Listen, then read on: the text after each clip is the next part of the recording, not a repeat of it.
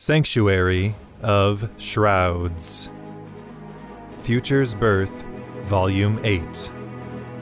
Written and narrated by S.J. Saunders.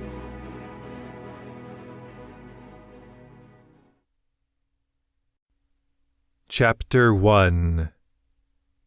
Partners, New and Old. Allie stirred in the soothing currents of energy that filled the chamber around her. Memory stone, tranquil and controlled. That Kunerim is the most unchanged, it seems, likely contributing to its continued pervasiveness. A pair of lungs that felt disconcertingly far away, weakly deflated. We're just jumping right into this, then? You're not going to give me a minute to adjust and brace for whatever's coming my way? Would a minute be helpful? No. How many would you require? More than we can probably spare. Allie opened her pale green eyes, blinking against the soft light that spilled over her cot from a broad window. She experienced a brief moment of cognitive dissonance as she had the distinct impression that the window had little business being intact. 6 days, 3 hours, 9 minutes. What? Allie groaned softly, retrieving a hand from beneath the thin wool blanket that covered her to rub at her face. That's how much time has elapsed since you were relieved of consciousness. I didn't ask. You were about to. Allie's aching muscles stiffened at the implications. Can you? Not as such. It's more to do with probabilities and an extensive knowledge of the mortal mind, rather than examining your thoughts as you'd understand it. A low growl sounded from Allie's throat, and she briefly reflected on the irony of just how many others would have traded all they owned for even a moment of sharing so close a connection with a Thekur as she was doing. Wonder if you'd be more comfortable in one of their heads, Kravog. There was no exasperation from the kernel of raw power that had supplanted the place Sharad, the vilest Thekur, had once claimed in Allie's mind. Only calm instruction. You are at least partially aware of why passing this fragment of me on in such a manner would be impossible. To my knowledge, any other bloodlines such as yours have died out. Allie grunted. Yes, you told me once that I was a destroyer of all things. Not you specifically, your kind. And that would entail? Now there was the faintest hint of exasperation.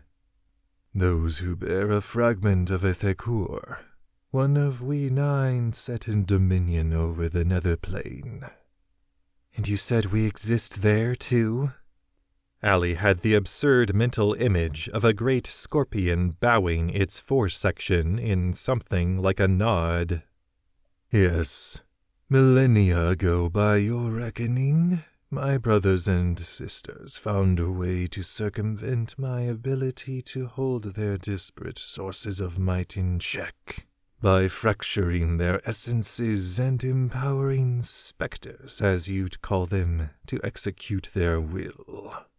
When life was shaped in this world, our physical counterparts, they found ways of sending these fragments into the people's given life here, and even among humans upon the species' arrival. Sensing that my siblings' meddling caused the very balance of reality to bend near breaking, I set about culling their agents, who then defied their benefactors by banding together and waging war against me. Great destruction was visited upon the nether plane, and even the balance of your world began to waver in response. But finally I vanquished my twisted nieces and nephews, barring my siblings' ability to forge any more, by severing much of our connection to the physical realm. Some bloodlines remained in the physical world, but I charged my servants here to monitor them and eliminate all who threatened the balance. Weakened for a time by losing fragments of themselves which they'd passed on, my brothers and sisters, like petulant children, blamed me for spoiling their fun. And so, in an unprecedented and unnatural moment of alliance, they combined their strength to cage me in the space between our worlds. The words rumbling through Allie's brain abruptly stopped, and she lifted her arm from where she'd draped it over her eyes. Her groggy thoughts still couldn't quite place where she was. But maybe I'm just not used to seeing this place so messy? Allie pushed herself to a sitting position, finding that there was a portion of wall between inset shelves at her back, which she could lean against. So, if I'm so awful and unnatural, why do you volunteer to ride around in my head? Because you've no wish for this arrangement to prove long-term any more than I do, and I believe we can help each other. The snort of response from Allie's nose left her coughing against her dry throat for a moment, eliciting a stir of movement from across the cluttered workshop. Thrilliga seemed just as startled by hearing any sound other than those made by her own movements as Allie was to realize that she wasn't alone in the chamber, having completely missed the sliver of the gnome woman that had been visible from behind one of Thrilliga's work surfaces. Far more strands than usual of Thrilliga's near-black hair flopped forward out of her ponytail to veil a pair of deep red eyes. Allie frowned. Those eyes seemed to carry far more sadness than when she'd last seen them. Then, fragments of the moments before she'd lost consciousness began to trickle through Allie's mind. Riding a thread of green power from the Deyrnas spire to the grand chronograph, and then upward into this, the highest floor of the Tower of Memories. Facing off against Solak, Kravog's twice-foiled chief minion, alongside Vilsane Ed Deyrnas, a sort of fleeting childhood acquaintance, and Norik, overeager goblin servant to the wingless dragon who'd instigated Allie's travels across Kavorim, Veladrok. Ud and Thrilliga protecting their home from Solak's shrouded underlings. Ud, Thrilliga's dwarven, or dwarf-like, assistant, striking the gathering heart of greenish power. Power contained in a memory viewing apparatus stealthily retrofitted by the lab's automatons, seemingly at the direction of Solak. Ud's reluctantly born prosthetic arm being shredded at the impact between its magics and those of the building ritual to release Kravog from his prison. A wounded Ud dissolving with a final sad look to Thrilliga as the ritual was disrupted. Amid her flashes of memory, it seemed to Allie that Thrilliga was at her side impossibly fast. "It's good to see you awake," said the mage, sincerity doing its best to seep through the corners of her faintly upturned mouth. Allie dipped her head. "I'm sorry about Ud," she blurted hoarsely. "As am I, for whatever that's worth."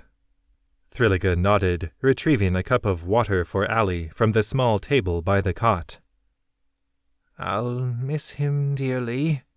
I doubt I'll ever find a partner to match." Eagerly gulping down the offered room-temperature water, Allie inhaled deeply. "I think trying to recapture something lost is a mistake anyway. Things will always change, and all we can do is look for new things that make us happy in different ways." The gnome woman took a shaky breath, her eyelids working desperately against the sudden sheen in her eyes as they fell. "I'll just go and inform your friends that you're awake."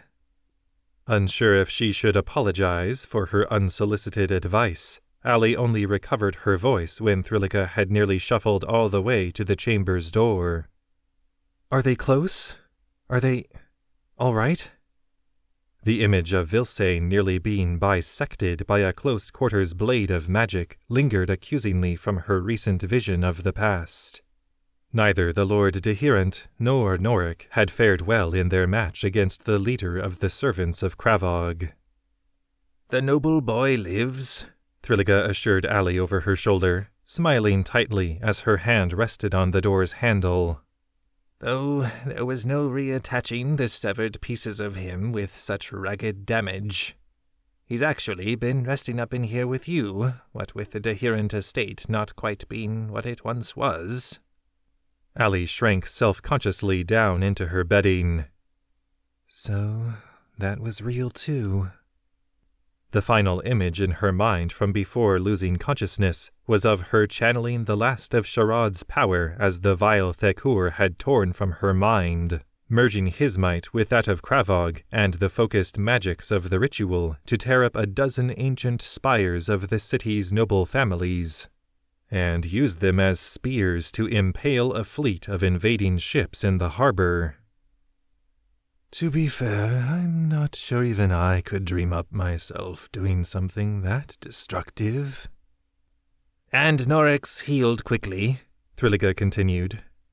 "Internal bleeding was only briefly a concern, and your other friend arrived shortly to complete Gefnar's healing work." Allie nodded. "Tenor used the wand? Nice to be done using those false names." Thrilica scowled briefly, then her eyes widened in realization. "Oh, yes, of course. You hadn't known. Not the dogkin, foxkin. Miss... what was her name? The Huntress." An involuntary gasp nearly left Allie coughing again, and she had the distinct urge to leap out of bed and sprint to her friends. An urge which her sluggish limbs disillusioned her of. "Jack? She's in Lorsen?" "Yes," Thrilica affirmed with a subdued, motherly chuckle. "Now you stay put. At least one of the others with the message link has remained at the tower at all times, so they could notify each other when your condition changed. I guess I'll go and see who's keeping Orthwy company." "The link." With an eager smile, Allie focused on the presences of her friends in her mind, and sensed only garbled facsimiles. Thrilica raised a scolding finger as Allie's hands shot weakly to clutch at her temples. "No more trying to reach out. I used a number of spells that will have caused slight alterations to your mind and body, the better to help with recovery. It will take a few days for your internal systems to compensate. The link will return, not to worry." She preempted the loss-filled question in Allie's eyes. "But its longevity may have been lessened. Just sit there and give your body some time to realize it's meant to be functioning normally again." Then the other woman was gone, and Allie was truly alone in the laboratory. "I'll try not to be insulted that you forgot me so easily." Allie slumped back against the wall, arms folded half in anger, half in dejection. "You and your lackeys have a damn lot to answer for," she muttered. "And your hands are entirely clean." "I didn't have my friends attack Dragon's Nest," Allie snarled. "I didn't try to break time to get out of my exile. I didn't hurl a man to his death just to annoy someone." The mental image of Solak tossing a wounded Crexus out over the cliffs of Dragon's Nest in a burst of magic caused a lump to rise in Allie's throat, ending her stream of accusations. "My servants were conducting their duties in and beneath Dragon's Nest peacefully, until Intothica and her people began meddling," Kravog replied coolly. "They were also informed what would happen if they resisted, When I commanded Solak to move on the temple, they chose to fight anyway. Its next words seemed to rumble in Allie's mind with exceptional dismissal. And no one can break time, child. Even a Thakur must work within its boundaries. As for the death of your potential mate, Allie rankled involuntarily at the phrasing. Solak has admittedly failed to exemplify a dispassionate nature. Krexos Nemkutin was beaten. Dealing an additional blow was inefficient. Allie's eyes narrowed up at the painted ceiling in disbelief. Inefficient? You call killing a defenseless opponent inefficient? Power crackled around the edges of her vision, and she distantly registered that it was different now. Not dark and nauseating, gray and, by comparison, serene. I do, because it was. That power could have been used to strike down in Tothica, or to protect against the fire from your friend which killed Solak. Seemed to kill Solak, Allie muttered. There was a distinct pondering pause from the Thakur. You've been endowed with considerable power for a mortal child, but don't presume to correct me. Allie frowned, suppressing her natural inclination to belittle right back. You're saying Solak actually died?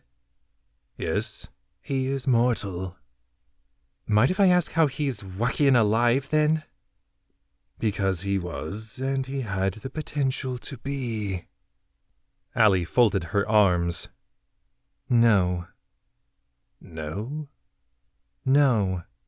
If a part of you is going to be living in my head, I want answers, and I want answers I can understand. You assume that you're capable of understanding. Teach me what you can. It's how we mortals learn. Allie had rolled her eyes enough times to recognize when a foreign presence in her brain performed something similar. Very well. A mortal's death is not predestined, but once it happens, it becomes nearly immovable. The faintest of hopes fluttered in Allie's heart. Nearly? It is not what you think, child. Those you've lost are gone, awaiting the final waking, as all mortals are and will be. But for those of us with power over Skishod... It seemed to sense Allie's bafflement at a word apparently imbued with such potent meaning. Skishod, Tainufel, Himead, and Morneg, the 4 Kunarish imparted to this world which my siblings embody, and which I am charged with keeping in balance. Your kind have had other names for them, and these you seem largely to have forgotten. Allie's fingers rubbed tiredly at her brows.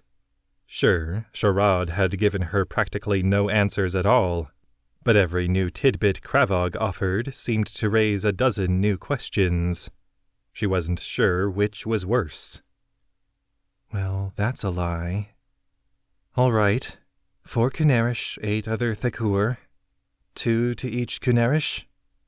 The emotion that seeped from where Kravog's fragment was nestled in Allie's mind now reminded her of the long-suffering frustration she'd witnessed in her first teacher, Lethold, on occasion, usually when another student at Arinak Sanctuary had asked a particularly ignorant question. Kunarim is the singular, and it seems you mortals are as eager to oversimplify things as ever. No, child. Neither Sharad nor the others wholly exemplify one of the Kunarish.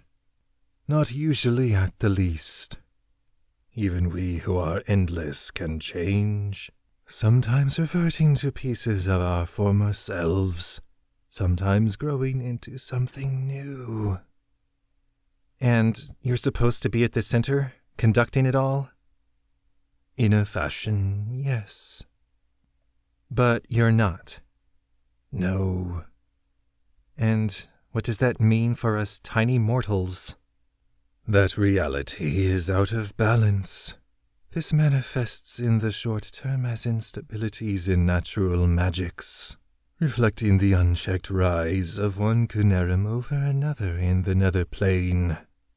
In the long term, as mortal power is being driven to rule in the extreme, resulting in merciless chaos, totalitarian order, complacent good, or darkest evil, and in the eventual cataclysmic entropy. Allie blinked. You stand against good? Against unchallenged good, Kravog corrected. There's a difference. So, you're as opposed to Nomenkal's mercy as you are to Shrouds' delight in suffering? Allie snorted. You're not exactly persuading me of your side of things. I fulfill the rule for which I was made. I seek to persuade you of nothing save how we might help each other. Meaning you give me power and I help you get back to the nether plane? Yes. Why not just have your murderous servants cook up another ritual? Allie bit out. Were it so simple, do you not think I'd have gained my freedom long ago? No, time and space are temperamental forces, demanding great precision if one hopes to step through what few cracks may exist. Allie's thoughts drifted back to the night she'd ripped up the great spires of Lorsin. Is that why you threaded the green energy through the grand chronograph? Now there was the sense of a begrudging brow twitch of respect. Yes, the time and place were highly specific, as I sensed that fractures would form to facilitate my release. But it seems I misread the cause.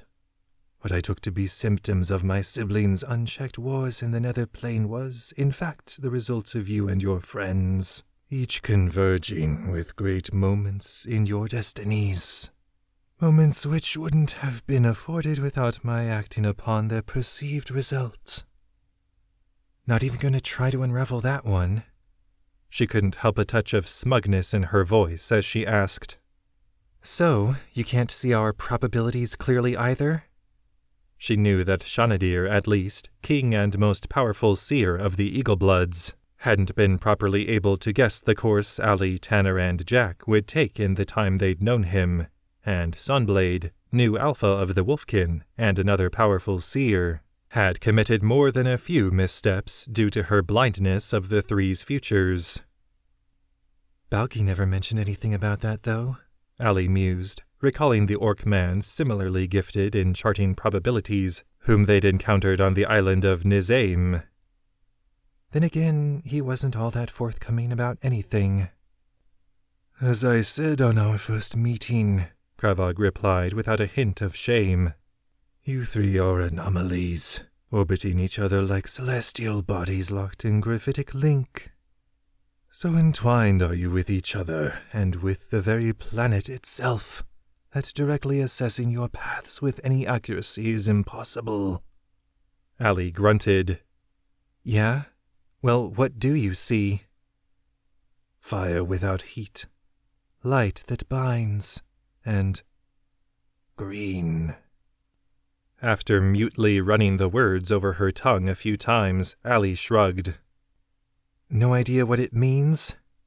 Tanner's obviously the fire, and Jack's supposed to unite the green, according to some ancient elf. Am I the light that binds? Do you wish to be?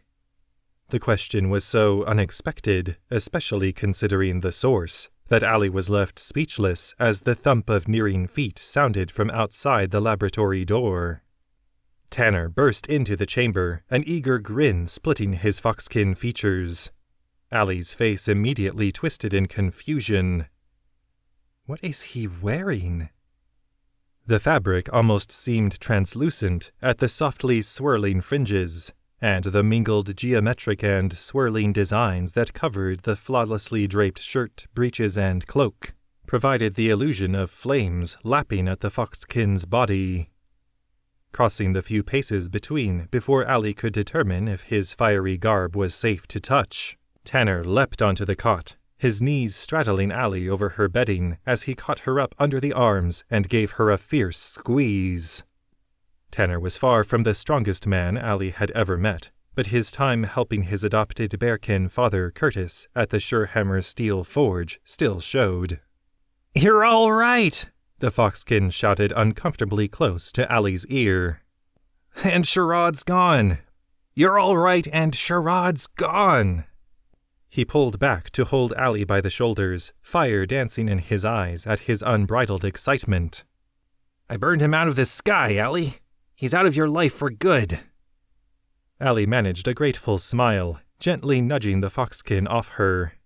She knew his actions to be out of joy at what he'd managed to do to the vilest Thakur, consuming his spectral dragon-like form with fire when Shroud had torn free of Allie's mind, but she also didn't care for having Tanner in her lap. And the fact that her unease heightened when she spotted the beaming young gnome who'd entered behind Tanner only fueled her annoyance. Still, she knew a real lady would remember to be grateful. "Thank you, Tanner. I don't know that I can ever tell you just how much you've done for me." Now on a knee by Allie's cot, Tanner waved the thanks aside. "Please, Allie. You all saved my life when I separated from Okizi, and a handful of other times besides." He gripped her hand until Allie almost winced. "I'm just glad I could return the favor, and hopefully rid you and your bloodline of that blazing dragon entity in the process." Deep discomfort bloomed in Allie's stomach. Bloodline? As far as she knew, she was the last heir to the McAllister estate. Was Tanner planning on her making a few more? And why was the thought so horribly heavy? She guessed at least part of the reason as she reluctantly turned to her other side, where Gefnar had drawn up patiently at her elbow. Before she thought what she was doing, Allie awkwardly reached her arms out for the gnome, then realized how close Gefnar would have to get up on the cot if he was going to hug her with his small frame. Closer than Tanner, if that was possible. Coughing uneasily, Allie dropped her arms just as Gefnar hesitantly raised his, seeming to calculate behind his eyes if he should climb practically on top of Allie. By way of equally embarrassing compromise, Allie simply took Gefnar's hands in hers, squeezing gently before deciding she'd done enough to purchase letting go again. "And thanks to you too, Gef," she mumbled stupidly. Small as he always looked when not sporting his armor, and now not even his disguise from Norik, Allie noted, the gnome nodded firmly up to Allie. "As usual, you did most of it yourself. I just tried not to get in your way." The words were far from bitter, but something in the way Gefnar said them made Allie suspect that he was really telling her something else. With the way her mind was muddled and only barely able to touch their link, however, she found herself not quite able to grasp it. At his expectant look, she just smiled and nodded back. There was a flicker around the corners of his eyes, but there was otherwise no reaction. "Hope he at least got my message, whatever it was." Thrilliga had returned to the lab behind the other two as well, and Allie sent her a thankful smile. The tower mage hardly seemed to notice, her gaze instead drawn outside the broad window across from the door, where a large winged wolf had flapped its way into view, and over to a broad circular portal that bisected and folded inward at a flourish of Thrilliga's hand over a device inset in one of her work surfaces. Ember and Jack swept through the opening, with the huntress slipping from her saddle and darting to Allie before the wolf's paws had even touched the ground. Great furry wings folded against Ember's side and vanished as Jack drew up at Allie's bedside, smiling uncontrollably as she wrapped the other woman in a reciprocated hug. "My heart has missed the beating of yours," Jack whispered in what Allie remembered to be a greeting of the northern clans. "I'm glad that Kravag has seen fit to return you to us." "It wasn't I who took you." Easing back from the embrace, Allie felt her own smile sour. "It hasn't." She looked over to a wary Tanner. "Shroud is gone, but Kravag's taken his place in my head until we can find a way to split us apart." Tanner groaned. "Great. No more vilest Thakur, but now we're stuck with the entity who hurt my neighbors and killed Hattie's family. Allie winced, feeling incredibly selfish for not recalling to add that last item to the list of crimes traceable to Kravog. Hatifasir, the man who'd taken in Tanner's sister Okizi in the body of the man's own daughter, had told them all how shadowy figures had arrived at his home years prior, demanding that he work for them, and slaughtering his family when Hattie's wife had destroyed the craftsman's work before it could be used for evil. Another instance of Solak proving to be overzealous. Threatening the man's family likely would have been sufficient. Step aside, Nomenkal, Allie growled inwardly. There's a new brightest Thakur. Does it speak to you, like Sharad did? Gefnar asked, his eyes drawn in sympathy. Not like Sharad, no, Allie allowed bitterly. Kravog's much more forthcoming. It felt like she received a gracious nod from the entity in her mind.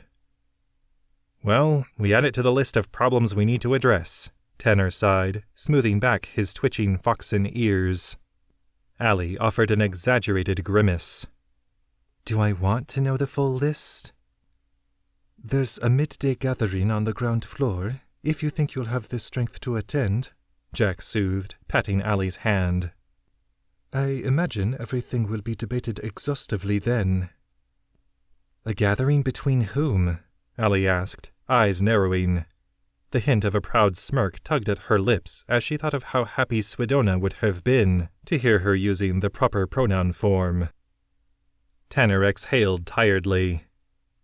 Mongrels, Lorsengard, Sommelier forces, One-Bloods, the whole lot. Sounds fun, Allie deadpanned, eliciting a chuckle from Gefnar.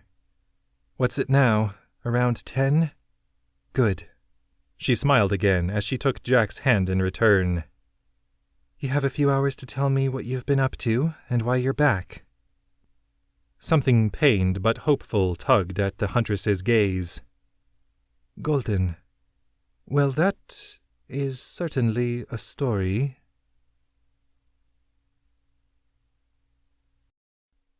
Chapter 2.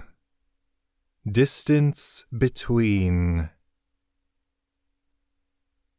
Jack frowned down at the scruffy-faced image that sat in the still water before her, her delight at seeing Tavik again through the momentarily bound stone basins on his end and hers, his many miles to the southeast in Falconcrest, wavering at the guardsman's latest water-muffled words. There's been no response from King Tilidwin at all? Nor from Queen Aelin here? Tavik shook his head, brushing sweaty brown hair back from his eyes. He was clearly in need of a trim. None. I'm sorry, Jack. And scouts report that the Crystal Shore is eerily still of our blood activity. It's almost as if the lot of them have just vanished. No signs of battle? Jack pressed, swallowing against the dread in her throat. Desikin, aide to King Shanadir of the Eaglebloods, had informed them of Thalassan League movements along Kavorim's southern coast, those under the Doyen's banner striking against both Captain Luridin of the Summoneer and Rithbane's band, who'd set out from the Glenadock Orc stronghold. Could they have wiped out the Owlblood Nation along the way? But Tavik shook his head. We haven't ventured very deep into Owlblood territory, for fear of compromising the terms of our treaty with them, but there's been nothing to indicate they've been attacked. Any of their border tree shelters we've come across have just been empty. And they're meant to have the greatest memory stone reserves in all Kavorim, Jack said darkly. Possibly in old Deyrnas, Tavik agreed with a somber nod. Gwitharin and Nula are still debating how to respond to these developments. Could this have anything to do with the Talanir I met in the Aethelvir, do you think? Jack grimly recalled Amalog, the fierce Owlblood slain by her obstinate younger brother, Jalgan, though not before Desikin had identified him as a disgraced Talanir, one of an elite secretive order among the Owlbloods. Amalog had taken part in crafting one of the darkest nights of Jack's life. She shut her eyes briefly against the tears that still threatened to fall when she remembered fallen members of her clan, half-breeds, and misguided fellow wilderlings. Old Heffend, who'd supported Jack's vision of uniting those of all bloods into a single clan, lying bloody, broken, and still where Amalog or one of his minions had dropped him to shatter on the rocks below. Tavik offered an apologetic shrug. "I dunno, Jack. I wish I had more to give you. All I knows is that it does seem strange for you to go up against another Talonir after defeating the one who tried to kill Gwytherin and her family twice." Jack shared an affirming look with the giant wolf who sat at her side, resting his great shaggy head on her shoulder, and peripherally with anyone else milling by near enough to have overheard Tavik's comment. Sat out under a near midday sky in the slightly dulled heat of a Kavorim's far north summer, Jack was surrounded constantly, trying to tune out the low roar of sound inevitably made by hundreds of Gorlith acting on nervous energy. There were scattered trees for shade, but the Aethelvir forest had been left far behind to the south, with grassy plains now stretching every way but up toward the city gates of Lorsin, where months of plodding about by the mongrel's 5th Regiment had churned everything to mud. General Rashuga's reserve mercenary force, until recently under the command of King Mevod, had been encamped beyond the sparkling city, all but the wealthiest of the orcs and half-breeds who'd rallied to the Toad King's cause, forcibly kept from sampling Lorsin's amenities. And now Jack and her Gorlith were camped beyond that, along with the civilian forces who'd joined their march against Mevod under the command of Marshal Wergald of Benchware. There'd been no real battle between Gorlith and mongrels, any potential clash preempted by the Thalassan League attack from the sea, and now everyone had been left to sleep and eat uneasily next to each other for nearly a week, as various terms for a genuine parley were slowly met. Colonel Madakwar's insistence on waiting until Lord Deyrnas was recovered enough to attend, only trusting the wounded noble to deal with the mongrels fairly. Commander Parganok's request to hold off until Karfoeth and Langif, the Duke and Duchess of the city's remaining crime syndicates, could be instated as provisionary members of the Lorsin Guard to ensure proper accountability. Wergald's demand that General Rashuga not agree to a truce but retreat all the way northward to the Griswold channels. Jack returned to herself at the sensation that someone was studying her, and it took her a moment to realize that the scrutiny she felt came from Tavik's faraway face, within the stone basin set on a rock before her. And he was smiling broadly. "What is it?" Jack inquired, hope stirring in her belly. "Do you have some good news?"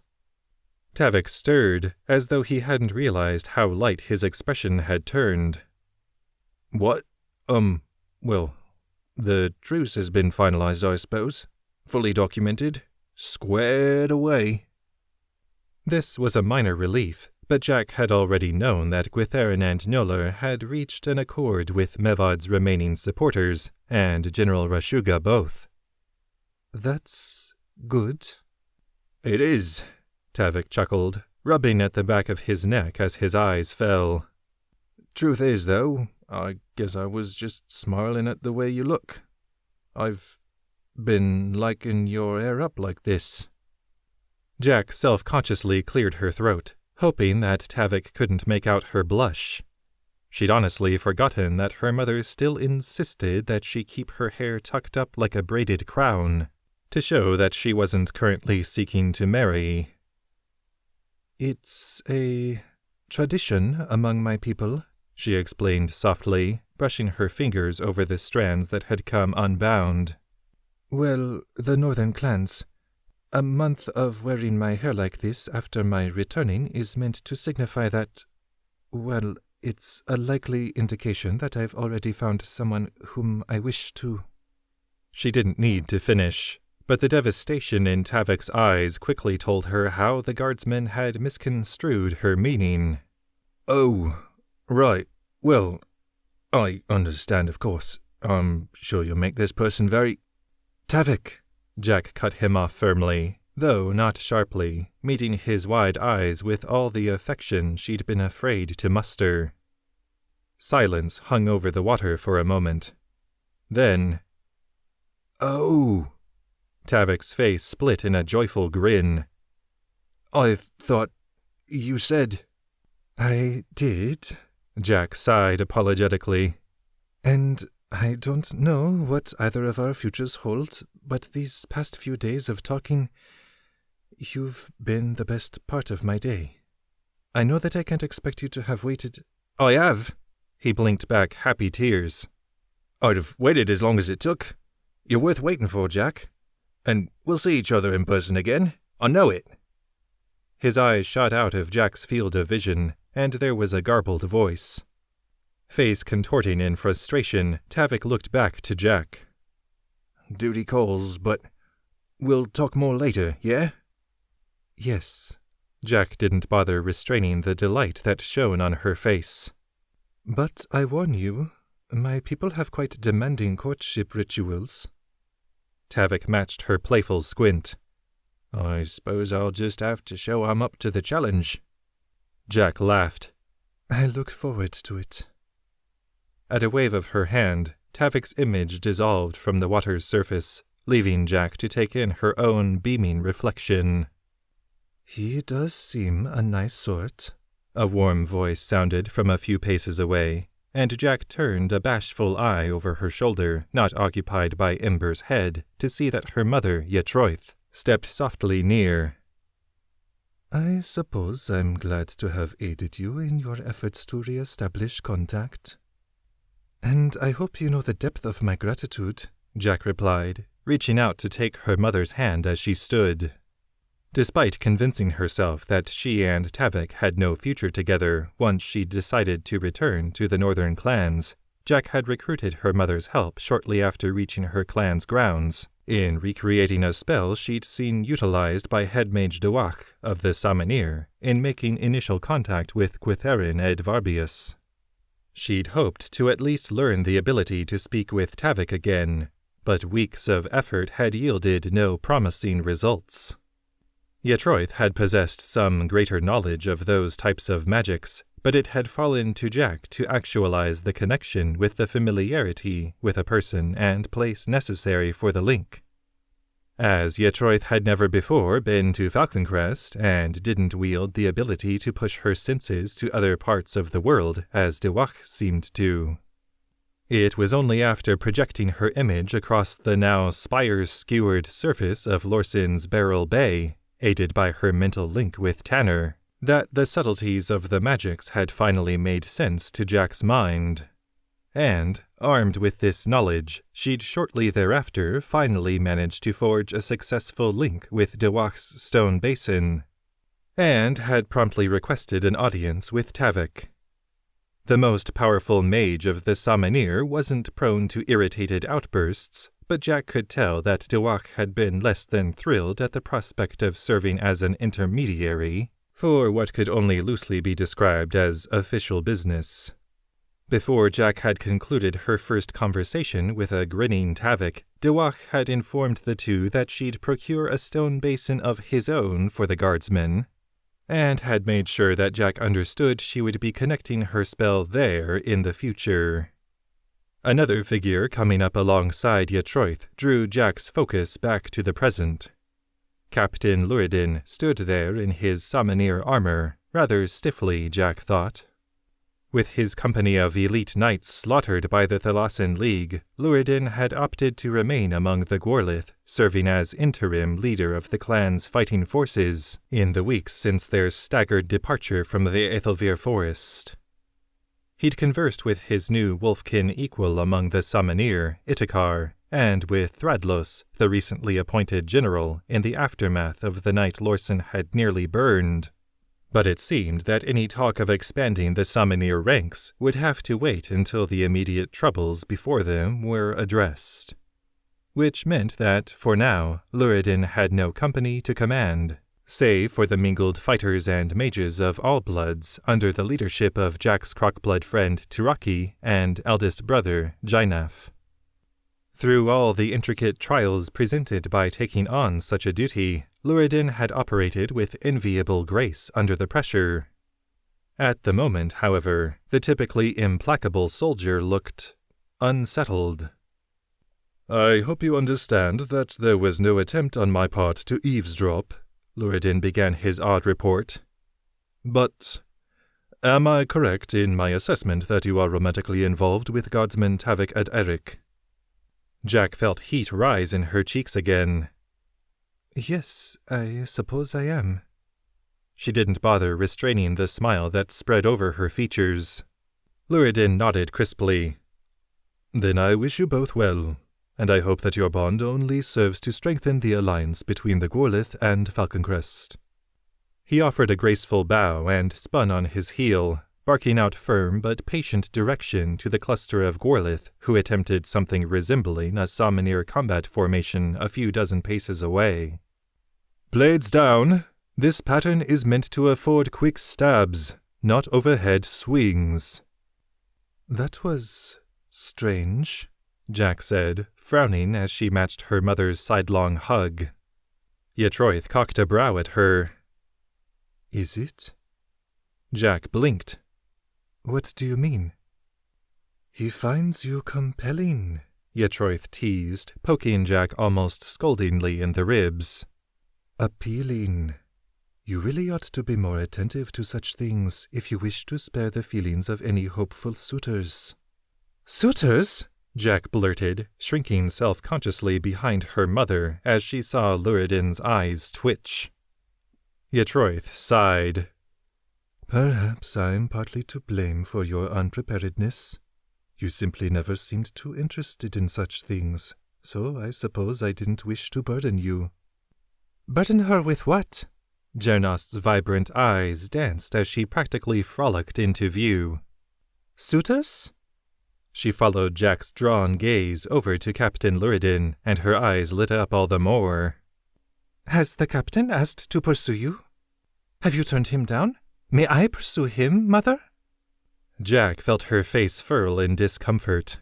Luridin couldn't have been 40 yet, but part of the reason she supposed she'd never thought of him romantically, besides seemingly being slow on such things, was that he just seemed older. And the thought of her little sister pairing with the man instead only further seemed to accentuate the age disparity. "He's twice your age, Deyrnas," she hissed, even knowing the assessment to be an exaggeration. The younger woman rolled her eyes. "I'm an adult, Jack. Nearly as old as any of your hero friends." Jack grimaced. It was frustratingly true. "You are," Yetroith agreed, resting a hand on her youngest daughter's shoulder. "Which means I can offer only guidance, not my permission. Have a care that your short-term desires do not obfuscate your long-term ones." Deyrnas frowned but bowed her head. "You don't think us a good match?" "I think," Yetroith replied gently, "that your attraction to broad shoulders and a uniform shouldn't compromise the need for emotional compatibility." Jack and Deyrnas shared a sororal look of commiseration. "That's Mother's way of saying yes." Jack's gaze was drawn back to Luridin then, or rather to the new figure who approached him, one whom Jack still struggled not to feel immense guilt over every time she took in her missing arm. Janissa, eldest of the sisters, had assured Jack time and again such guilt was useless and unwanted, adapting to her life with a single arm with her typical grace and perseverance. None but the most powerful of healing magics could have repaired the damage Janissa's limb had sustained on that awful, violent night spent cornered by Cardwig Lake. Healing bone at all was a tricky business. "But I snatched Deyrnas back from death itself," Jack thought with a shudder. her gaze shifting back to her youngest sister. That same night, Deyrnas had taken an arrow through her chest, and Jack had felt her life slipping away, then winking out. Yet, through desperation and sheer obduracy, Jack had willed her sister back to life, nearly draining both her magics and physical essence in doing so. She'd sobbed the truth only to Deyrnas when her sister was revived, though the revelation had been brushed aside, and Jack hadn't had the courage to report what had happened to anyone else. Jack knew that if a person's brain and body had gone cold, none but the vilest of magic wielders could reanimate their form. But the power to heal someone's injuries, even in the moments after the spark of life had faded, that was a feat reserved for heroes of the Age of Birth. At the very least, for the most revered of mages, such as High Priestess in Tothica or Head Mage Doach. And it would be arrogant to think myself as powerful as they. Deyrnas's giggle drew Jack from her dark musings. Never mind. I think Janice has already set her sights on the dear captain. Jack found herself concurring with Deyrnas's assessment as she watched Luridin attentively guide the sultry-eyed Janissa through some basic guards with the woman's short sword, and stand awfully close as he helped her to adjust her stance. You learn quickly, the captain commended with the faintest of smiles as Janissa directed her blade in a tight back and forth before her torso. You'll not parry more than one blow at once, however, so simply retreat if the odds are against you, or if the terrain isn't conducive to nimble maneuvers. Janissa's smile managed to be gracious and alluring simultaneously. Thank you, Captain. You're an excellent teacher. Luridin held her gaze for a moment, then cleared his throat, inclining his head. You're too kind. Let me know if I can be of further assistance. Janissa nodded slowly, her eyes never leaving Luridin until the captain strode hurriedly off to his next duty. Then, smirking devilishly, Janissa glided over the warm grass to join her sisters and mother. It's been some time since I've seen your charms at work, Jack chuckled, applauding softly. Is there a reason you didn't ask him to help you with something else? The offer was polite, Janissa explained with a playful shrug. I plan to wait until it's eager. Yatroith gently struck her eldest daughter's remaining arm. Don't toy with the man, Janissa. Her frown puckered into a smile. Leastways not until he asks you to. Embers sneezed, nearly drowning out Deyrnas's giggling gasp as the young woman's hand went to her mouth. Mother, Jack hissed, glancing about at the milling Gwarlith uneasily. This isn't exactly the best place for private matters.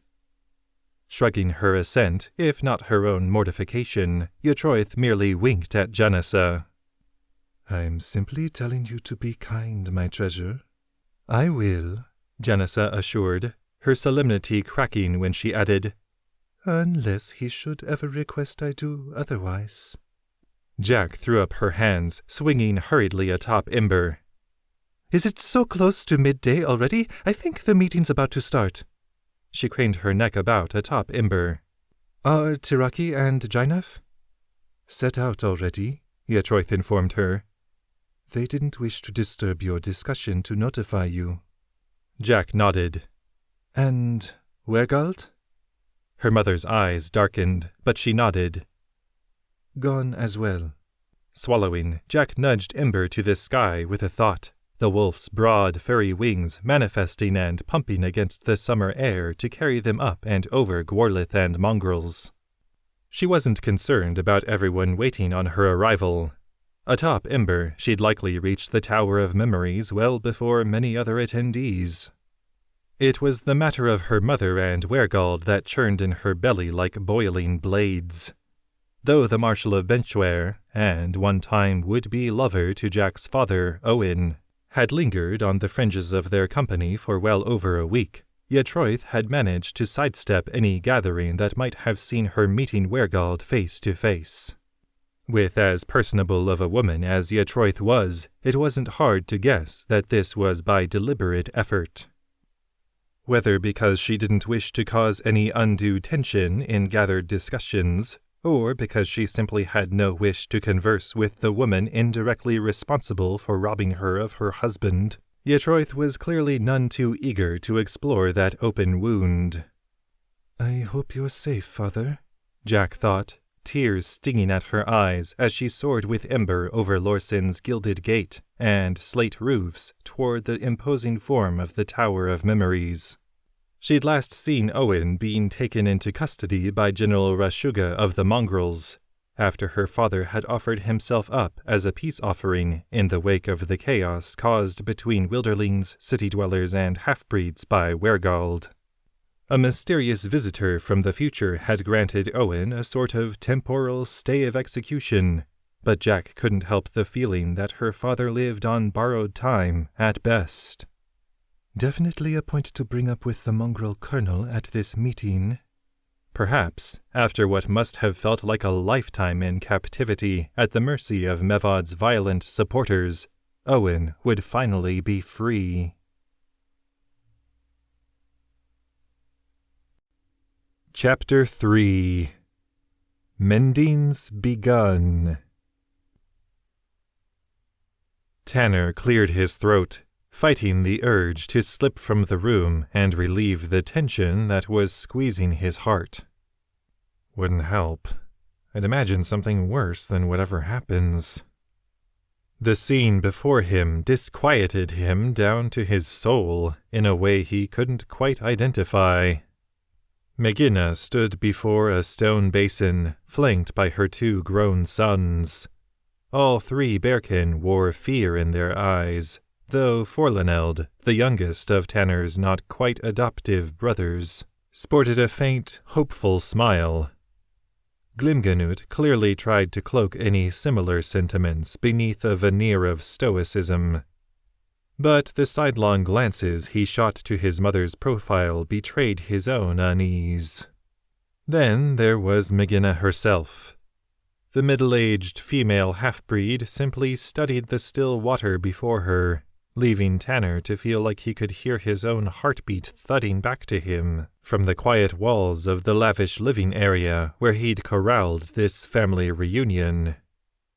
Lavish by my standards, anyway. It was the face that floated in the stone basin, however, that squeezed at Tanner's heart the most. He hadn't meant to cause Curtis pain, but seeing his father's gruff, bearkin features so twisted in regret was making Tanner belatedly reassess the wisdom of pushing for this long-distance discussion. He stifled a sigh. Maybe we'd all have been better off if I hadn't pestered Jack to help me with the finer points of this magic at all. The truth was, however, that Tanner had almost discovered the trick of it, even before Jack had assented to passing on the wisdom she'd learned from her mother. Thrilliga had done her best to help Tanner reach out to Atrisar previously, but Jack had a way of communicating things that simply fit better in Tanner's mind. Quite possibly because she's in my mind. As it turned out, the component Tanner had been missing had been what had also eluded Jack until her rather impressive display in projecting her image across Beryl Bay. The sort of pattern of it. The emotional link between 2 parties could certainly strengthen the connection, but there was a sort of comprehension required in reaching across physical distance. Ultimately, Jack's equating of the sensation to their brief jaunt across Kavorum in Hattie's tetherport months earlier had been what had brought clarity for Tanner. "We were, in a way, in both places at once, right?" Jack had furrowed her brow in concentration, even as she'd smiled at her own realization. "Falconcrest and the Glenadock stronghold. It's something like that. Binding 2 points and somehow forging a pattern between and around them." Tanner smirked in the present as he imagined the estranged Curtis and Megina as 2 such points, with himself and their sons serving as sort of balance points, stabilizing the connection. Honestly, the more I learn about magic, the less it all really makes sense to me. "Hello, Megina." Curtis's voice finally rumbled up from the basin, reverberating in the walls of the home Tanner and his friends had somehow managed to inherit from an old friend of Allie's. Sure hope Ayamet and Yosid are safe. Not that he was terribly optimistic. He didn't know how the Thalassen League treated their prisoners, but they didn't exactly seem to play by any rules of ethics in their warfare, if trying to indiscriminately incinerate Lorsen and its citizens was any indication. Megina's fists quivered at her sides. "You never came." Curtis visibly swallowed. "Did you really want me to?" "Yes, desperately. You were my husband." She somehow managed to motion to either side with her chin at once. "You were their father." "It seemed it had been made clear to me that such privileges would be forfeited if I set out with the army for Mortalis. Maybe it was easier for me to think you three were among the dead when I returned to Jomurk in the wake of our enemy's counterattack." The mighty one-time general's eyes fell in shame. "I've done many things in my life that I'm not proud of, but pushing my family away was my greatest failure. I thought it was my duty to protect our family and our home, in spite of your wishes, Megina. I felt that I owed it to my brothers and sisters in arms to lead us to victory. I believed in Lederog's vision of bringing the North and beyond to heal." Megina's glower wavered, her eyes glistening in the soft light of the chandelier overhead. "As much as I'd love to add to your list, I've made mistakes too. Some quite recent." She turned away from the basin, and Glimganut rested a comforting hand on her shoulder. "You couldn't have known what Shebwir had planned," Forlaneld soothed, sharing a pained look with his brother. Tanner winced at the reminder of the insanity that had torn through the city's power structure only days earlier. In a paradigm-shifting move, Shebwir, seemingly mild-mannered advisor to the gluttonous, tyrannical Toad King, Mevod, had preempted General Thradlos's assassination attempt by shooting his king through the neck and revealing himself to be a half-dwarven ally of the Thalassen League.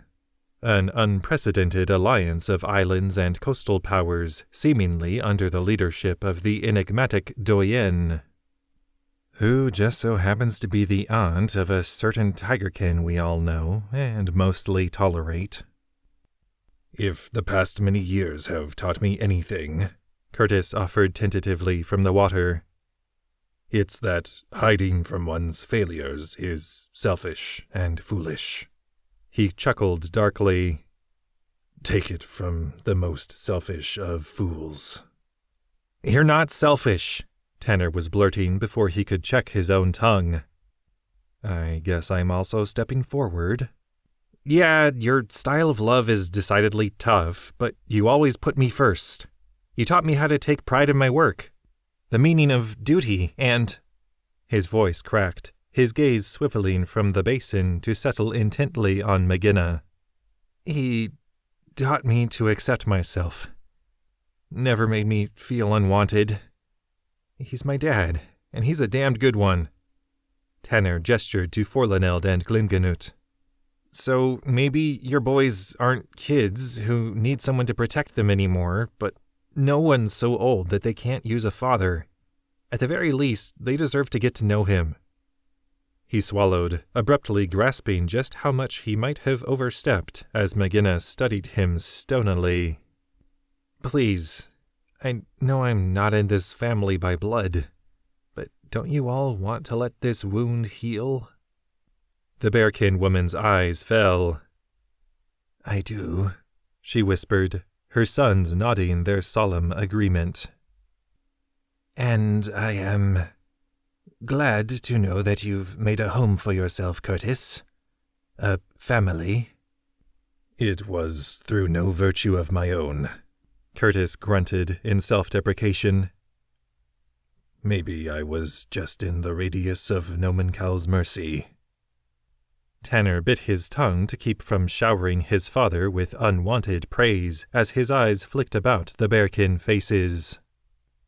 I remember you guiding me across the ice, Forlineld abruptly spoke into the basin, Curtis's brow knitting in anguish at the words. You held my hand in yours, and you showed me how to navigate a frozen surface as though stalking prey. Curtis bobbed his head mutely for a moment. You'd just learned to walk. Your mother and we knew we couldn't keep up with your adventurous spirit, so I tried to teach you the dangers of broader travels. Glimkanut gave a hoarse chuckle. I was afraid of the ice. You'd seen an elk fall through and get its antlers stuck, Curtis recalled. You never wandered far after that, asking me to teach you to wield a blade well before the other children began their training. I wanted to help keep the family safe from any other dangers. Silence trickled back into place. I never stopped loving any of you, Curtis mumbled, his jaw quivering. It won't be how it was, McGinnis said firmly, but not harshly, Tanner thought. Even if time and distance didn't prevent it, you chose to give yourself to glory and battle over your own family. It's been hard, raising and providing for our sons all alone. A tear escaped Curtis's eye that he didn't bother to brush from his fur. And if I'd followed you, apologized, admitted I was wrong? McGinnis laughed bitterly, tears of her own spilling freely. I don't know. I felt so betrayed, had my trust so broken. You'd sworn that you'd resign, promised me on our love, then showed me how little it meant to you. Letterog, Curtis cut himself off. No, I've tried to justify my actions for too long. I let Letterog sway me. I chose to believe that I knew what was best, despite your wishes. And in my guilt, I walked away from my post. But not to follow you. Even if I was sure of your answer, I should have given you the chance to choose if you'd take me back. He trembled with a fear Tanner had never seen. Please. I don't deserve it, but please give me the chance to prove that I've changed. Glimkanut cleared his throat, blinking rapidly. For my part, you've already proven it. Forlineld nodded, following his brother's gaze over to Tanner. Mine too. He smiled, extending an arm of welcome to the foxkin. You've raised our brother. A rather unmasculine sound gurgled in Tanner's throat, and he was surprised to find that he'd stepped forward to take Forlineld in a tight hug, rather than crumpling to the floor in a sobbing mess. And you've only taken up your weapon again to help those in need, Glimkanut added, clapping Tanner on the shoulder. Not to champion a war willfully started by a misguided leader. Offering a comforting pat on Tanner's back as the foxkin clung to him, Forlineld looked over to the basin once more. We'd like to be proud to call you father. Thank you, said Curtis, his usually commanding voice reduced to a low rasp. What can I do? Just reach out to us, Glimkanut suggested readily. Show us that you're invested in our lives, and let us tell you when we don't wish for your presence or guidance. Once it's clear that you do care for us as a father should, even for grown children, we'll want to reciprocate. Curtis nodded. Of course. Words aren't enough. His shimmering gaze shifted over to McGinnis. And in whatever capacity, would there ever be a way that I might be your husband again? I don't know, the bearkin woman replied, though not too sharply. I've taken no one else, but the decision wasn't made out of loyalty. I've just been slow to trust, and earning that would be more difficult for you than anyone else. Curtis bowed his head. I understand. But do I have your permission to try? McGinna looked in all directions now except down to the water of the basin.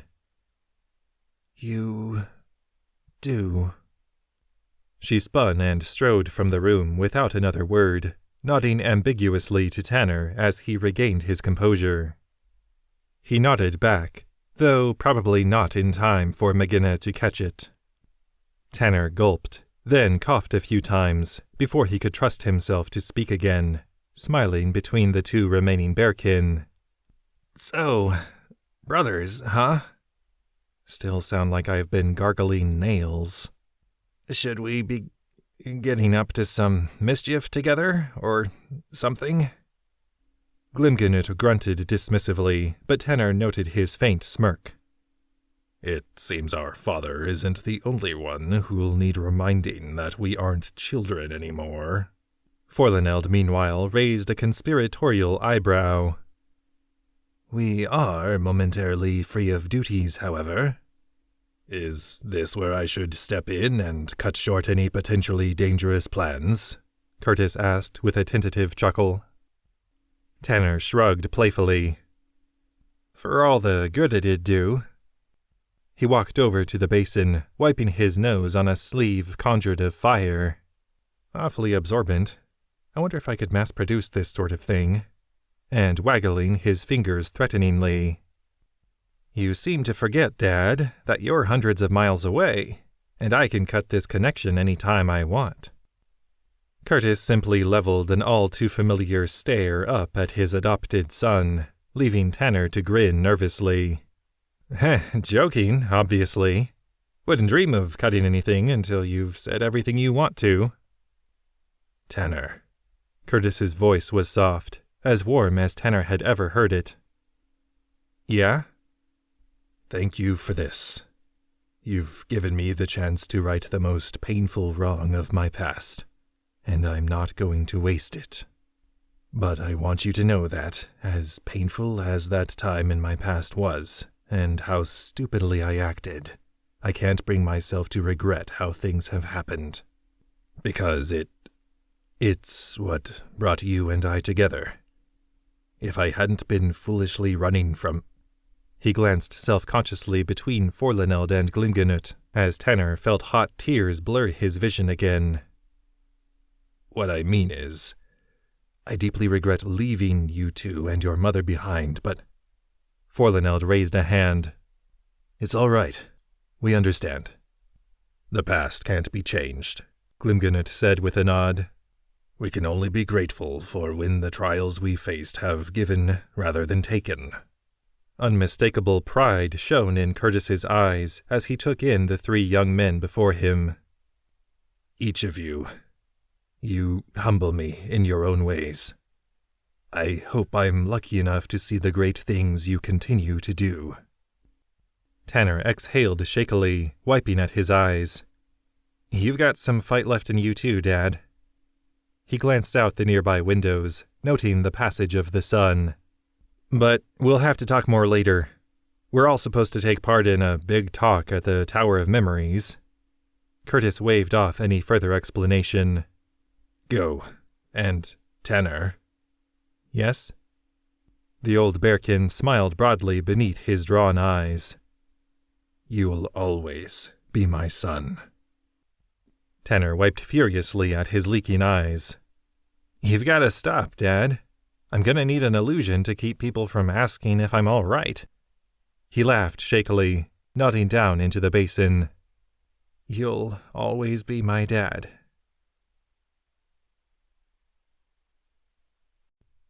Chapter 4 Understandings.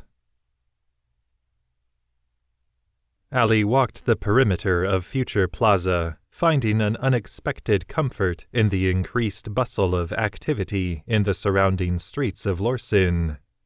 so long as the nobles, merchants, and Lorsen guards continued to have the good sense not to intercept or interrupt her.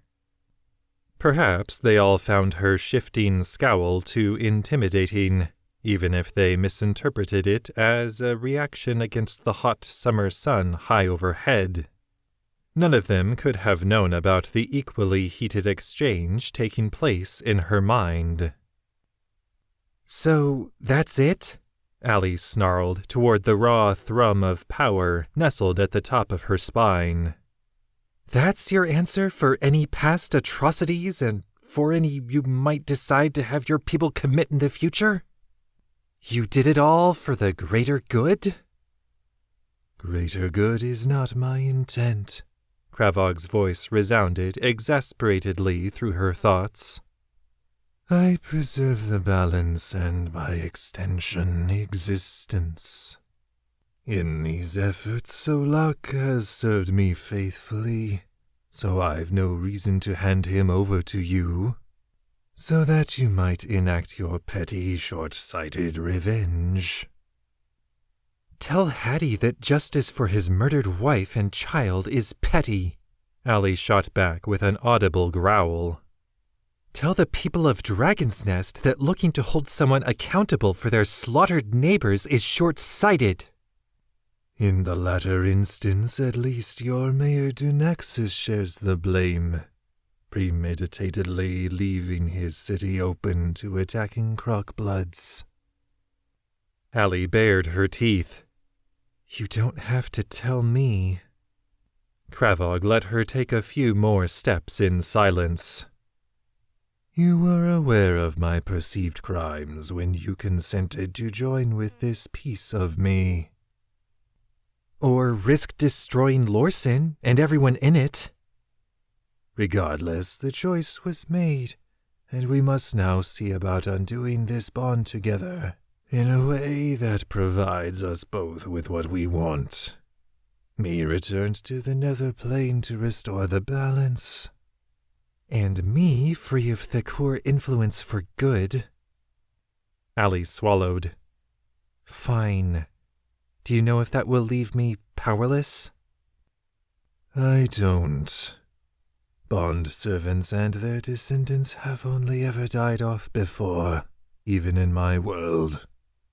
To my knowledge, none have ever successfully undone their bond." Allie grunted. "I guess I'll have to tell Intothika we finally have a name for what I am." To her credit, she was almost correct.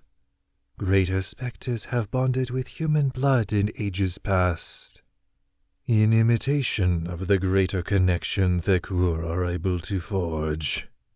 A form of procreation rather than self-perpetuation.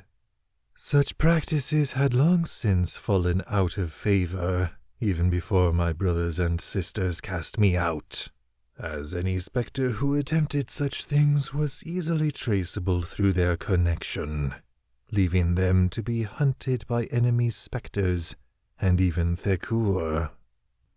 None of this quite made sense to Allie, even still, but she supposed that it was enough to know that she was unlikely to encounter other bond servants or anyone of spectre blood. "People are starting to show up," Gefnar's voice sounded from Allie's hip, and she craned her neck to look over him at the figures, both familiar and not, who were, in fact, trickling over toward the main door of the Tower of Memories. Arriving between Karfaweth and Langif, the Duke and Duchess of the city's surviving crime syndicates hovered Commander Parganach in his enchanted chair, his weathered gaze fixed on Allie as he dipped his head in greeting from 100 paces away. Allie nodded curtly back, even as frantic words spoken by the ostensibly retired leader of the Lorsen Guard when she'd last seen him echoed in her mind. "Better to kill her and not take the chance. She could destroy us all." In Parganach's defense, Allie had looked an awful lot like she was about to destroy Lorsen at the time. as she'd tried to focus the last bit of Shrouds' destructive power with Kravog's aid. He felt bad about that, Gefnar said tentatively, distracting Allie from the studious smile leveled at her from Karfoeth, the woman whom Allie had only recently learned to be the blood sister of her dearest childhood friend, Shala. Allie's gaze fell to the gnome, glad to be diverted from a trail of dark thoughts. What? Thriliga had been the one to suggest that Allie take some time to walk about before the impending meeting of leaders in the tower, positing that the increased circulatory and respiratory movement might help Allie recover her mental connection with her companions more quickly. And it'll be good for you to stretch your legs after lying motionless for nearly a week regardless, the mage had added with a trace of a smile. Apparently, it had worked in the first instance at least slightly. Allie hadn't been at all shocked to have Gefnar quietly join her on her latest circuit of the plaza. He still seemed to have a better grasp on her thoughts and emotions than she did on his, though. Gefnar looked up to meet Allie's gaze, his short legs working double time to keep up with Allie's swift, agitated stride. Parganach, after you single-handedly defeated the invading Thalassan League fleet, he seemed to regret being so quick to sacrifice you. Allie gave a distracted nod. The more jarring thing to happen in that moment had been Solak, of all people, stepping in to prevent the Lorsan Guard commander from making good on his threat. The smug, stern profile of the lead servant of Kravog had etched itself into Allie's memory in that moment, as her enemy from just moments before had hurled a magical blast to protect her. Still gonna kill you if we ever meet again, Allie thought with hateful promise. Honestly, Allie sighed, I'd probably have made the same call as Parganach in his position. Killing me would probably have just made things worse, but he couldn't have known that for sure. Gefnar smiled. That's awfully empathetic, Allie. I guess. Have I made you proud, O bright servant? It had been meant as a jest, but Allie saw Gefnar's face immediately sour, and she grasped something else, with their connection returning. Oh. What?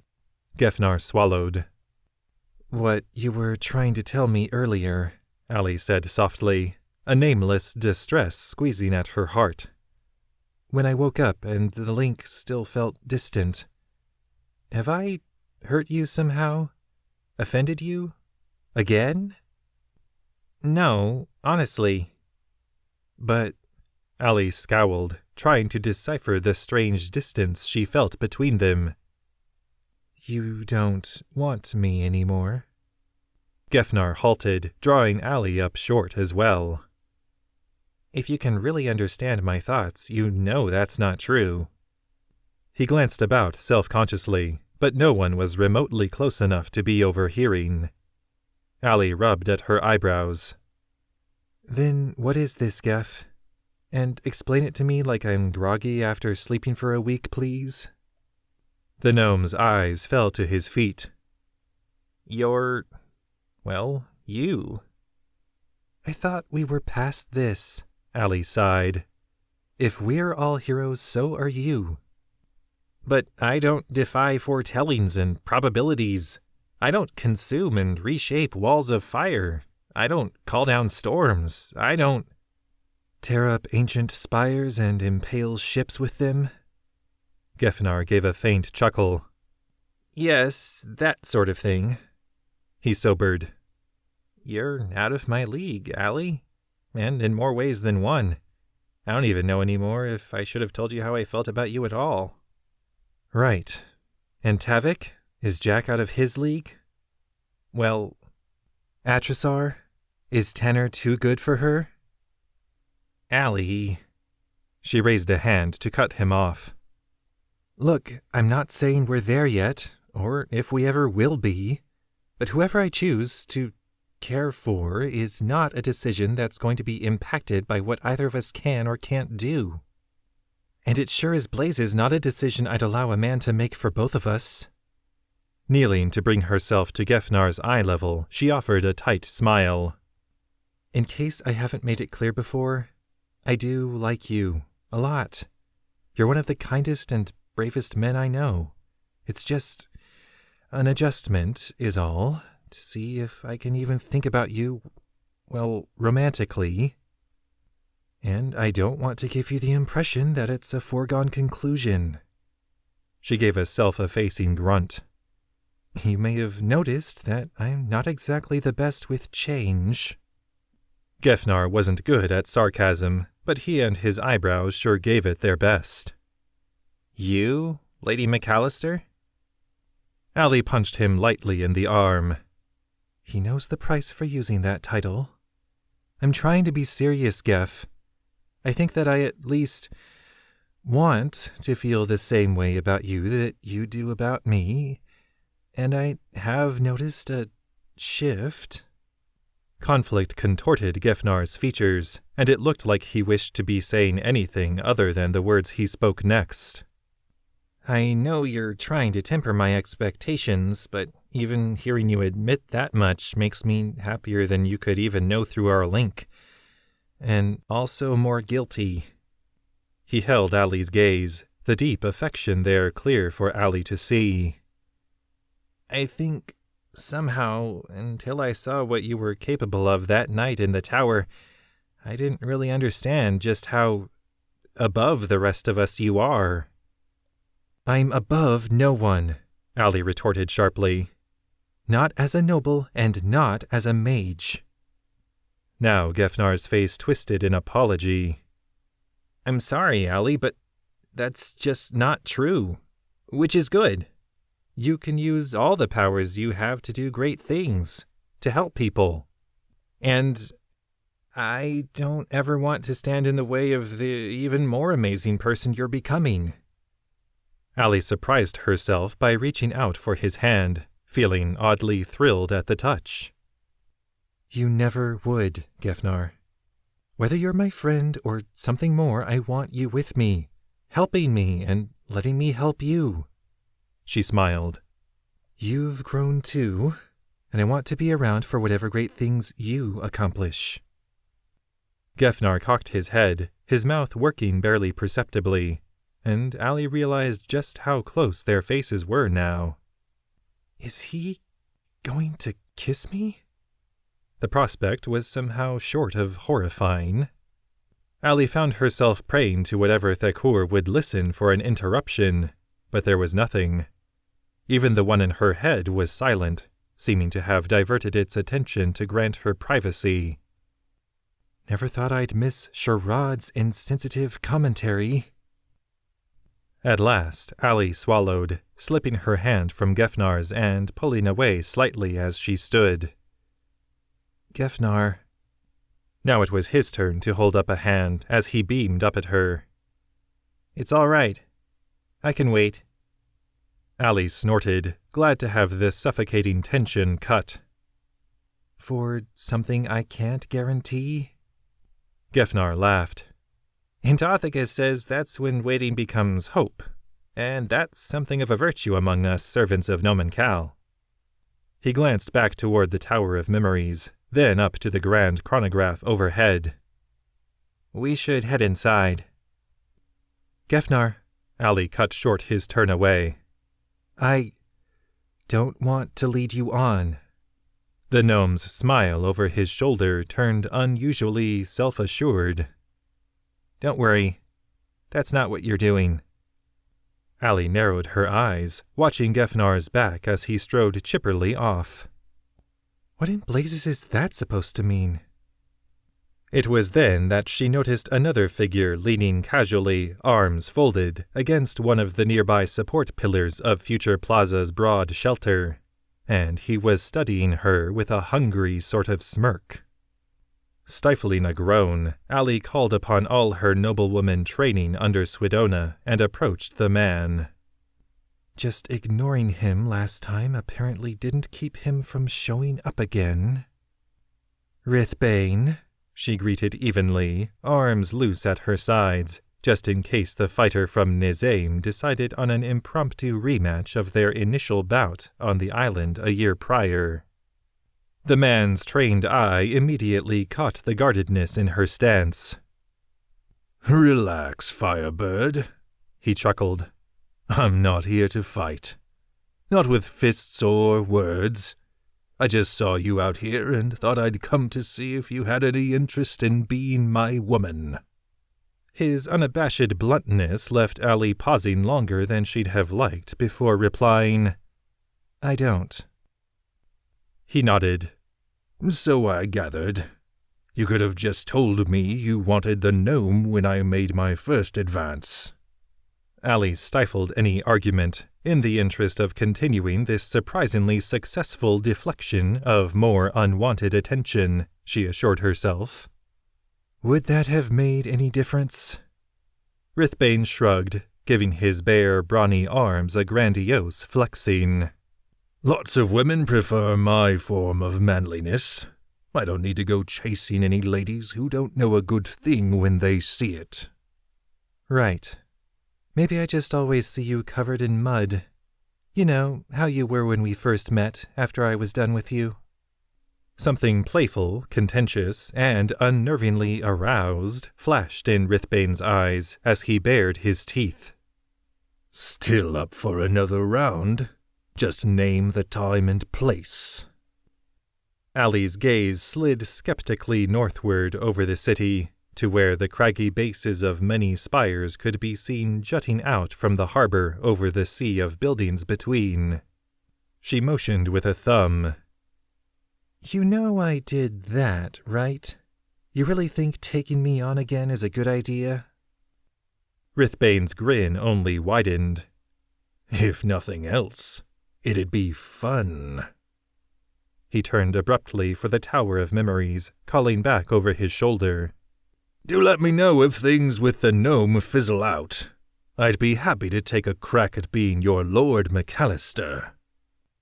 Allie shuddered, waiting a few long seconds before following the fighter in. As she neared the tower, she felt Kravog's presence amplify to its previous levels. "Mortal concerns seem far more frivolous than I'd been led to believe thus far." "Don't worry," Allie thought with a sigh. "If you want a taste of more life and death problems, I think we're about to cover those in great detail." Chapter 5 Shared Troubles. General Thradlos stood, his lean form drawn up and commanding as he took in the various figures seated in the gathered chairs before the main desk on the Tower of Memories' ground floor. Jack found herself following his gaze, feeling a peculiar discord in her mind at seeing people she knew from her life in the Aethelvere and beyond all present, in one form or another. Representatives of the Gwrlith, Mongrels, One Blood Alliance, Summoneer, Lorsengard, and even the surrounding city's crime syndicates filled the circle physically, while occasional gaps between their high-backed seats showcased stools topped with stone and crystalline discs, perhaps a meter in diameter, set on their rims to face toward those gathered. Over each disc was a faintly rippling sheen of water, enchanted to ignore gravity for the foreseeable future, and in the water were other faces Jack recognized. The image of High Priestess Intothica peered out from one, her kind features and piercing dark eyes shifting about in a futile attempt to gauge all occupants of the room she glimpsed at once. Jack still marveled at the strength of will and of character the older woman had displayed in safeguarding and guiding the people of Dragon's Nest in the trying times following the assault on the town, and Nomenkal's temple by scaly half-breeds and the servants of Kravog. "And I'm glad to have her voice heard here." In another disk's surface showed the confident, discerning face of Aquelia, one-time member of the Summoneer and former associate of the orc businessman Tagathis. In the year since she'd executed the man who'd wrongfully held her loyalty, Aquila had helped to bring Nizame, an island of outcasts and hardened criminals, into accord with Dragon's Nest and its efforts to stabilize the region. "A rising tide lifts all ships," she was fond of saying. Jack didn't know if Aquila and Thradlos had interacted before this moment, but the woman's gaze was steely and studious beneath her drawn-back reddish hair, as she regarded the new general of an order she'd long since left behind. Then there was Chief Aragos of the Glenadock Orcs, probably the strongest tribe remaining of those scourges of the prior age, especially since the wizened green-skinned man squinting across the tower's interior from the disk had belatedly taken up the vision of his adopted son, Osgur, the human slain by Tagathus out of petty fear. The Glenadock now welcomed those of all blood, after their already dwindling numbers had been decimated by a misguided strike on the Orc stronghold by the Samaneer. These new policies were shared by Osgur's second home of Nizame as well, causing even greater intermingling and, usually, goodwill between those along Kavorim's western shore. It wasn't lost on Jack that the man who'd led the attack against the Glenadock had been instructed to remain with the Gorlith beyond Lorsin's city limits. Though Luridin had only been following his former general Fatheg's orders, Thradlos had felt that Itakar would serve as a better second for the current proceedings. Not the least of which because a greater half-breed presence, and especially that of a fellow wolfkin, would help place individuals such as Colonel Madaquar of the Mongrels at greater ease. Jack's eyes slid over to the copiously armored, dark-furred figure who sat nearby, his lupine eyes shifting about for any trace of a threat. The demeanor spoke to Jack more of a soldier's vigilance rather than any blatant distrust. She only hoped she'd judged Madaquar correctly. Itakar had managed to talk the commanding officer of the Mongrels' 5th Regiment into foregoing violence when Jack and her allies had first arrived. But even the threat of a communal danger hadn't lowered the Wolfkin's hackles completely. The image of a similarly armored Ravenblood next to Madaquar in another stone disk filled Jack's heart with far more dread. And she felt decidedly conflicted about Thriliga's assistance in helping to establish communications with all parties who wished to be present at such an important gathering. When Jack had last parted ways with the Ravenblood general of the Mongrels, the perpetually scowling Rashuga had set off with Jack's father in tow. There'd been no word on Owen's safety since, with only Rashuga's vague assurances that he would honor the parameters established by King Shanadir in keeping Owen safe from retaliatory attacks by any who might have resented the Wilderling's assistance of Marshal Wergald in moving against the half-breed summit in the Aethelvir forest. "And I don't especially enjoy sharing my views of Rashuga with the woman who dragged my father into that whole mess in the first place." Across from the Ravenblood general's shimmering image sat the Marshal of Benchware herself, her silvery eyes narrowed beneath her flowing crown of auburn braids. Wergald's lip visibly quivered with restrained fury as she studied Rashuga's faraway face.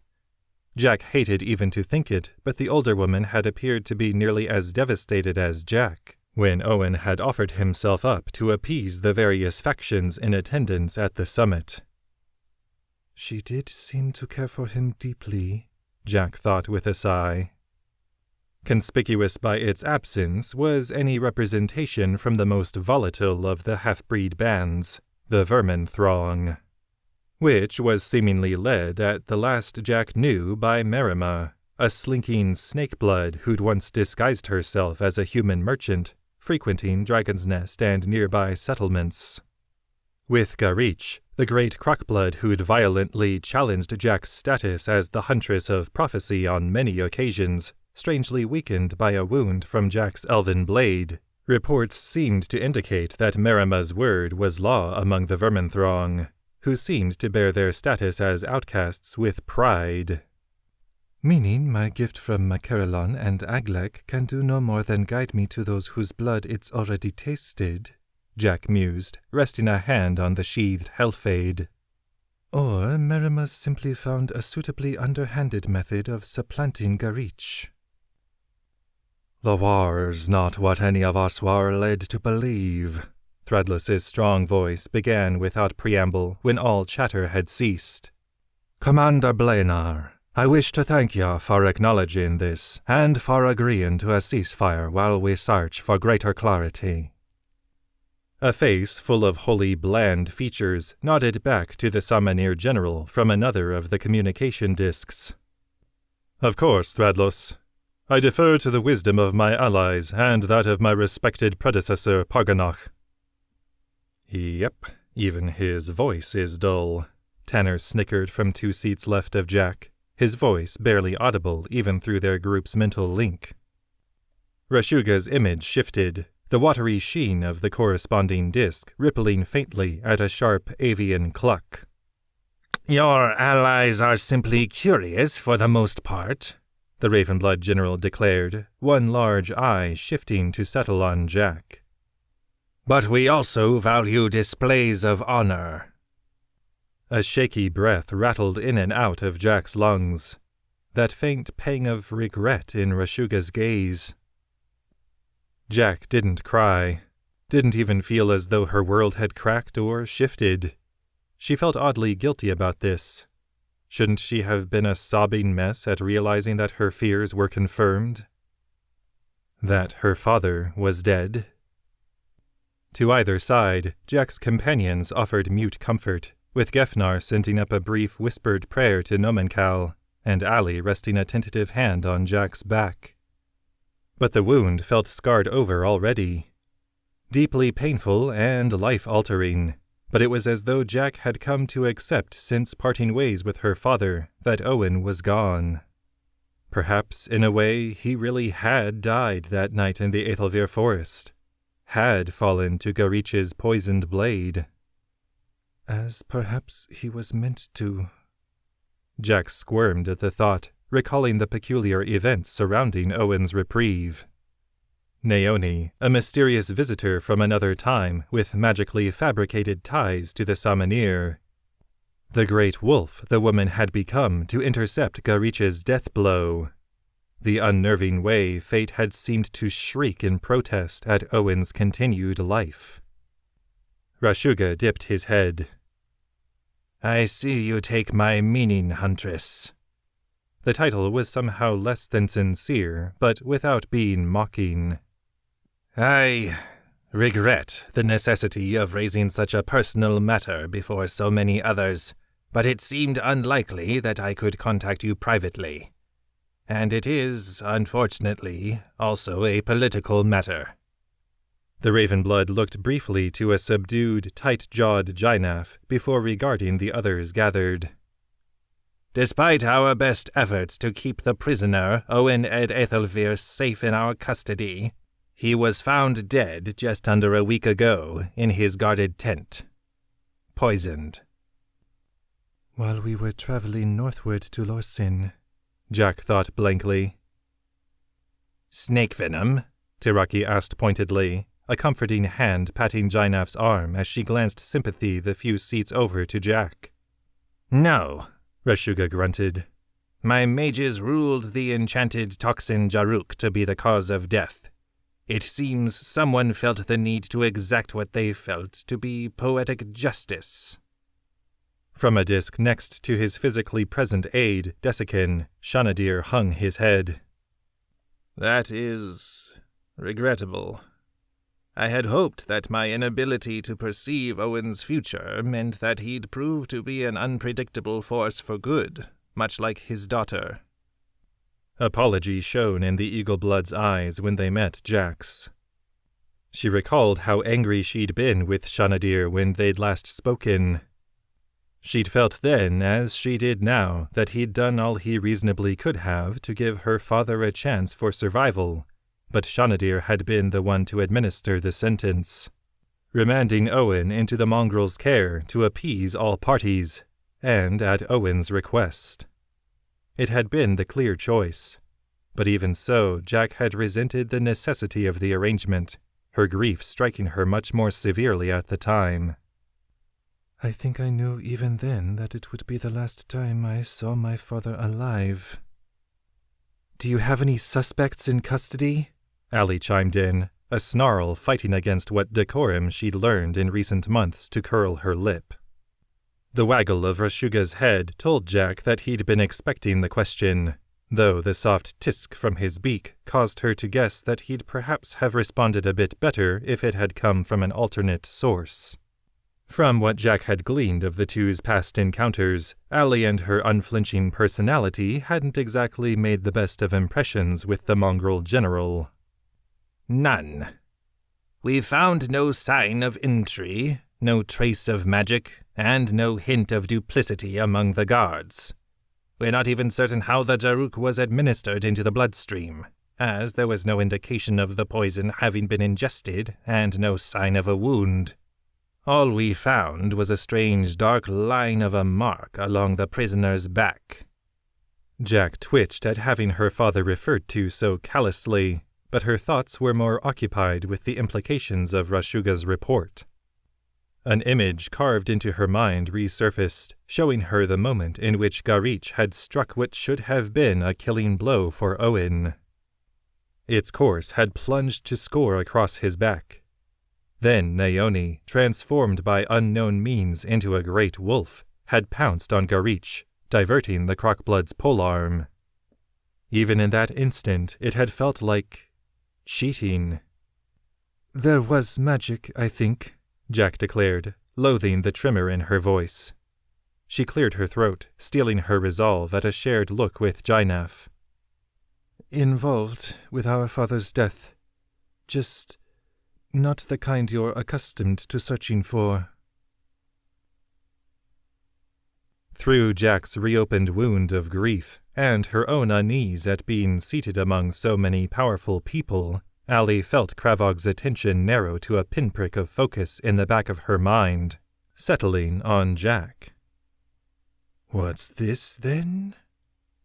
I don't know how to explain it, Jack continued, stoically bearing the weight of numerous stares. But there was shadow at play that night, similar to a power we'd encountered before to the south in Varbius Keep. It was as though my father wasn't meant to survive somehow. Like he was already dead, simply living on borrowed time. Oh, the balance is in more upheaval than I'd thought if mortals are wielding skishod in such a fashion unaided. Allie frowned. What makes you so sure Naoni didn't have help from a Thakur? Even caged, I am mightier than my siblings in the Four Kunarish, and I'd have felt their touch on your world. Well, you were the one who helped Solak wield that. To send him back to the Dragon War, or wherever he ended up. Will the other Thakur have felt your touch? There was a distinct sense of satisfaction from the presence. Yes, meaning they know to fear my return, and the inevitable reckoning for my removal from the nether plane. Right, Allie thought with a stifled groan. Should I be watching my back for an alliance of Thakur trying to kill me before we can find a way to get you out of my head and back where you belong? There was that increasingly familiar sense of a great entity shrugging. I'd hardly deem such vigilance imprudent. Allie found her eyes drifting up to the high ceiling of the chamber. Terrific. Karfaweth was speaking when Allie refocused on the broader conversation, the Negalod Duchess briefly shooting a quizzical scowl Allie's way. And what do our best mages have to say about such things? Nothing. Strange magics have existed literally under our feet here in Lorsen for centuries in the form of our emerald-shaded copper, and we've only now begun to study it as something more than an especially conductive metal. She gestured broadly to Allie. The Lady McAllister interrupted a ritual that could have seen the city destroyed, and used the power to destroy an invading fleet, one that wielded another form of magic that nearly incinerated us all. A simplistic account of events, but you needn't correct her on my behalf. Sharp eyes shifted within Carfaweth's face to level at Jack. And now the great huntress is informing us of a magic seemingly bound to fate itself. Memory Stone, it seems, is hardly alone in this world as a potential wellspring of power. Perhaps the elves who built Lorsen and much of our society knew more of this. But we're left with little else but uncertainty. How many more sources of magic are there? Do our enemies know of them all, and how have they come to learn, if so? Who even are our enemies? Carfaweth's fellow crime syndicate leader, Duke Langif of the Elsford, piped up in his Hieravian lilt, adjusting his seemingly mingled gnome-human posture to look guardedly about. It's all well and good to talk of a ceasefire, but there are thousands of people beyond this room who are waiting to find out if they'll have to be trading steel tomorrow with those they're sharing a drink with today. The disc containing the image of a seated Gwytherin and Njoller clearly displayed for all present the pointed look and hand squeeze that passed between the reluctant monarchs. On behalf of Falconcrest, Gwytherin's voice echoed into the silence that followed Langif's words. My husband and I are ready to extend a lasting offer of peace with minimal terms. Lorsen will retain its autonomy, and its leaders needn't even swear fealty to the Falcon seats. Borders, trade agreements, and nearly all else is negotiable, and can be solidified in the hopeful days of peace to come. Njoller nodded. Our priority is the safety of the people under our care, and of all who would have peace. The threat presented by Shebwir, this doyen, and all those of any blood who follow them, is one that affects us all, especially if they somehow mean to make contact with a returned Gamondel, as Thradlos has reported. Another calculated move, Allie thought with a dry smirk. Having Njoller be the one to voice concern about a returned warmongering king of Tilrikheld would help other parties to differentiate between peaceful dwarves, like Queen Gwytherin's family, and those full or even half-blooded dwarves, like Shebwir, who seemingly wished to see the Dragon War finally declared in favor of King Gamondel. Allie gulped, recalling the ancient memory she and her friends had witnessed when Ud had accessed the preserved moment when Gamondel had struck his bargain with Kelavost, Lord of the Dragons. The cold anger in Gamondel's eyes. Not that Allie supposed she could blame the Dwarven King for having wanted revenge. After the elven general Lamathil had slaughtered the dwarves who'd settled on the surface in the Infinity Grove, driving the ubiquitous Memory Stone at the heart of Kavorum mad with the atrocity, King Erengol had summoned any dwarves who remained on the surface back underground, rather than seeking retribution against Lamathil and the elves. His son, Gamondel, had clearly disagreed with this approach, launching a dragon-mounted invasion against the surface from underground once he was made king upon his father's death. And the people of Dragon's Nest were only the first of many to feel Calavost's flame. But Gamondel, and more importantly, his pet dragon, are dead, declared Colonel Madaquar, his wolfkin's snout flaring. Kirikath Lifebreaker sacrificed her people to reduce the dragons to ash in the Binniclet Valley, and if she failed to destroy the Underking himself, then what was any of it for? Allie couldn't decide if the mongrel officer sounded more angry or dismayed. The war was ended, Itakar pointed out, nodding to his fellow wolfkin. And as we've come to learn, Sinarmiat seems to have chosen the aftermath of the bloodshed to call us half-breeds into being as heirs to the elves. Maybe the point was to give us a chance to find our place in the world before the final traces of the Dragon War could be snuffed out for good. Well, I admire your optimism anyway, Allie mused, unable to keep a few less favorable explanations from filtering through her thoughts. She found it far more likely that Kirikath, Sinarmiat, and any other ancient elves active at the time of the Dragon War had simply been as fallible as anyone, failing to foresee Gamondel's potential return, or the strife the half-breeds would live through. Jaded for a mortal, but fairly accurate. Now pay attention to the Eagle-Blood Monarch. I suspect he's about to share something rather interesting. Allie found herself agreeing with the assessment as she noticed the weight of knowledge that tugged at Shanadir's shimmering image. I've been vaguely aware of this threat for some time now, he said, his tone not quite veering into apology.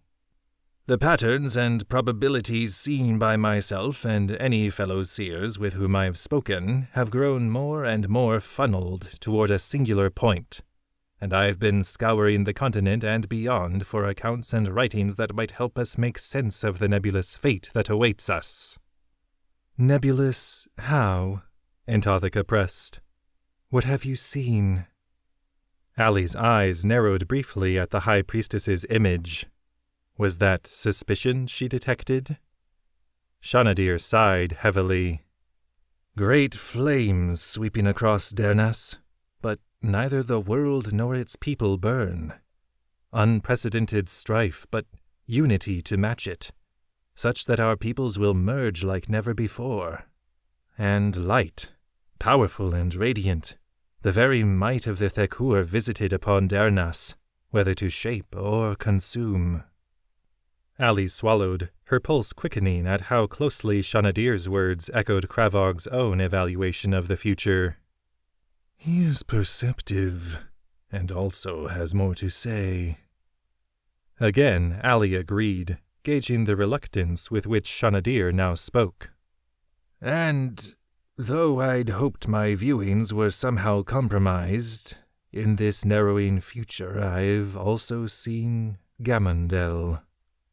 His eyes slid over the gathered faces, as though he expected to be cut off before he added, astride the mighty Kelevost. Allie expected guffaws or muttered conversations to break out, but no one uttered a word. Even without Verily, Thrilliga's truth automaton glowing softly at Shanadir's pronouncement, Allie was sure they all could have felt the truth from the Eagle-Blood King. The gnome tower mage herself hurried over toward Anthotheka's disk, presumably thinking, as Allie did, that the abrupt shift in the watery surface was a result of Thrilliga's magic's deteriorating. But the image quickly resolved once more. Into the enormous looming head of a scarred dragon. Allie inhaled sharply, months of conditioning to keep chatter about the ancient being behind their trek across Deyrnas a secret, causing her to feel as though she should rush across the circle of seats and discs to throw a blanket over the sight. She shared a quick, tense look with her companions, seeing that Tanner especially held horror in his vulpine gaze. Had their unlikely dragon ally chosen this moment to unleash her fire against Tanner's hometown for some unknown reason? Even Veladrock's assistance in protecting the Glenadoc orcs against the Summoneer hadn't provided such irrefutable proof to the main powers of Kavorim of her existence. Gefnar gripped Allie's hand, though Allie couldn't recall who'd reached for whom first. Easy, the gnome whispered. I think we're just finally about to see where she stands. The image of Veladrock's head swayed in the disk that had previously shown Anthotheka, its large, smoldering eyes flitting sidelong for a moment. And you thought I was merely being obtuse in our exchanges, High Priestess? But as you can see, clarity in this matter is thoroughly shrouded. Then, regarding the small sea of mingled wary and horrified faces that beheld, and many for the first time, the form of a living beast of legend, Veladrock offered a toothy, draconic smile. Greetings. For those of you who may not know of me, I am Veladrock, one-time ally to Lord Kelevost, and current friend to Dragon's Nest. And I believe I may be able to offer some small measure of lucidity.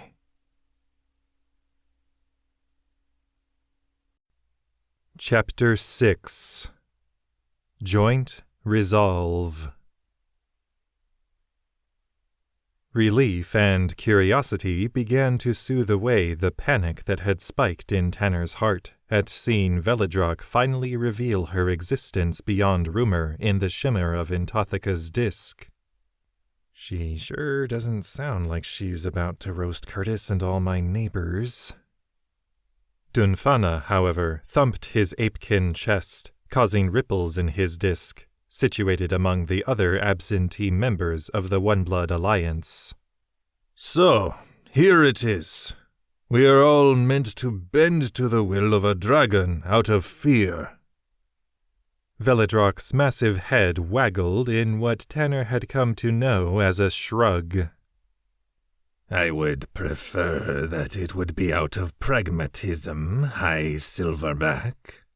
The amount of terror you permit yourself to feel is up to you. The apekin leader bared his teeth in a rumbling bellow that caused Tanner to think the magical connection had been lost when the sheen of water on the disk briefly became a stormy sea. I've made it clear that my people will not be intimidated into serving the whims of others. Dunfana snarled as his image reclarified on the calming water. Peace, Dunfana. The image of King Physix of the Phoenix Bloods urged, vibrant feathers rippling in agitation as his large eyes slid about the room. Tanner's keen foxen nose caught a distinct figurative whiff of dirty laundry. We are all peers among the One Blood Alliance, and this dragon speaks apart from us. There's no plan to leverage. You and I are not equals, Dunfana roared sidelong into the other disk, and Tanner couldn't help but try to envision how the two perceived each other in their convex second sight. Phoenix blood power is now laughable, and I will not have the might of my father drained to uphold dead weight. Letterog's image from Dunfana's other side gave an exasperated snort of derision. As if anyone would want a share of your corrupt, backstabbing holdings in Lasmak. Dunfana whirled on the Bearkin King. You may have once been my equal, Letterog, but now you play at being a mercenary for great leaders, and poorly at that. Tell me, how did such a sizable Thalassan League fleet navigate the Griswold channels unchallenged under your watch again? They arranged to cut across a fresh canal, Tanner found himself piping up, as surprised as anyone, even the preempted Letterog, to find himself jumping to the defense of the man with a weighty hand in the matter of breaking up Curtis and his family. One of Shebweir's allies located an ideal spot to give the Doyen's forces a shortcut, Tanner added, deciding he didn't much care for the idea of throwing McGinna's name around. What the lad means to say, the hitherto silent Nelina purred from Gefnar's far side, warmly gesturing about those gathered, both in person and across great distance. is that the matter of the Doyenne can wait until we've let the dragon have her say. The Tigerkin had undergone the least visual transformation of Tanner and his companions when they'd entered the city, disguised by Norik's deft goblin hands. But even she seemed more at ease being back to her normal garb and pristine grooming. Nelina nodded pleasantly across to Veladrok. Please, continue. Tanner frowned, but didn't immediately object. He wanted to hear what the dragon had to say as much as anyone. But don't think this means you're getting out of explaining your connection to the Doyen like you promised, Tanner thought toward the Tigerkin woman. Or that playing it cool now will make us all forget that you helped save us all from Shebweir's double-cross on the night of the attack. Though he'd hardly dared to hope for such an outcome, it seemed that the group's inspiring words, admittedly from Gefnar for the most part, had actually instilled in Nelina some sense of duty beyond herself. She'd instructed one of the Doyen's underlings to inform the apparent leader of the Thalassan League, and also apparent aunt to Nelina, as Jack had reported to have learned in a brief exchange with the Doyen, that she'd chosen a side. But the captain of the Sea Cat had been predictably coy in answering any follow-up questions in the wake of the Thalassan League attack, telling Tanner and the others that she would speak clearly, but only for a proper audience. "I don't care to chew my gristle twice," she'd deflected with a simple smirk. This response had also caused Jack's temper to rise, leading Gefnar to suggest that Nelina stay out of sight for a bit. The Tigerkin had complied, largely tucking herself in a corner of the Tower of Memories. Neither Tanner nor Gefnar had even relieved the sleeping Allie of the armband that would have allowed them to magically track the fugitive foisted upon them. "Much appreciated," Veladrak replied to Nelina from her watery image, giving a deep, throaty chuckle. As I was saying, I believe there is much light that I can shed on the topic of a returned Gamandel and Kelevost. As I have intimated to some among you who already know me, dragons have a certain connection to this world, our ability to see the unshakable heart of things unparalleled, save by the giants. Unfortunately, the second-born of the Thakur seem rather intent on keeping to themselves with their recent reawakening, so we'll have to make do with a humble dragon's sight at present." Humble? Tanner thought incredulously. "My sight doesn't so much perceive various probabilities," Veladrak explained. "My ability lies more in discerning pivotal moments of great reshaping in the course of Deyrnas and its inhabitants. The more pivotal the moment, the more I am likely to perceive around it, especially as it draws near." She paused, her large tongue playing over the spikes of her teeth. "Such a moment approaches with unnerving clarity, and Kelevost and Gamandel are sure to play a pivotal role, though the latter perhaps more indirectly." Movement stirred beyond the gathered circle of chairs, and Tanner's gaze shifted to the daybed that had been set off near the desk at the center of the chamber, accommodating the recovering mobility of the man who lay in it. Vilsain Ed Dehirant, voice of the city's once grand ducal assembly at this gathering, tentatively stretched out his metal arm and shoulder, practically draping himself over the small woman beside him as he heaved up onto a leg that was still largely organic, if bolted and banded together by enchanted alloys. Tanner winced in sympathy as Vilsain held himself as close to his formerly imposing height as possible. The young Lord Dehirant bore more scars from the battle against Solak and his minions in Thriliga's laboratory than anyone else, having suffered what should have been a devastating death blow in the form of slashing magics while trying to help Allie and Norik, their goblin helper in the city, to bring down Kravog's chief servant. Solak's attack had narrowly missed Vilsain's heart, but the man would have bled out in seconds had it not been for Orthwy's timely intervention.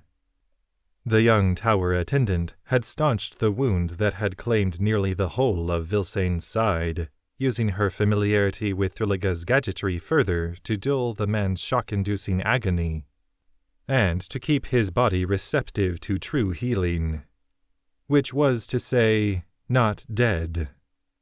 Even so, the damage had been extensive, with Thriliga raw and heartbroken in the moments following Ud's sacrifice, unable to properly mend Vilsain's injuries without binding him to enchanted machinery that would replace his arm and much of his torso. Almost half of his ribcage gone, Tanner thought with a shudder. With the metal magic so entrenched in Vilsain's body, there was still great danger from the nobleman's mind potentially rejecting the implants, leaving him to rupture and finish bleeding out. Thrilliga had insisted that, if Vilsane was intent on attending the tower meeting, he spend as much as possible of it prone and relaxed, not placing any undue strain on the tissue that bound him to the metal.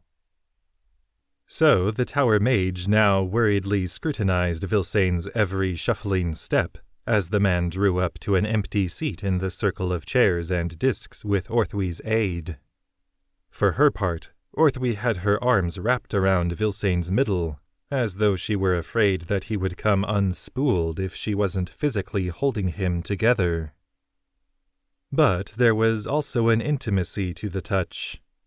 Orthwy had spent the days since Solak's attack at Vilsane's side, helping Thrilliga nurse him back to health, and enforcing the Tower Mage's mandate that he not spend too much time on his feet. The affection in Orthwy's eyes as she looked up to Vilsane when he softly cleared his throat to speak and sank slowly into his chair reminded Tanner of the way Atrisar looked at him.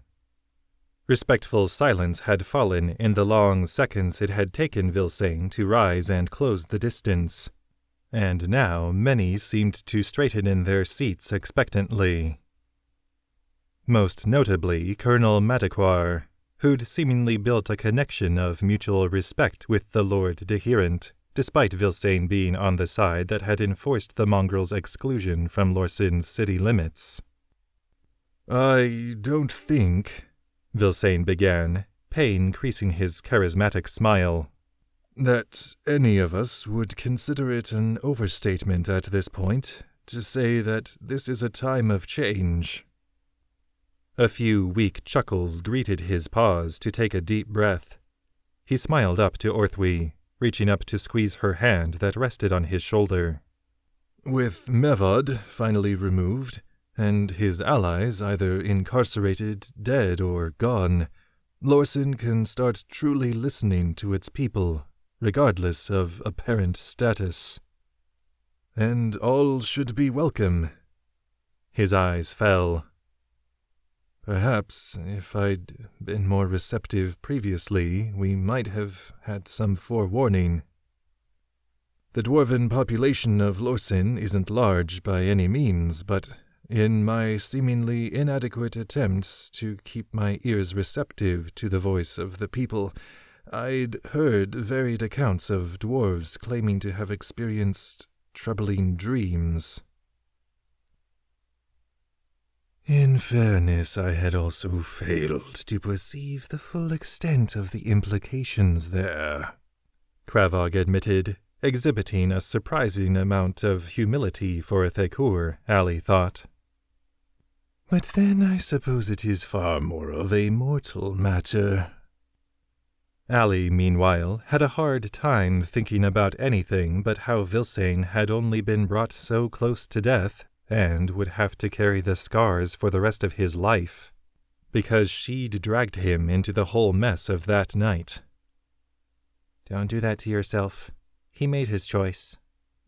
At hearing Gefnar's voice in her mind, Allie shot him a sidelong glance. Yes, she still had far too much of a tendency to start carrying the decisions of others on her shoulders. No, she didn't mind the gentle external reminder to be nicer to herself, accentuated by the pulse from Crexus's pendant around her neck. "But give me the chance to come to you first, all right?" Gefnar nodded back, his own emotional state feeling more hopeful, despite the gentle rebuke. Vilsane was now looking to Thrilliga. "Tower Mage Thrilliga, one of my saviors, has informed me that her associate, lost in the recent invasion of the Tower of Memories, also reported such experiences." Thrilliga nodded sadly. "I'd had begun to look more extensively into accounts and preserved memories from the time of the Dragon War as the dreams had worsened." Again recalling the memory of Gamondel she and her companions had shared with Ud, Allie shivered. For a dwarf, or at least someone with prominent dwarven blood, and one with access to the greatest center of knowledge on the continent, Ud had sure seemed to know very little about his people's unpopular heritage. Gwytherin and Njoller once again shared a pointed look, prompting the dwarven king of Falconcrest to grip the arms of his seat. I've experienced these troubling dreams as well. Even our children have begun to cry out in the night after waking from visions of fire, magic, and steel. The frequency and vividness have begun to intensify, and I'm afraid that I must concur with Velidrock. I don't know how, where, or when, but Gamindel will return. He swallowed. I'm afraid I'm certain of it. Vilsane nodded. And assuming Gamindel is behind these dreams, he's apparently found a way to rally supporters through them. My best guess, Noller said with a sigh, is that he's somehow able to gauge the receptiveness of those with dwarven blood, and it seems that Shebwir and others like him are the kind of supporters he's searching for. Next to Allie, Jack's hard gaze shifted to Nelina, but it was Aquelia who asked, "And what is it this doyen is meant to get out of their seeming partnership?" The former summoneer's breaking of her silence was enough to draw most eyes from their troubled glances still directed over to the image of Velidrock, then over to Nelina in expectation. "I've little insight to offer on that front, I'm afraid," Nelina admitted, seeming almost uncomfortably genuine. "My aunt, Cogatez is her more mundane name, has long considered herself to be the rallying voice of my scattered family and people. But I've not spoken to her in over a decade, not since departing Asalirin's shores. What I can tell you is that if she's seen fit to wager all that she's built in my absence on Shebwir's cause, it's because she believes it to be as near to a sure thing as possible." Cold silence settled over the chamber, and Allie suspected that it leaked out through each face-filled water basin currently used as a window into the tower. "Then, until such a time as there is no common threat, we join forces," Rashuga declared flatly.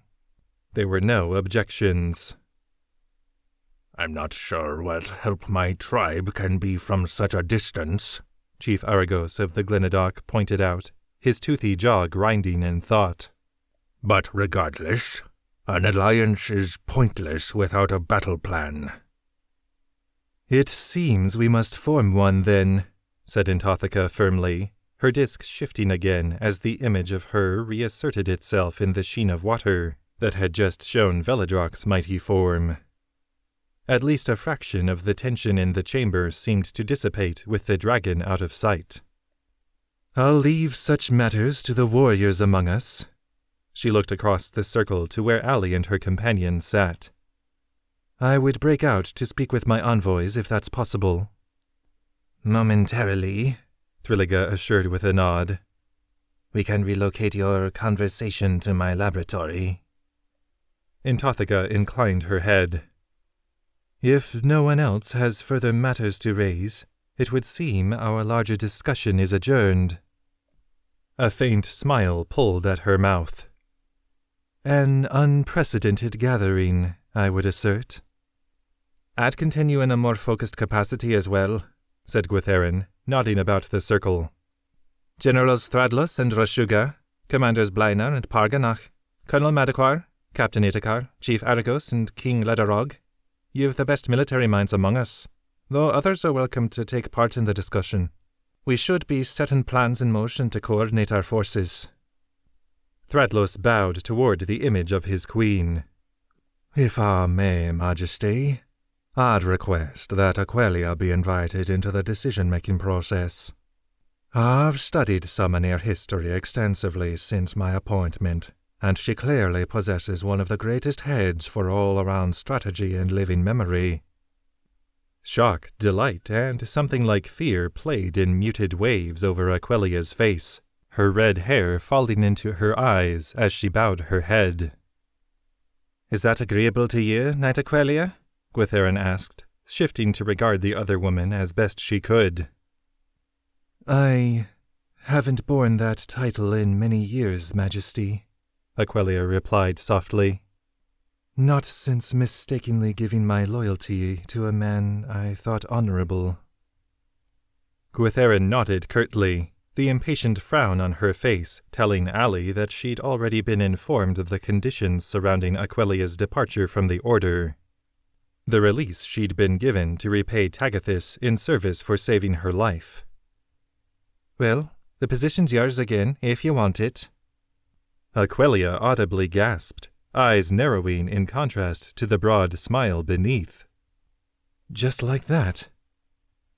You've more than earned it, so far as we're concerned, said Gwytherin, already waving the matter aside. You've committed yourself to a just cause, and worked hard to maintain order on what I take to be a rather lawless island. From this point on, you can consider yourself an official Summoner representative on Nizame, and wherever else you may end up. Thank you, Aquilia breathed. Then, seeming to remember with whom she was speaking, that is, I'll strive to be worthy of the faith you've placed in me, Majesty. She bowed as best she could through discs. Gwytherin shifted in her throne. We're all here to serve as a part of a greater whole. Now, let's continue with the business at hand. Each One Blood Alliance representative remained, Jack saw, as did those named by Gwytherin, the impressively quiet Rithbane by Aquilia's disc, and the ever-studious Tiraki. Both Wergald and Jainaf, however, who'd fallen silent since Rashuga had related the news of Owen's death, joined Jack in immediately making for the disc that contained the Ravenblood general's image. Rashuga gave an expectant nod, but Wergald preempted everyone by blurting, "Are you going to permit us access to Owen's body at least? He should be given a proper burial." The words were harsh, but Jack could easily detect the heartbreak threatening to crack every one. A tense moment of silence passed, in which Rashuga pointedly met Wergald's gaze before turning to regard Jack and Jainaf. "Your father's body is being escorted to Larsen as we speak. It should reach you within a matter of days." Thank you, Jainaf managed through a heavy exhale. It's heartening to receive such an honorable gesture, whatever our prior differences. "Those differences haven't miraculously vanished, Wilderling," Rashuga replied curtly. Then, his beak clacking amid a sigh of his own. "But I had at least come to feel some level of respect toward Owen. Though we spoke only briefly on a handful of occasions, it was clear to me that he was a man of peace at heart. His devotion to his people and to bonds of the past were what nearly drove him to move against us." Jack bowed her head, unsurprised to find hot tears rising behind her eyes. I had respect for my father as well, but perhaps we'd all do well to learn from his mistakes. A soft caw sounded from Rashuga's throat. "In my own way, Huntress, that's what I'm attempting to do." Jack noted that the title didn't sound nearly so derisive as she'd heard before. Chapter 7 The Continued Path. "She's taking the news better than I thought," Kravog intoned in Allie's mind, as the image of Intothica in the disc before them tried on a number of muted, troubled expressions in rapid succession. "Kravog," the High Priestess said coldly. Allie nodded. "Yes. But it's replaced Sherrod? His voice is gone? As far as I can tell." Intothica traced a thumb along her chin while seeming to stare off into nothing. "It can hear and see everything you do?" "Yes." "Yes. But it can't read your thoughts." "Not without your assistance." "No." Tanner cut in from where he leaned against one of the many tables of Thrilliga's lab nearby. Can't we just settle the question of what Kravog is for good, though? You've been around for centuries, Veladrak. Is Kravog one of the original Thakur? Only the fringes of the dragon's form were currently visible in the disk, but Veladrak's voice rumbled clearly into the top floor of the Tower of Memories. Perhaps. Is this more dragon vagueness? Jack sighed from her post a few paces to Allie's other side. Ember was once again with her for support, having been summoned through the chamber's main window, but she was still clearly rattled from the news of Owen's death. Or do you simply not know the answer?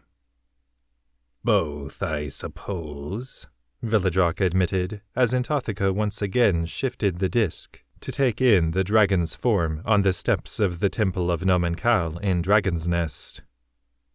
There is a truth of sorts to the claim, but there is knowledge even within living memory that has faded. Gefnar frowned, likely out of the field of view for Anthothika's side of the spell, where he sat next to where the disk had been placed in the lab. How's that possible? I thought dragons were supposed to have perfect recall. We do, Veladrak grated.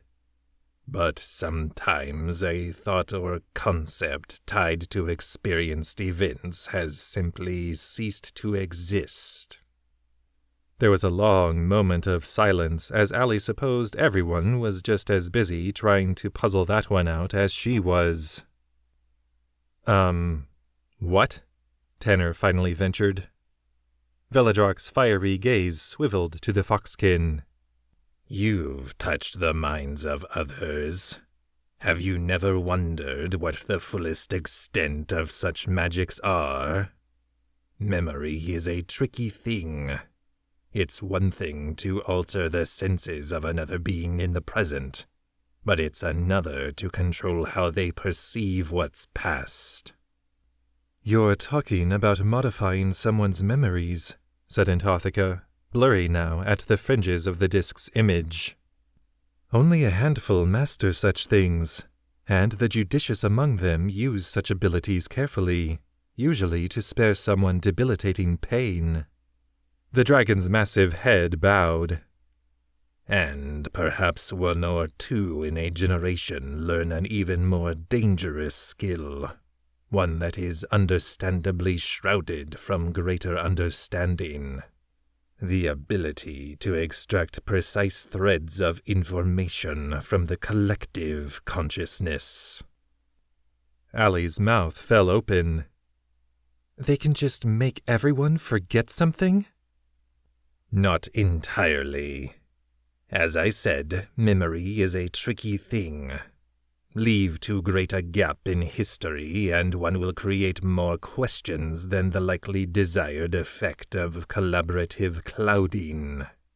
Mortals especially go to great lengths in order to justify or explain events in ways that they understand, or worse, ways that make them feel safe. But you're also rather irritatingly curious, always pushing to discover and to exceed boundaries. Veladrak's eyes seemed to cause Allie's blood to warm as they studied her. In the case of this Kravog entity, I'm inclined to believe its assertion, despite my inability to speak with direct knowledge on the matter. Consider the ease with which the peoples of Deyrnas would come to accept that only the perceptible efforts in our world were of any value. If, as Kravog claims, its duties were focused on keeping its siblings balanced in the Netherplane, then perhaps even the mortal propensity for competition would have contributed to its erasure from common belief. Giant teeth bared in a dry smile. Wouldn't you all like to believe that the Thakur you serve is capable of becoming the most powerful with your aid? Allie couldn't much relate to that feeling, but she noted that Jack, Gefnar, and even Intothica seemed to shift their weight in discomfort. Tanner simply shrugged. Just so long as Shrouds not in charge. I can't say I like the idea of whoever the biggest one might be trying to hunt me down for shredding his spectral form. Thrilliga, meanwhile, seemed more intent on watching her reactivated automatons as the conversation progressed. The metal constructs had been magically co-opted somehow by Solak and his people, and the tower mage had been watching them closely for any sign of malfunction ever since. By the gnome woman's satisfied nod, they appeared to be working normally, the correct one glowing softly in its chest at the appropriate time to signify if the latest statement was true or false. She can set aside her concerns that her constructs will act against her wishes any further. Oh, are you promising to play nice? No such promises required.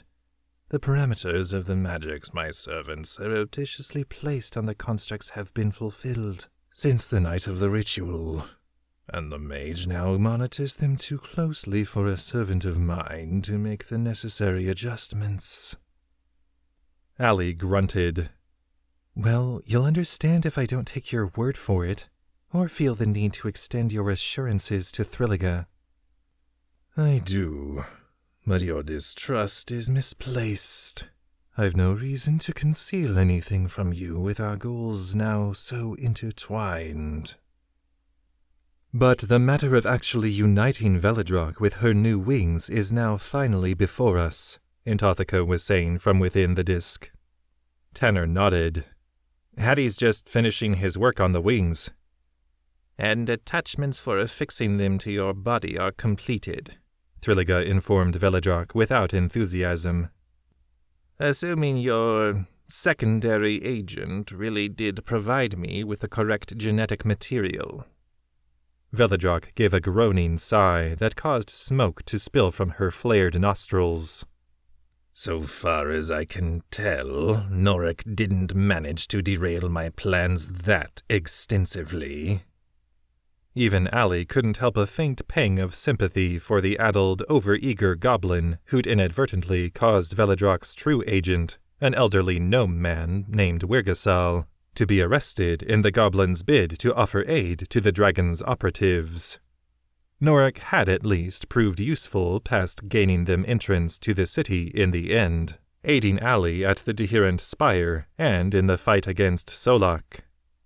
Since waking, Allie had learned that the goblin now served the liberated Wirgasal in the old gnome's home, though Gefnar seemed to think that Norik was at least somewhat happy, even being able to serve Veladrok second-hand. We at least owe Norik a visit before we leave, Allie thought, surprised at how certain she already was that they'd be the ones to conclude their mission for Veladrok. And I don't suspect you'll be disappointed. So, Intothica continued, smiling to Allie and her companions across hundreds of miles. We merely have to unite Veladrok with the wings and the means to attach them. I'm guessing using Hattie's tetherport is out of the question? Tanner's squint made it clear he already knew the answer. The tetherport itself, yes, Intothica allowed. The last thing we want is to receive the wings and be in the midst of attaching them when they decide to return across the continent. Gefnar winced at the prospect. And even if Hattie managed to fold them compactly to fit through the doorway, I'm guessing that transporting that much matter at once might exceed the tetherport's energy capacity. Jack blinked. That what would... what? Oh, this sort of magic is a bit more precise than the natural spells you would have been taught. Gefnar shifted uneasily at how that might have sounded. Not that you're not precise, or not powerful. There's just a lot more math and science involved in things like teleportation. He smiled over to Allie. Or even flight. Allie nodded, dredging up a lesson from one of Lethold's books. The greater the mass being moved, and the greater the distance one wishes to move it, the greater the energy required, right? Right.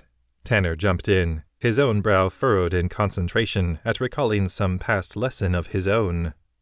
With magical flight, there's even the law about more power being needed the higher up you go, right? I guess so, Allie agreed. But it hasn't been that noticeable for me. You certainly don't seem to lack confidence.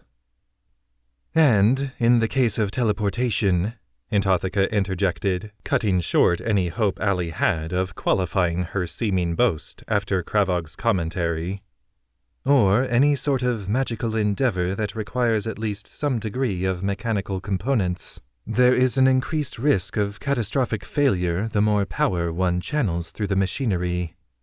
The very fact that the summoner transported something as large as horses across Kavorum— but I suppose I'll let the expert speak for his work himself.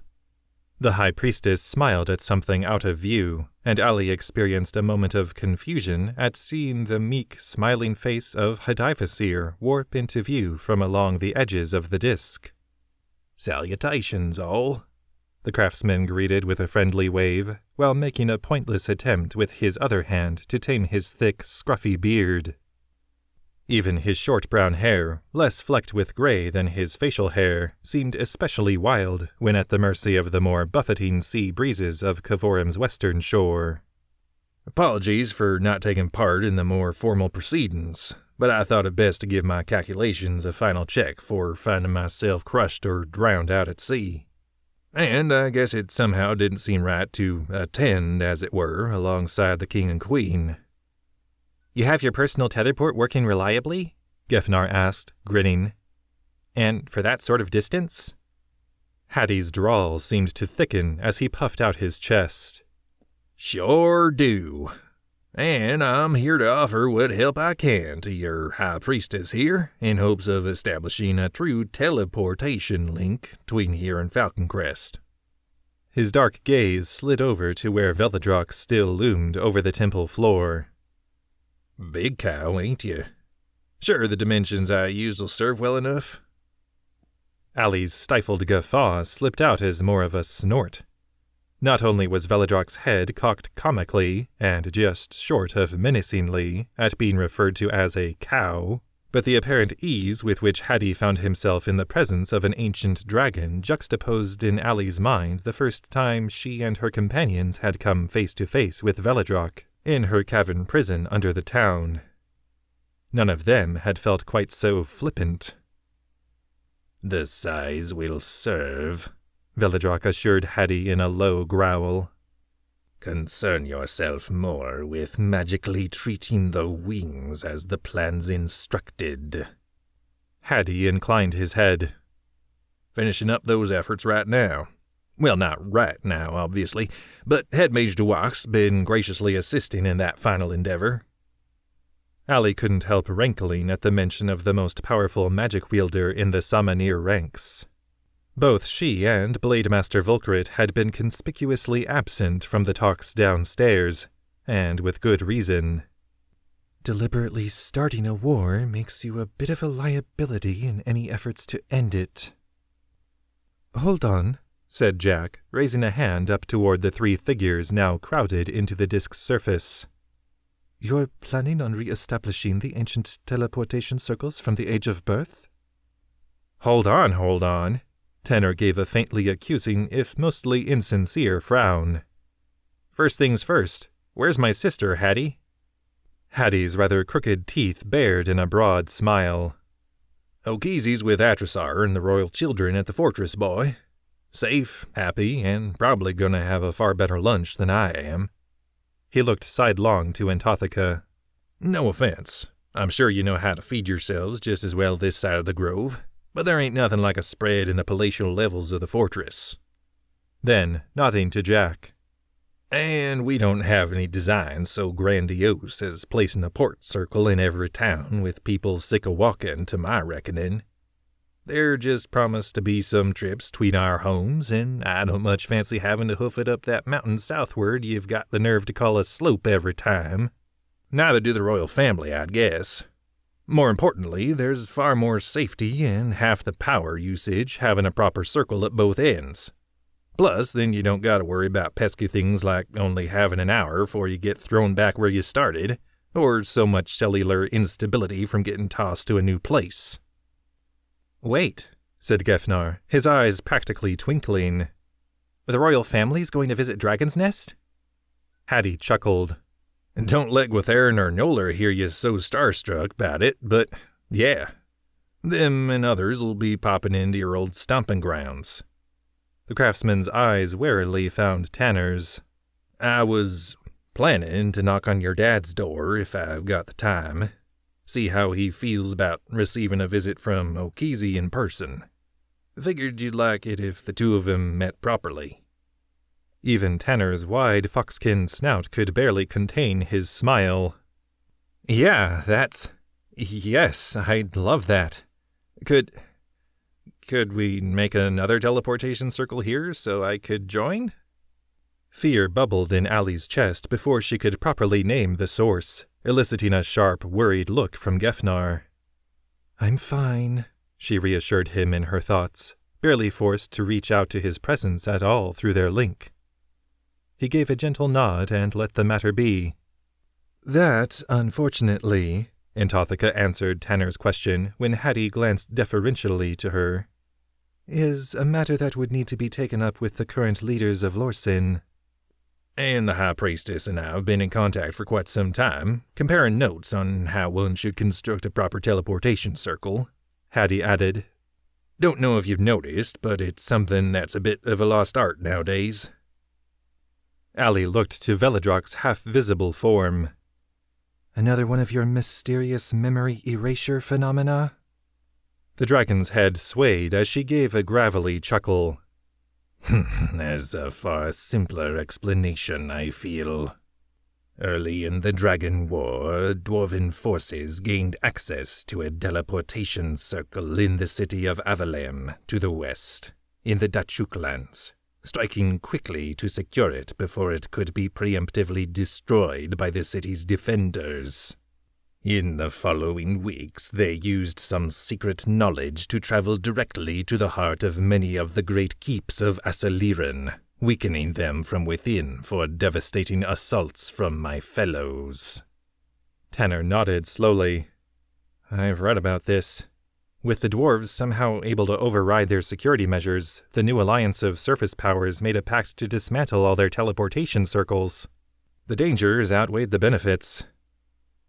Why not set traps in the circles for any invading dwarves and just agree not to use them?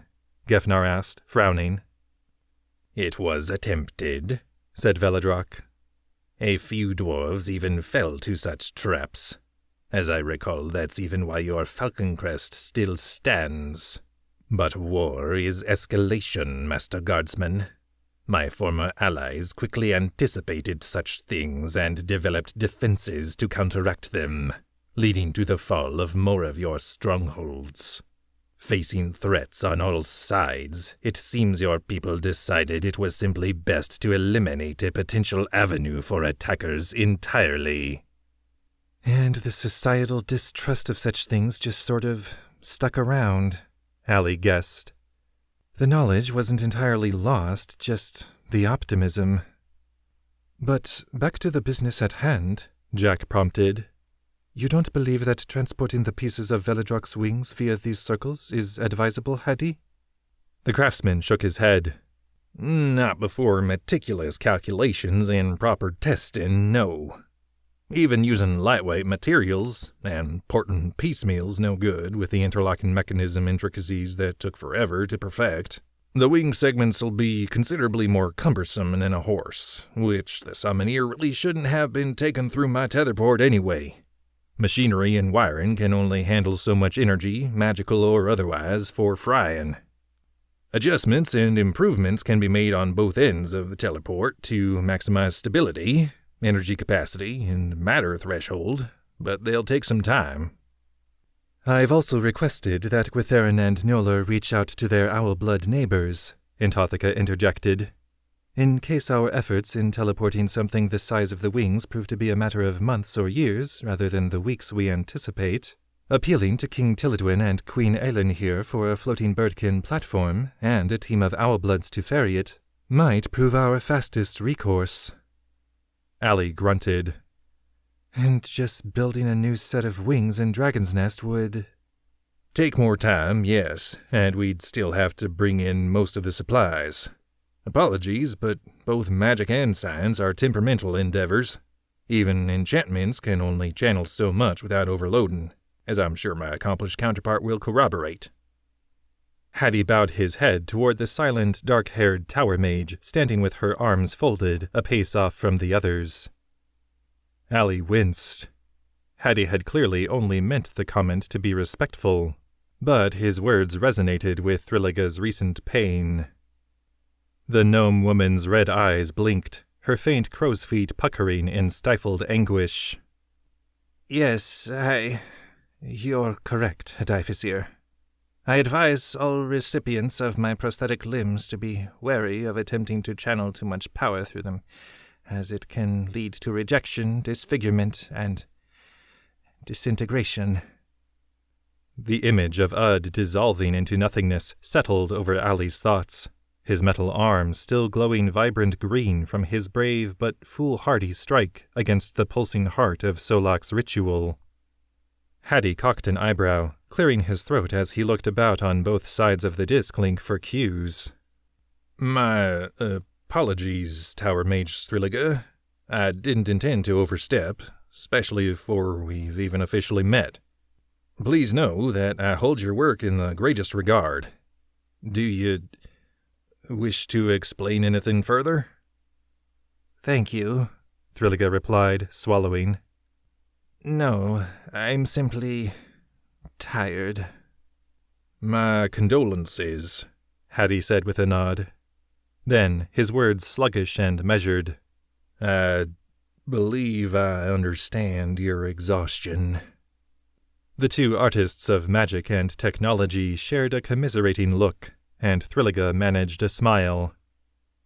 Then my condolences to you as well, sir. It's Hattie, the craftsman corrected, flashing a friendly grin. Thrilliga chuckled weakly. Then it's simply Thrilliga. Well, Jack sighed after a prolonged pause. I'll be the one to say it if no one else does. She turned to the image of a bemused Veladrock. You expect the pieces of your wings to be brought to you, yes? And by us specifically? The dragon's lips peeled back in what was probably meant to be a smile.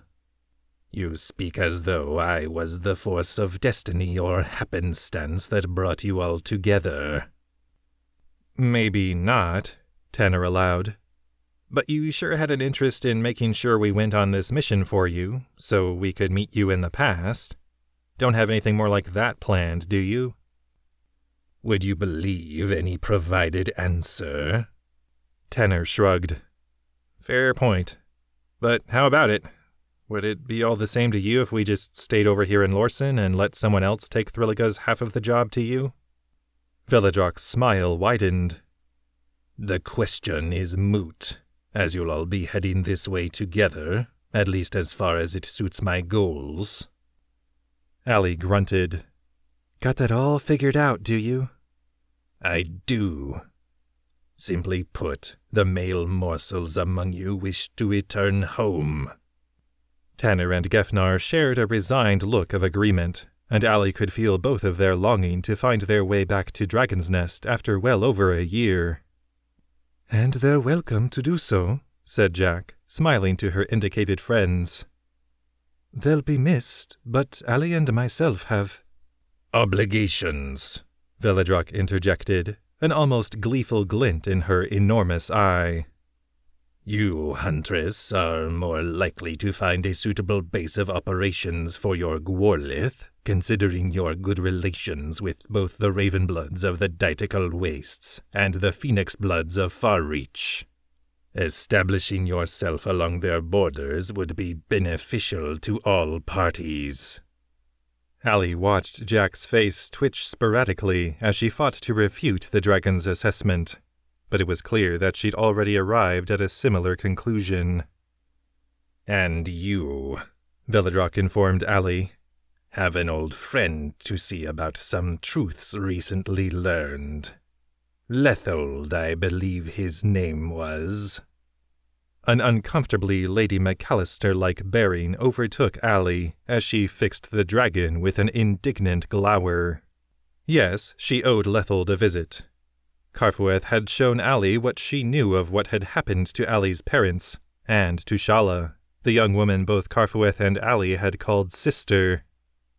The Lord and Lady McAllister had been targeted by dark-cloaked figures, and Joan, Allie's mother, had struck everyone but Allie stone dead, as the figures had seemingly attempted to extract the fragment of Shroud from her. Allie had been taken in by a young Shala who'd witnessed the attack from afar, and the potential danger Allie had presented had immediately driven a wedge between Shala and her elder sister, Karfueth.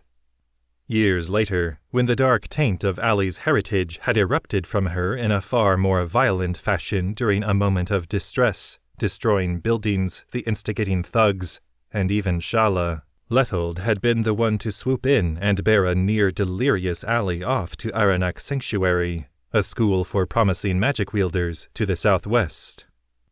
Lethold and the Sanctuary's other gifted students had attempted to teach Allie control, but Lethold had eventually decided that much of the rage in Allie's heart had stemmed from uncertainty of her own past, of what she was. So, once Allie had exhausted the respectable collection of books in the Sanctuary's library, Lethold had encouraged her to strike out for the more comprehensive gathering of knowledge present at the Temple of Nomenkal in Dragon's Nest. But Allie also had a duty to Iomet, the childhood friend who'd taken her and her companions in when they'd arrived in Lorsen weeks earlier. Both Iomet and her husband, Yosed, were probably rotting in a Thalassen League cage, or worse, since being taken by the Doyen's forces in the recent attack. And the longer I wait to go after them, the less of a chance they have.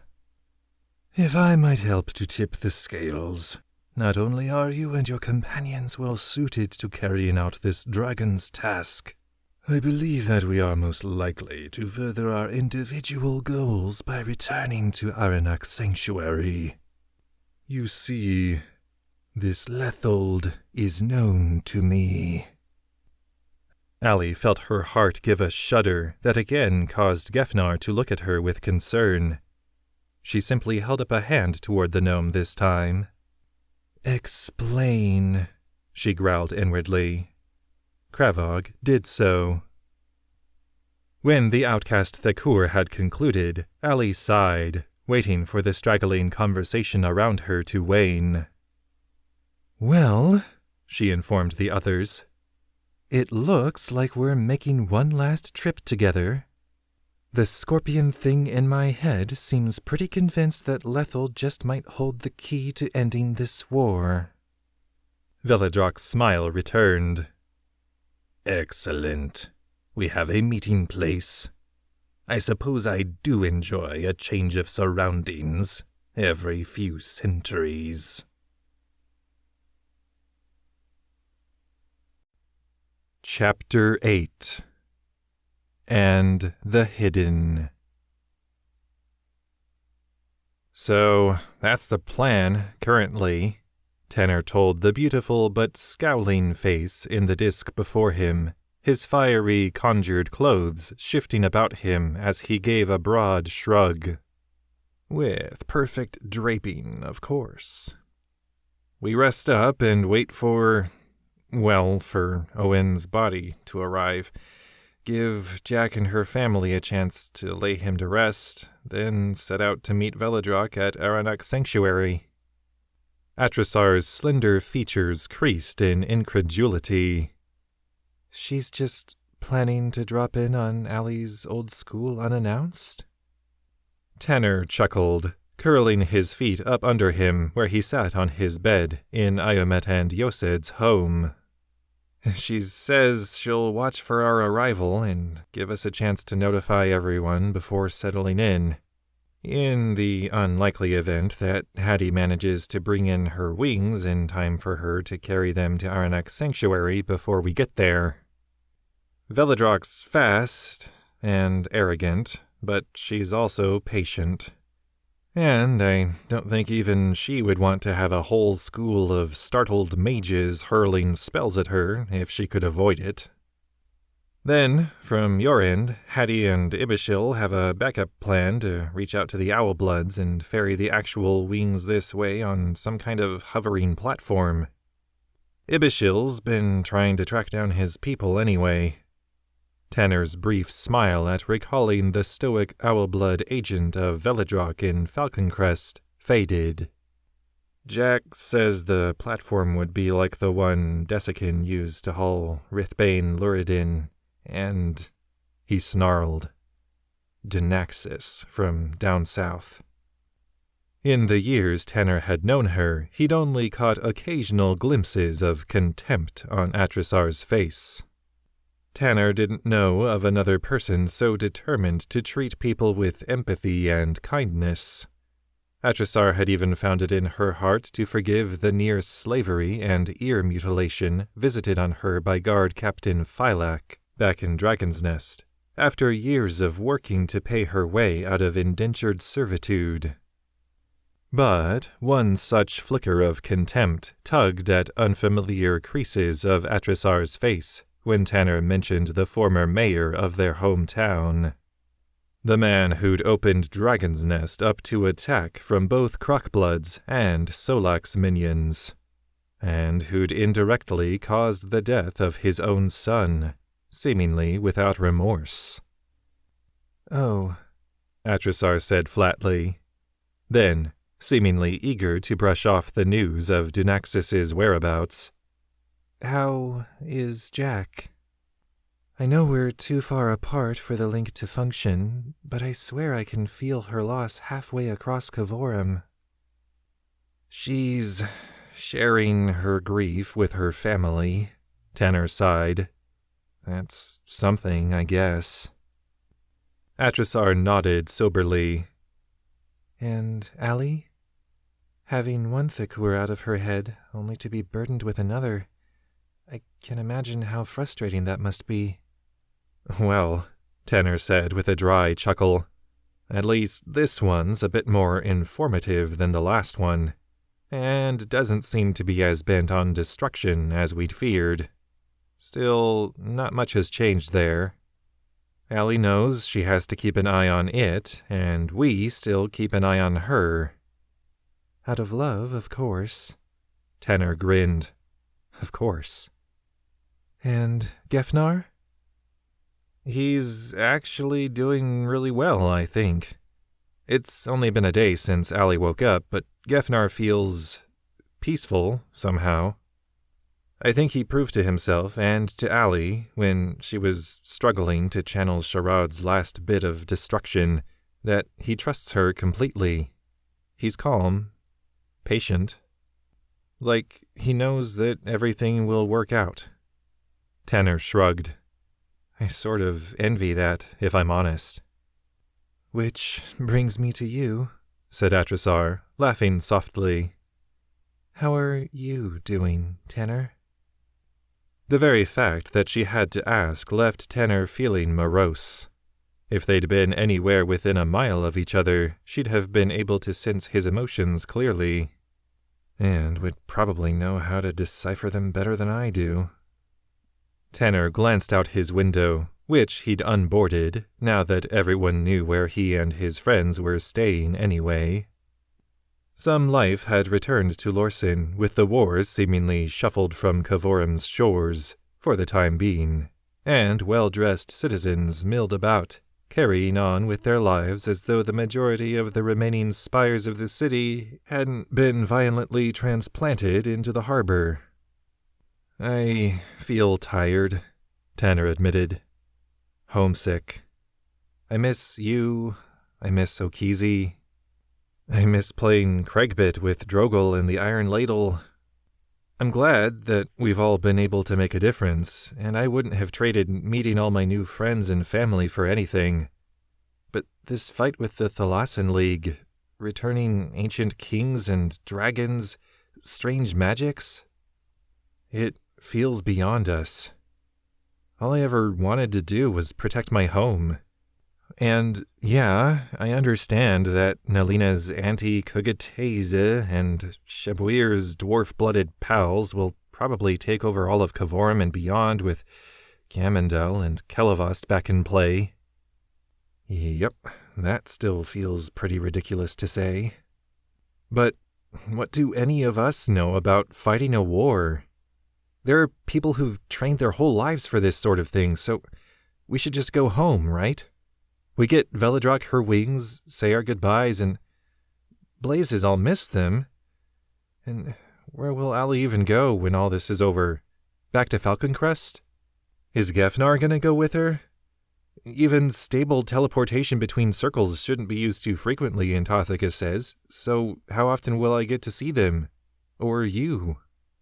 Will home even be home, if so much of what I loved about it is gone?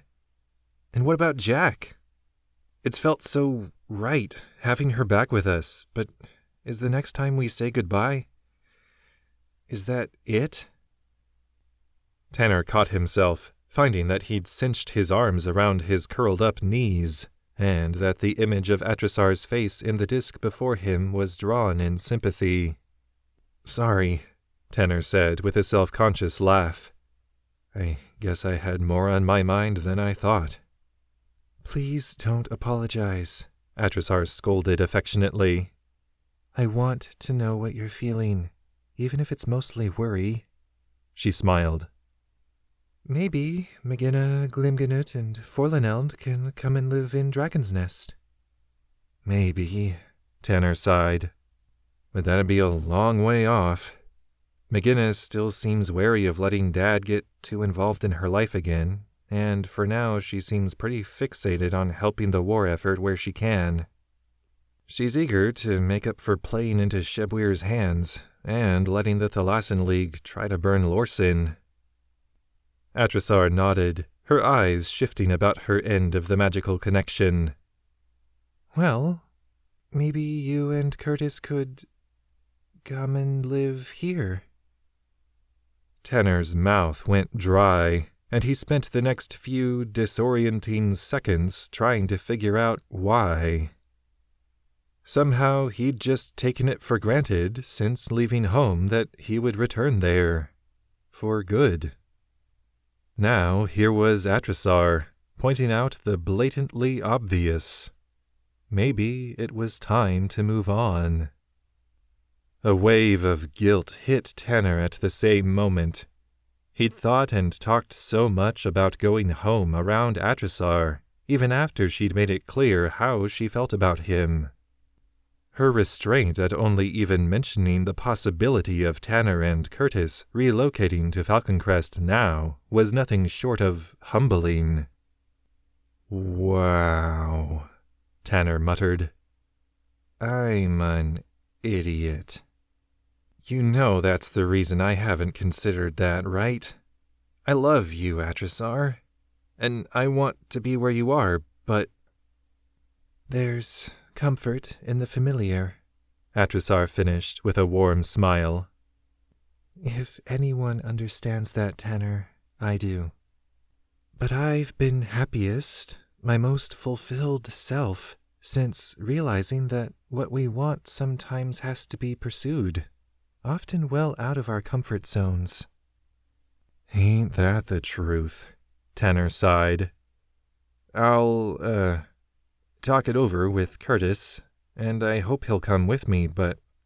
He beamed at the image of Atrisar's love-filled face.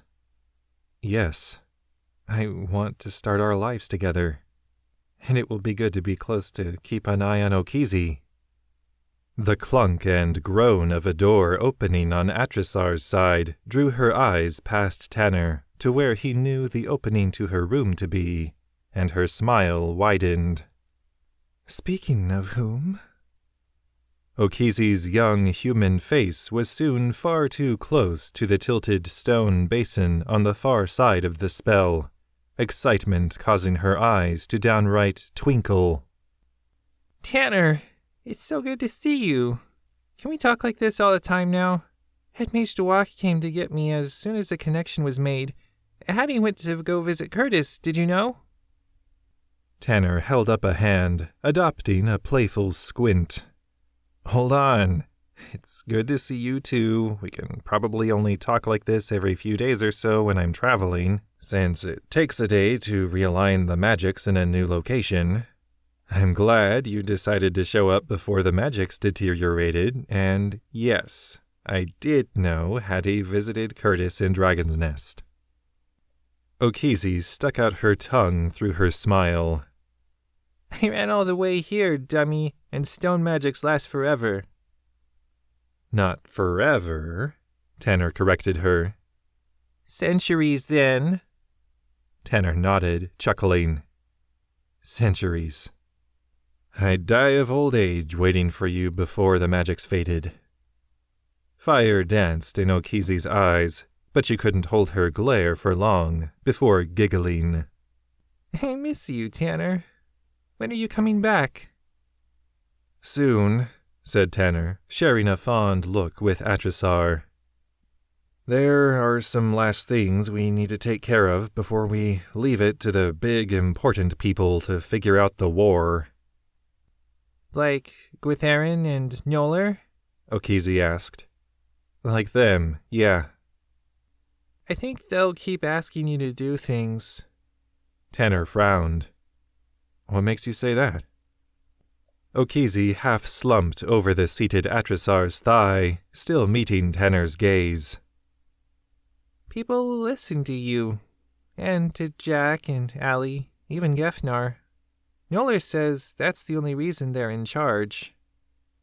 Because people listen to them? Mm-hmm. Well, they're also very good leaders, Tanner pointed out, unable to keep from grinning at the sight of his recovered sister and the woman he loved, clearly so comfortable with each other as Atrisar stroked Okizi's wild brown hair. They're good parents, and they're good at taking care of whatever community they're a part of. Now they can just do that from their thrones. Okizi seemed to mull that over, her round face scrunching. Even across so great a distance, Tanner could tell that she was unconvinced. He couldn't sense her emotions through their link, or like he once could when she'd been joined with his own mind.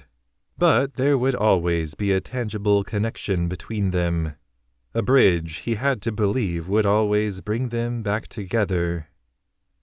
Well, what do you do if you're not running around getting people to make things for Veladrak? Okizi finally asked. I guess if Curtis comes to live in Falconcrest, I'll help him set up a new shop and smithy. Maybe pick up some work. The words sounded unconvincing even to him, however. Am I the only one of us with no real plans when this is all over? Jack had the Gworlith to help guide now. Allie had reluctantly assumed control of one of the most influential houses of Kavorum. And Gefnar had never stopped fulfilling his duties as a temple guard, which could be picked up at the Temple of Nomenkal in Falconcrest as easily as returning to Antothica. Only Tanner's life lacked directions once this journey was concluded, it seemed. I think your brother's earned the right to relax, Atrisar reminded Okizi softly, smiling between the mismatched siblings. He doesn't need to figure anything out right away. Tanner shot her a grateful smirk. Yeah. Hey, why don't you catch me up on what mischief you and the royal children have been up to, Okizi?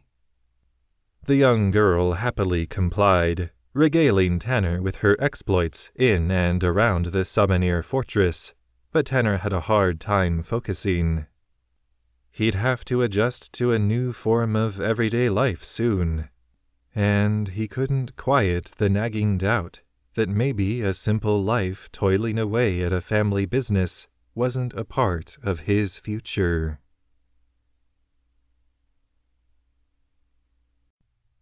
Chapter 9 Respects. Owen lay, Still and supine, on the simple funeral pyre at the heart of the somber gathering beyond Lorsen's southern gate, soft evening light seeming to drape him in warmth. Jack found that she couldn't stop trembling as she studied his serene features, which would never again greet her with his warm paternal smile. She didn't cry. The tears seemed to have dried up in the days since she'd had to mourn with her family since Rishuga had shared the awful news. Jack didn't think she even felt especially angry.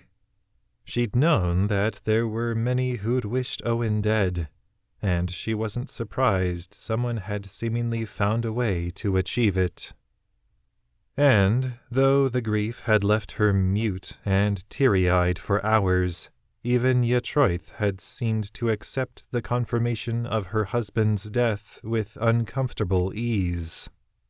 Somehow they'd all instinctively appeared to have grasped that all Owen had ever been afforded was a stay of execution. Jainaf, Janissa, and Deyrnas had all mourned separately and together as well, but even Deyrnas' youthful optimism seemed to shatter in the face of unavoidable truth. Jack finally identified the cause of her trembling as movement from beside her drew her gaze to her somber-faced mother in the ring of Gworlith and other allies who'd come to pay their respects. As Yatroith stepped forward, bringing a thumb-sized tongue of flame to life in her palm, Jack gripped the great wolf beside her for strength, her knees wobbling. "I'm afraid." She'd faced ancient terrors, stood against mutated monstrosities, and commanded armies while astride a beast bound to the very life force of Deyrnas. But somehow, even when he'd been hundreds of miles away, the world had always seemed a safer place with Owen alive in it, unflinching against the might of any foe. He'd only been a man, Jack knew, and one with no gift to speak of in wielding magics, but to her Owen had seemed to wield Ygirnot's will in his calloused hands, to radiate the forest's light in his warm gaze, and to embody nature's unwavering power in his sturdy frame. Now, for the first time, Jack knew with cold certainty that she'd have to face the rest of her days and the unrelenting assaults of the world without her father in it. Janissa leaned into Jack opposite Ember, squeezing her sister about the middle as though half carrying her. "Which she very well might be." "We honor him by living on," Janissa whispered, watching as Yatroith stooped to press her lips against Owen's cold forehead. "Losing one of us instead would have broken him. He always said it was right for a child to lay their parents to rest, not a parent their child." "But I'm not ready," Jack replied shakily, feeling her throat constrict as her mother brushed the flame she held against Owen's bed of corded wood. When Colonel Madaquar had informed them that their leader's body had arrived, Jack had been unable to keep final thoughts from flooding her mind of when she'd snatched Deyrnas from the jaws of death during that awful night of violence in the clan grounds. What if she could grant her father one final reprieve? But she'd held back, recalling Entothica's words of warning on such things when Crexus had fallen to his death, as well as Hattie's dark experience of reviving his wife's body, devoid of her soul. "Who am I to think that the laws of the universe must break for me alone?" Deyrnas, cinched in Janissa's other arm, gave a gentle sob. "I'd hoped he would meet the men we wed, that he'd get to know any children we had." Her hand found Alanist's next to her when Jainaf's wife gave a muffled cry. I'm sorry. I didn't mean to. It's all right, Allenest assured her through a sad smile. Wrapped from behind in Jainaf's strong arms, his chin resting atop her head as he took in the quick inferno overtaking the pyre with raw melancholy. Allenest rested a hand on her growing belly. Though Owen and our child will never meet in this life, we know that Owen's strength will be found within this new life. And the light will endure, giving us hope that Owen will one day be united with all his heirs, present and future. Yetroith retreated to her family, slipping back to where she'd originated between Jack and Janissa, before drawing her shoulders back and taking a deep breath beyond any potential stench. With your permission, Yetroith, Tiraki spoke up from behind, drawing the older woman's gaze back to the crockblood a pace behind Jack. I'm rather skilled with illusions. Though I only ever caught glimpses of your husband when he lived, I believe I could conjure an image of him in the flames. Swallowing, Yetroith nodded. Our ways of laying our honored fallen to rest are silent, but I believe that would be acceptable. Thank you. Tiraki gave a slight bow before circling Ember to briefly assume the innermost point in the circle of spectators. With a few guttural mutterings and a flourish of her intricate staff, the crockblood released complex magics into the flames that now performed a towering dance over Owen's nearly imperceptible form. And his kindly image appeared within the fire. The illusion stood static, largely lost in the flames from the waist down, and dressed in Owen's simple garb. As usual, Tiraki's modesty was in fine form. Jack felt herself gasp as her chest constricted at the imperceptible reaction. Though she knew it had to be a trick of the illusion, which would appear to face all observers at once, regardless of their place in the circle. Jack felt as though her father's eyes were on her once more, his loving smile seeming to remind her that the world didn't cease its celestial dance for one man. Deyrnas would endure well past any of them. Kavorum and its people would face times of peace and strife, of famine and plenty. Each person simply had to decide for themselves whether they would stand for good in the time they'd been gifted, or if they would succumb to selfish desires. Immersed in a warring tide of wistful happiness and deepest loss, Jack found her eyes drifting over to a point on the far side of the circle of onlookers. A silvery gaze, wide and watery with profound pain, looked up at the image of Owen, and Jack saw that Wergold's bottom lip quivered. Initially, Jack mistook the rare, unfettered expression from the Marshal of Benchware to be laced with anger, but, with begrudging clarity, she realized that the assumption was a disservice. Wergold was racked with guilt. The crushing silence over the gathering mounted with the onset of nightfall, and the dying of the pyre's flames. It must have been close to an hour into the quiet ritual when Jainaf cleared his throat, watching as the flames that had consumed his father's body, preemptively set by magics to accelerate in decomposition at the touch of fire, dwindled. Owen Ed Aethelvir was the greatest man I've ever known. It was no small feat to teach me patience. But he guided all of us in the light of the forest. He should have been the one to do so now, as we carry on with the new additions to our family. He nodded appreciatively to Tiraki. But it seems the two of us will have to do.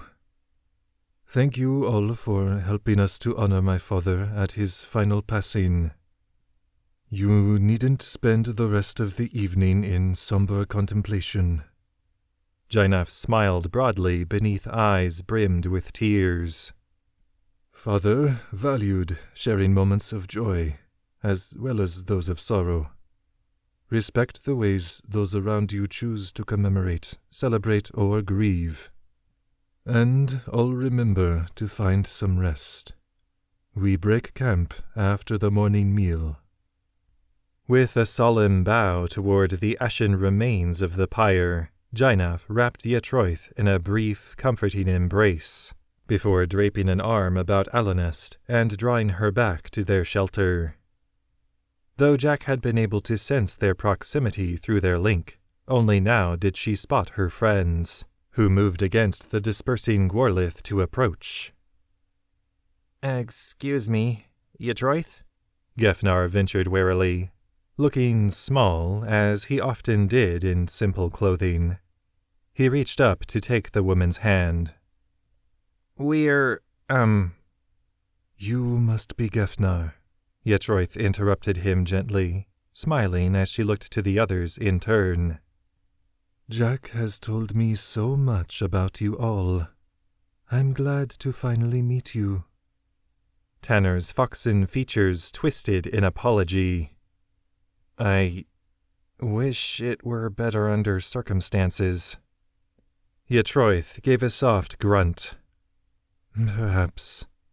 But isn't it good to salve wounds? Even when we lose someone greatly valued to us, perhaps there's still joy to be found in welcoming the new. You've all been the best companions for my daughter that I could have hoped for. And you, Tanner, have already been adopted into our number, I hear. Well, Tanner mumbled. Jack was trying to save my life, and I still meant it. Jack cut him off, motioning her sisters forward with her to Yetroith's side. You are all my siblings. Janissa nodded. And you're all welcome among the Gworlith whenever you wish. Allie cleared her throat, obviously fighting to remember her noblewoman training as she attempted to maneuver from awkwardly shifting her weight into a faint dip that could have been either a bow or a curtsy. Thank you. And, well, my house has way more rooms than I know what to do with, so you're all welcome to stay there whenever, too. Still holding Yetroith's hand, Gefnar patted it self-consciously, dipping his head up to the woman. And we, just wanted to express our condolences.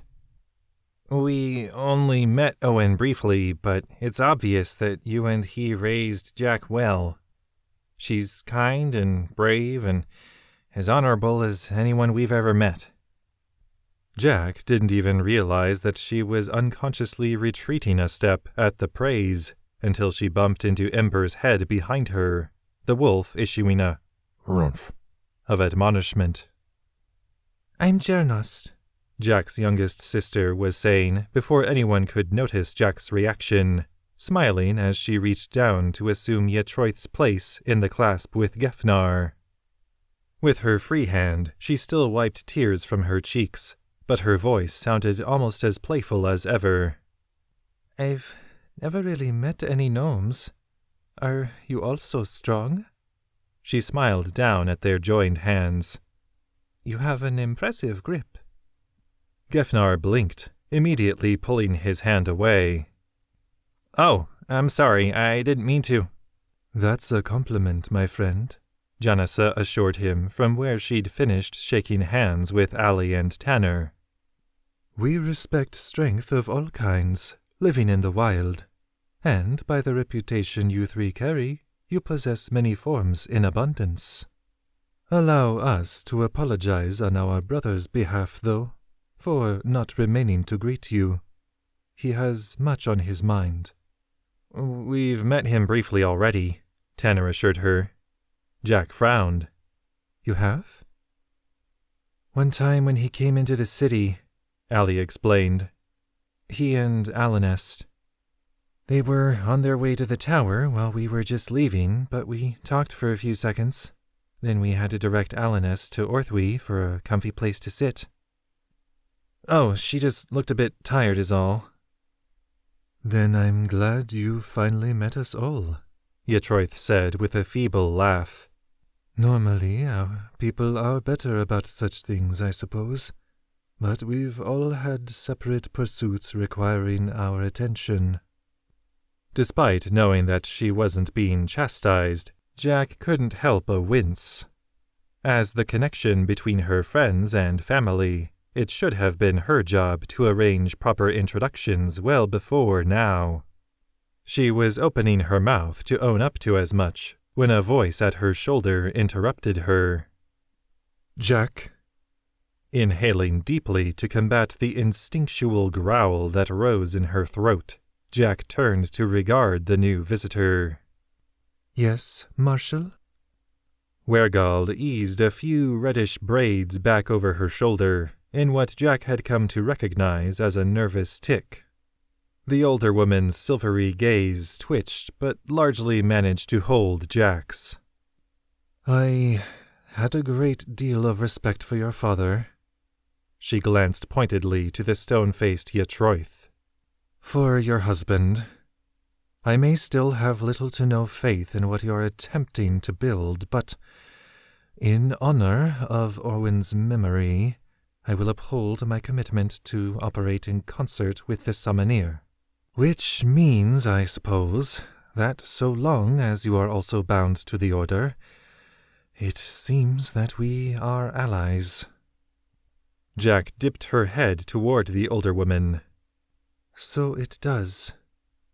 She'd half expected Wergold to have struck out back for Benchware immediately after realizing that her attempts to wield the Gorlith to her own ends had only been enabled as a ploy on the part of Captain Luridin to gain more numbers for a potential fight with the mongrels camped outside Lorsin, and to add to the Gorlith's apparent strength for more effective recruitment.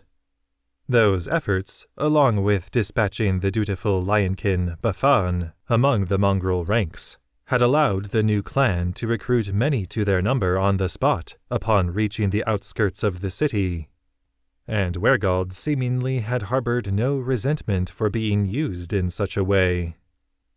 Still, it had been difficult for Jack to tell what was keeping the Marshal and her forces around. Now it appeared she had her answer. Wergold shrugged. I suppose our alternative would be to break with the Summoneer and allow the mongrels to slaughter us in response to what I attempted at the summit within the Aethelver forest. But joint endeavors sound more agreeable, I think. Jack rankled at the accurate assessment. Captain Luridin had even raised that point as insurance that Wergold wouldn't do anything foolish on being double-crossed, as she'd presented more of a target to Rashuga's followers. It was likely only with the Summoneer and Gorlith seemingly holding Wergold's leash that the mongrels let the woman who'd tried to assassinate their leader and others, as well as her followers, to continue breathing. We're still a civilian force, Wergold clarified after a weighted pause. But we'll serve Summoneer interests wherever they do not compromise the safety of our homes. Then I wish you well, said Jack, finding that she mostly meant it. Wergold nodded. And I you. Then, appearing to grow hesitant for the first time in the exchange. Owen taught me perhaps more than he realized in our time together about caring for a greater community than one's own clan or tribe.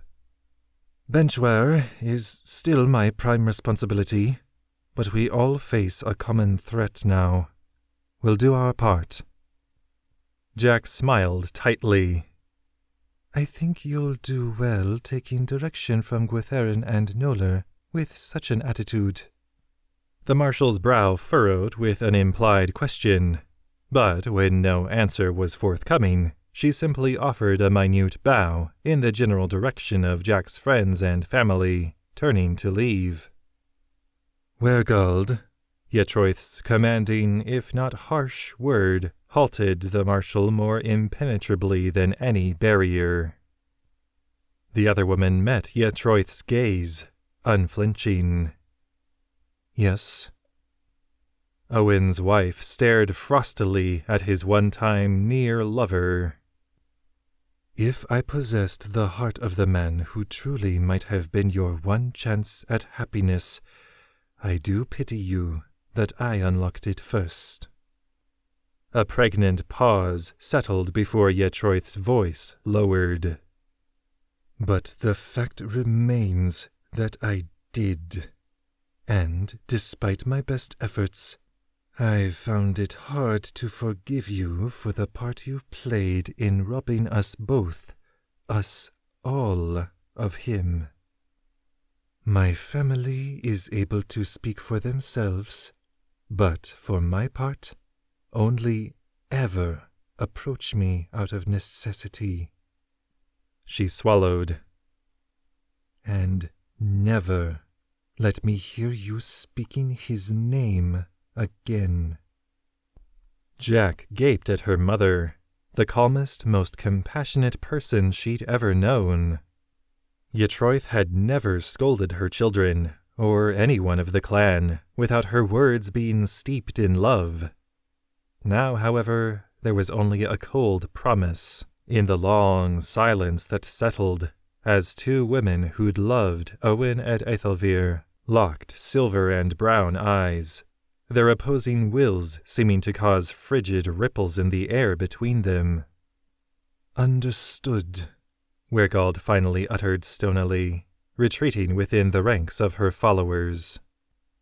Her anger fading, Yetroith now sported eyes drawn only in sorrow, as she offered a mute smile to her children and Jack's companions, likewise withdrawing amid Warlith to her shelter.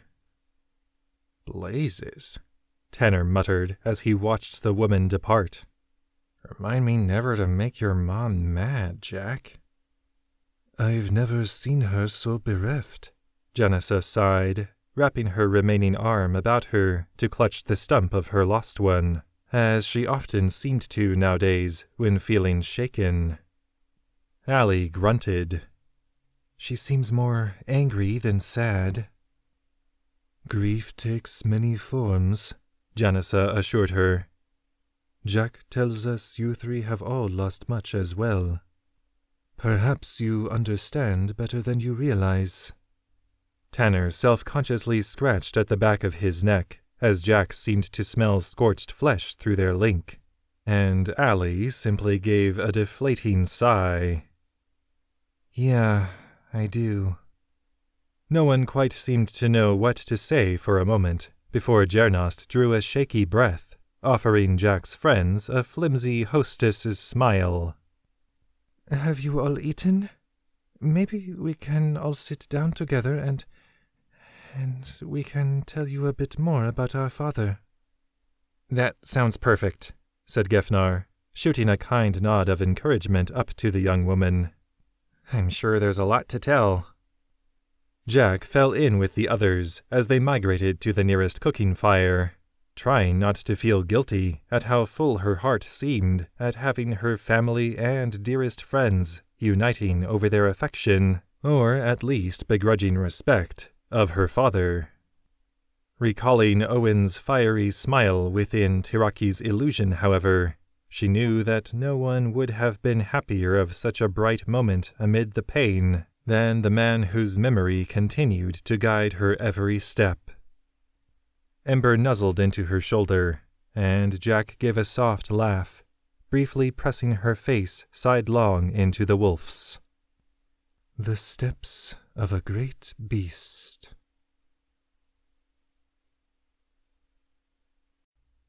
Chapter 10. For what was and will be. You miss it, Allie groaned. There were times in the past few weeks when she'd almost felt nostalgic for the goading voice of Sharad in her mind. True, the dark Thakur had also seemed to gauge her emotional state fairly well, but he'd only tried to use that knowledge to manipulate Allie into accepting more of his power. Kravog just seemed curious. What do I miss? Allie thought back, glancing guardedly to where her companions rode nearby. None of them seemed to be picking up on the exchange she was having with a fallen monarch of the Netherplane, though Gefnar did shoot her a quizzical glance from atop his pony. He reads me so easily these days. You're home, Kravog informed her. Allie grunted. Yeah, and where's that supposed to be? That's what intrigues me. I thought that mortals were supposed to have a specific place or group of people with whom they felt they belonged. But here you are, among the people who mean the most to you, and you're longing for numerous places simultaneously. Even Lorsin. Something like a shameful heat swept over Allie's body, despite the shade of the cloud cover Jack and her family had summoned to keep the summer sun from beating down directly on the Gwarlith as they trekked the grassy highlands near Kavorim's northwestern shore. Even Lorsin, Allie admitted with a sigh. I guess I was just rediscovering my place there as an adult. As who I am now, and I think I've made more peace with what happened than I ever thought possible. She recalled her final conversation with Karfoeth before setting out, the tentative clasping of their hands between them. I'll miss my sister every day for the rest of my life, the Negalad Duchess had told Allie while gripping her hand. But she chose to take you into her care, to protect you. And now it seems that you and your friends might just provide the greatest hope for protecting us all. Allie had swallowed. I'll do what I can, but whatever I do, whatever I've accomplished, I wouldn't be here today without Shala's help. I wouldn't have survived Lorsin's streets if your sister hadn't been there with me. Then it seems, Karfoeth had said with a heavy sigh, that we're both just doing our best to make her proud.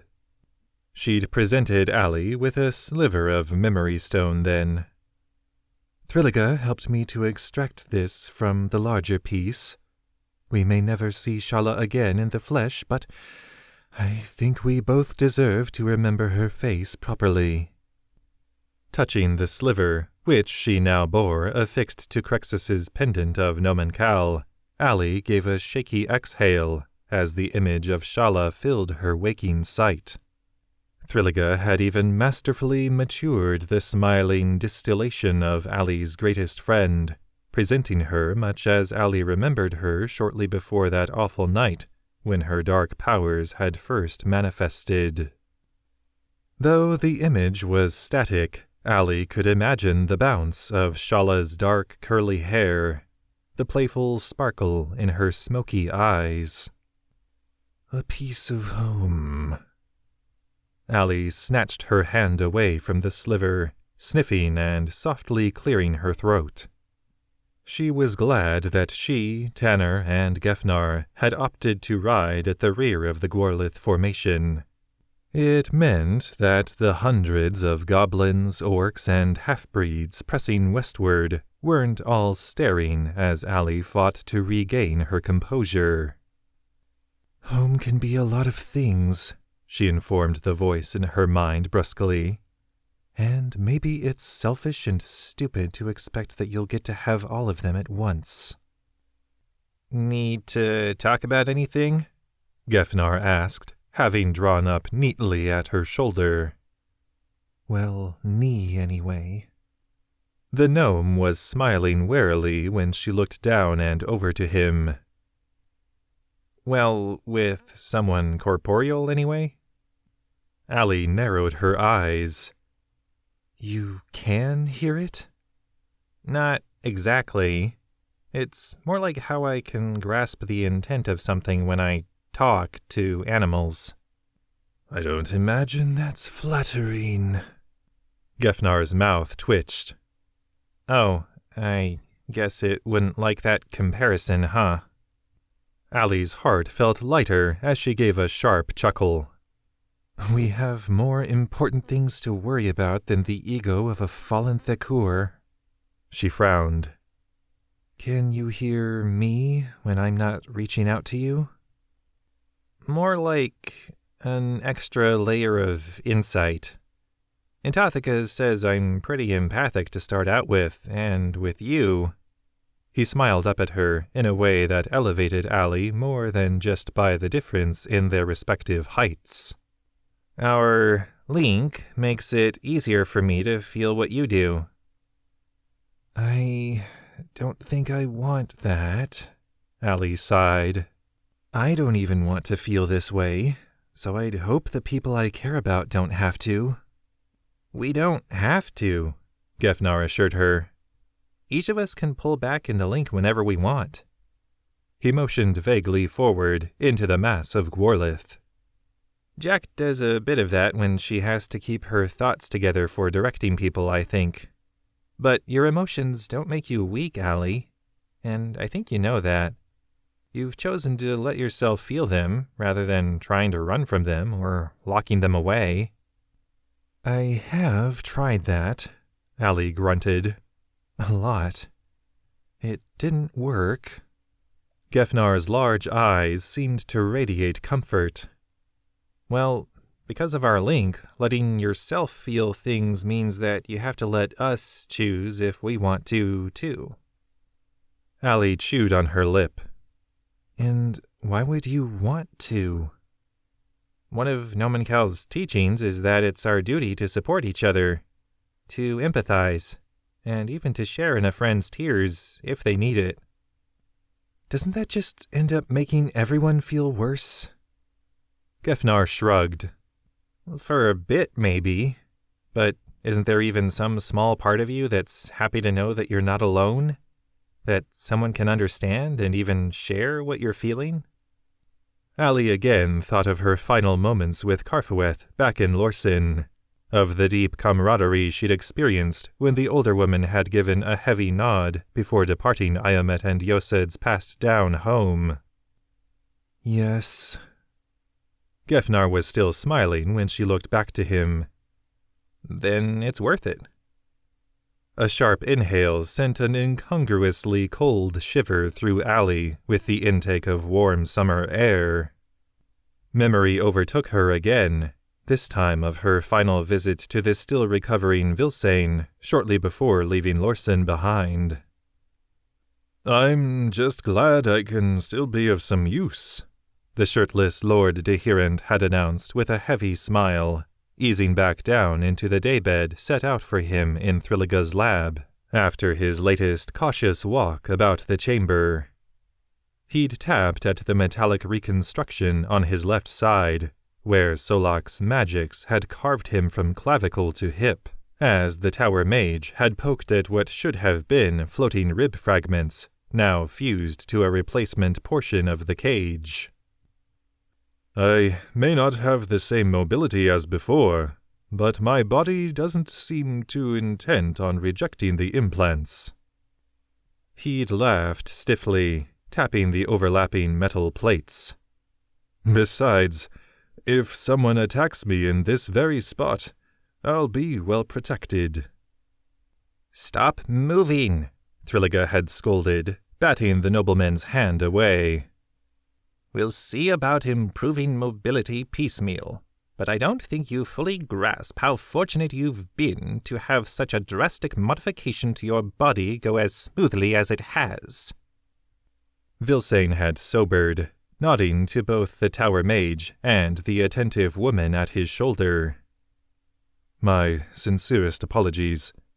I'm immensely grateful to you both for the swift action you took to save my life, and for the patience you've displayed in my time of recovery. I'm afraid that I attempt to deflect any thought of my own frailty with farcical confidence. I don't suppose that's very noble of me. Her dark eyes shining with affection above quivering lips, Orthwy had taken Vilsane's organic hand, giving it a fierce squeeze as she'd deftly maneuvered about her own metal leg to sit beside him. No one doubts your strength or your bravery, my lord. The way Vilsane had smiled told Allie that the honorific had come to double as a term of endearment. Your body simply needs time to adjust to its revised form. If you at all feel that you need to reconsider your stance on meeting with my parents... Vilsane's withdrawn and raised hand had gently silenced Orthwy's protest. I agreed to do so under Thriliga's watch, my heroine, but I want to do this right. I've made my intentions clear for you, and the next step is to do your parents the courtesy of informing them in person. He'd beamed up at her. Believe me, any stress you think I may feel at speaking with them pales in comparison to the strain on my heart that any barrier might remain between us. Allie's own heart had performed a guilt-ridden backflip at Vilsane's words, prompting her to blurt, "This is my fault." All three of the lab's other occupants had fixed her with questioning stares. Bringing myself and Orthwy past our inconsequential hang-ups and to realize our feelings for each other? Vilsane had chuckled after an uneasy moment. I concur, but you needn't sound so... You know what I mean. Allie had gestured sharply to the man's injuries. I got you caught up in my vendetta with Solak, and now you have to live with this for the rest of your life. Kravog had thankfully had the good sense to keep quiet. Vilsane had waited until Allie's gaze had reluctantly drifted to meet his. But I'm alive, with the promise of improved functionality to come. I was helping out an old friend in need in the pursuit of a just cause. He'd leaned into Orthwy as she'd draped a proud arm about his neck. And I wasn't truly living while I denied the call of my heart. My dear Lady McAllister, I'd do it all again. It was all worth it. The door to the lab had creaked open as Allie had fought to wrangle her tongue into fabricating something like speech.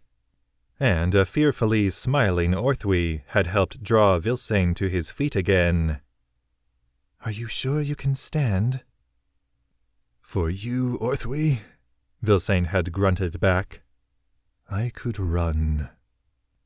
An older man and woman with features much like Orthwy's had entered, tentatively moving for the gathering at the back of the chamber at Thriliga's encouraging wave. We are, greatly honored to meet you, Lord Deyrnas, the woman had begun.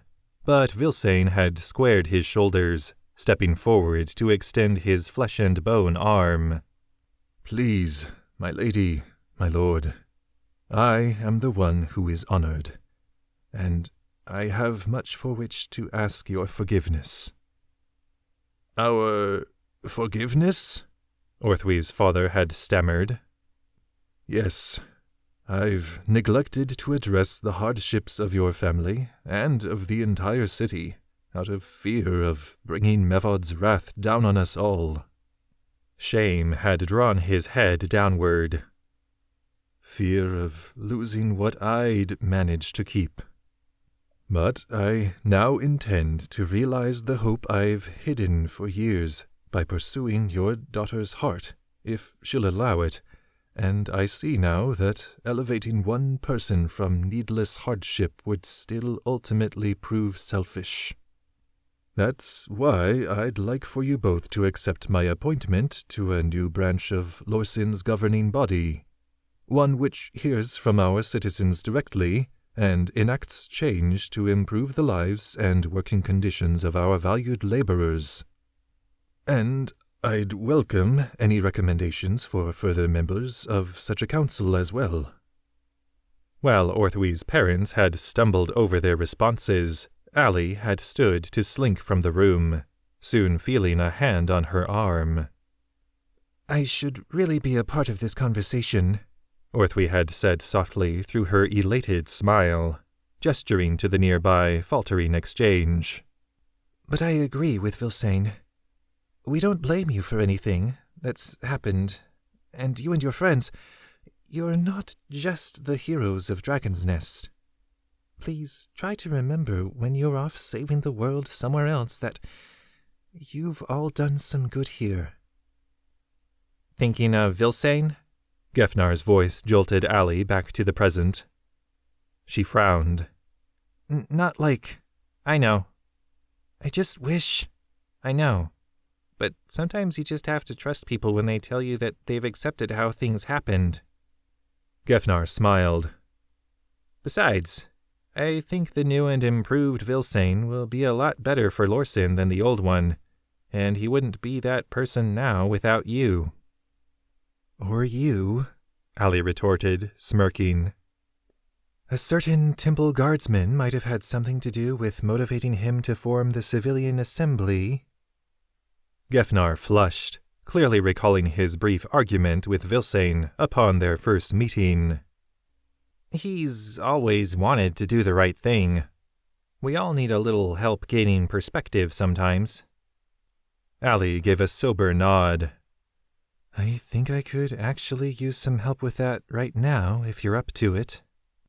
With what? Gefnar cocked his head, looking to her in puzzlement. There, you see.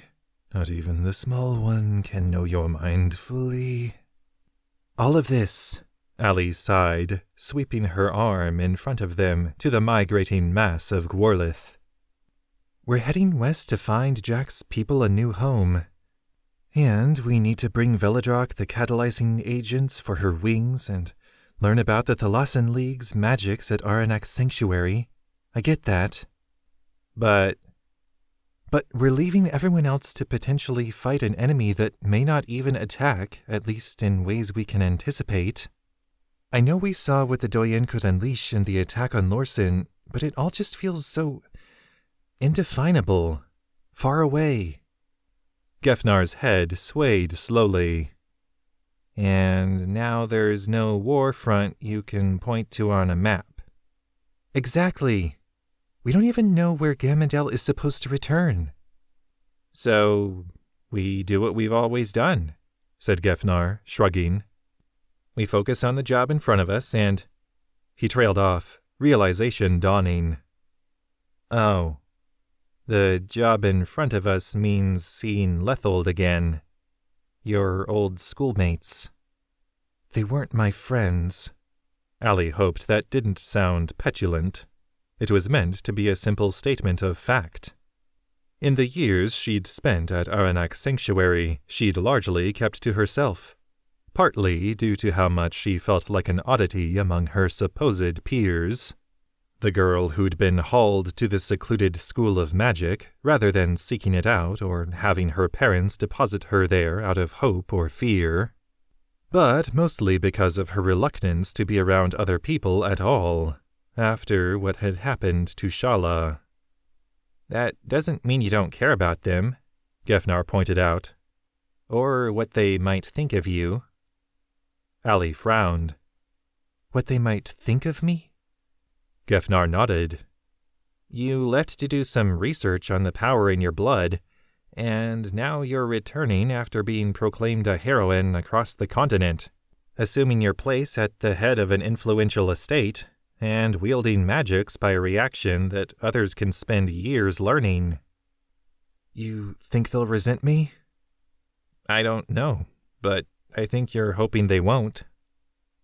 Allie's shoulders slumped, and her gaze drifted skyward. Maybe we'll actually get some rain. Like I said, we weren't close, but I know what it's like to devote yourself to studying something while similar things come to others easily. I already feel like some people treat me like I'm better than others because I'm the Lady McAllister. I don't need fellow magic wielders holding me up like some kind of grand success. Honestly, nothing came this easily before I started traveling with all of you. Her mouth twitched. Maybe I'd be just as useless as everyone else if I'd somehow made different friends. She'd meant it as a joke, but when she turned back to Gefnar, the gnome's brow was furrowed in thought. I killed a dragon, he finally whispered. Glad you're starting to brag about it a little, Allie said with a light guffaw. Gefnar looked to her studiously. No, I mean, I've always been decent enough with a sword, but there were plenty of temple guards better at all types of fighting. You can fly. Turn invisible. Maybe 1 in 1,000 magic wielders can do one of those things, but you can do both and more, and better than anyone I've heard of. Allie fidgeted in her saddle at the apparent praise. Sure. The gnome didn't let up, pointing to where Tanner rode in relative silence alongside Nelina. Almost managed to forget our good luck in still being saddled with our favorite tigerkin. Tanner's told me before that he'd barely managed to nudge flames around in Curtis's forge for years. But the night he met you and Jack, he instinctually found that he could call up his own and wield it effectively. So, you think Shanadir's right? Allie asked guardedly.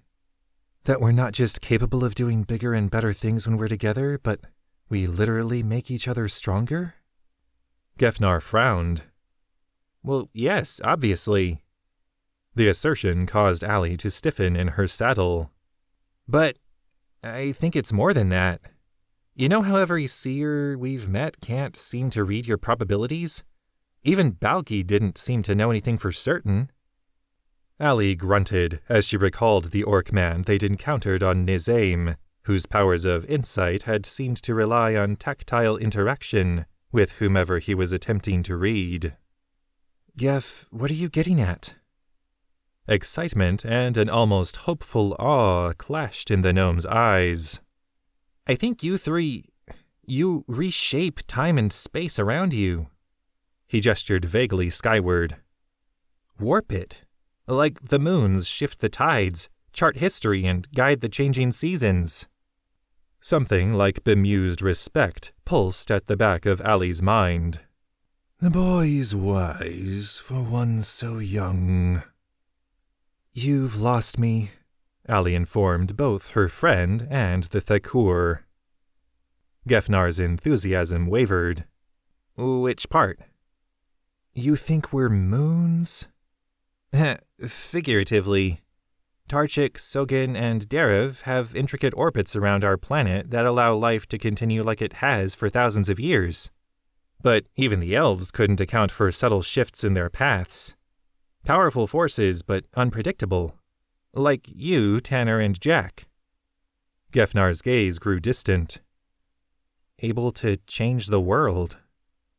Allie offered an exaggerated nod into the long ensuing silence. Her friend was starting to sound an awful lot like the addled prophets who'd occasionally take their bellowed warnings of doom to Lorsen's streets while she was growing up. Right. So you're saying that the three of us somehow gave you the strength to kill a dragon? Gefnar shook himself, belatedly seeming to decipher Allie's question. Huh? Oh, well, maybe not directly, but there hasn't been a moment of such direct Thakur intervention, to my knowledge, in centuries. Well, there you go. Allie shrugged. We were centuries in the past. I guess. I'm not trying to ignore what we've all accomplished, Allie sighed, pointedly including Gefnar with the word and a weighted look. but trying to paint us like cosmic forces seems a bit far-fetched. Yes, far too anomalous. Gefnar cocked his head, studying Allie's abruptly puckered features. Your passenger Thakur doesn't seem so dismissive. Then it's deluded too, Allie found herself snapping. Tell your philosopher friends. I'm sure they'll be happy to have an answer to whether or not that was possible. There was no flinch, but Gefnar seemed to know better than to press the issue. All right, maybe I got a bit carried away. Allie groaned, her shoulders slumping. A person could get really sick of apologizing to you, you know? The corner of Gefnar's mouth quirked upward. I know. He sobered. But I'm sorry too. You already have a lot on your mind. I just don't want us to ignore any possibilities just because they seem outlandish. He grinned up at her. If we haven't seen the impossible yet, we've sure gotten close. Fine. Maybe everyone's right to say that we're stronger together. Her voice lowered. But I don't think I'm ready for the responsibility of reshaping the world on that scale. Gefnar failed to repress an admiring smile. The best heroes never are.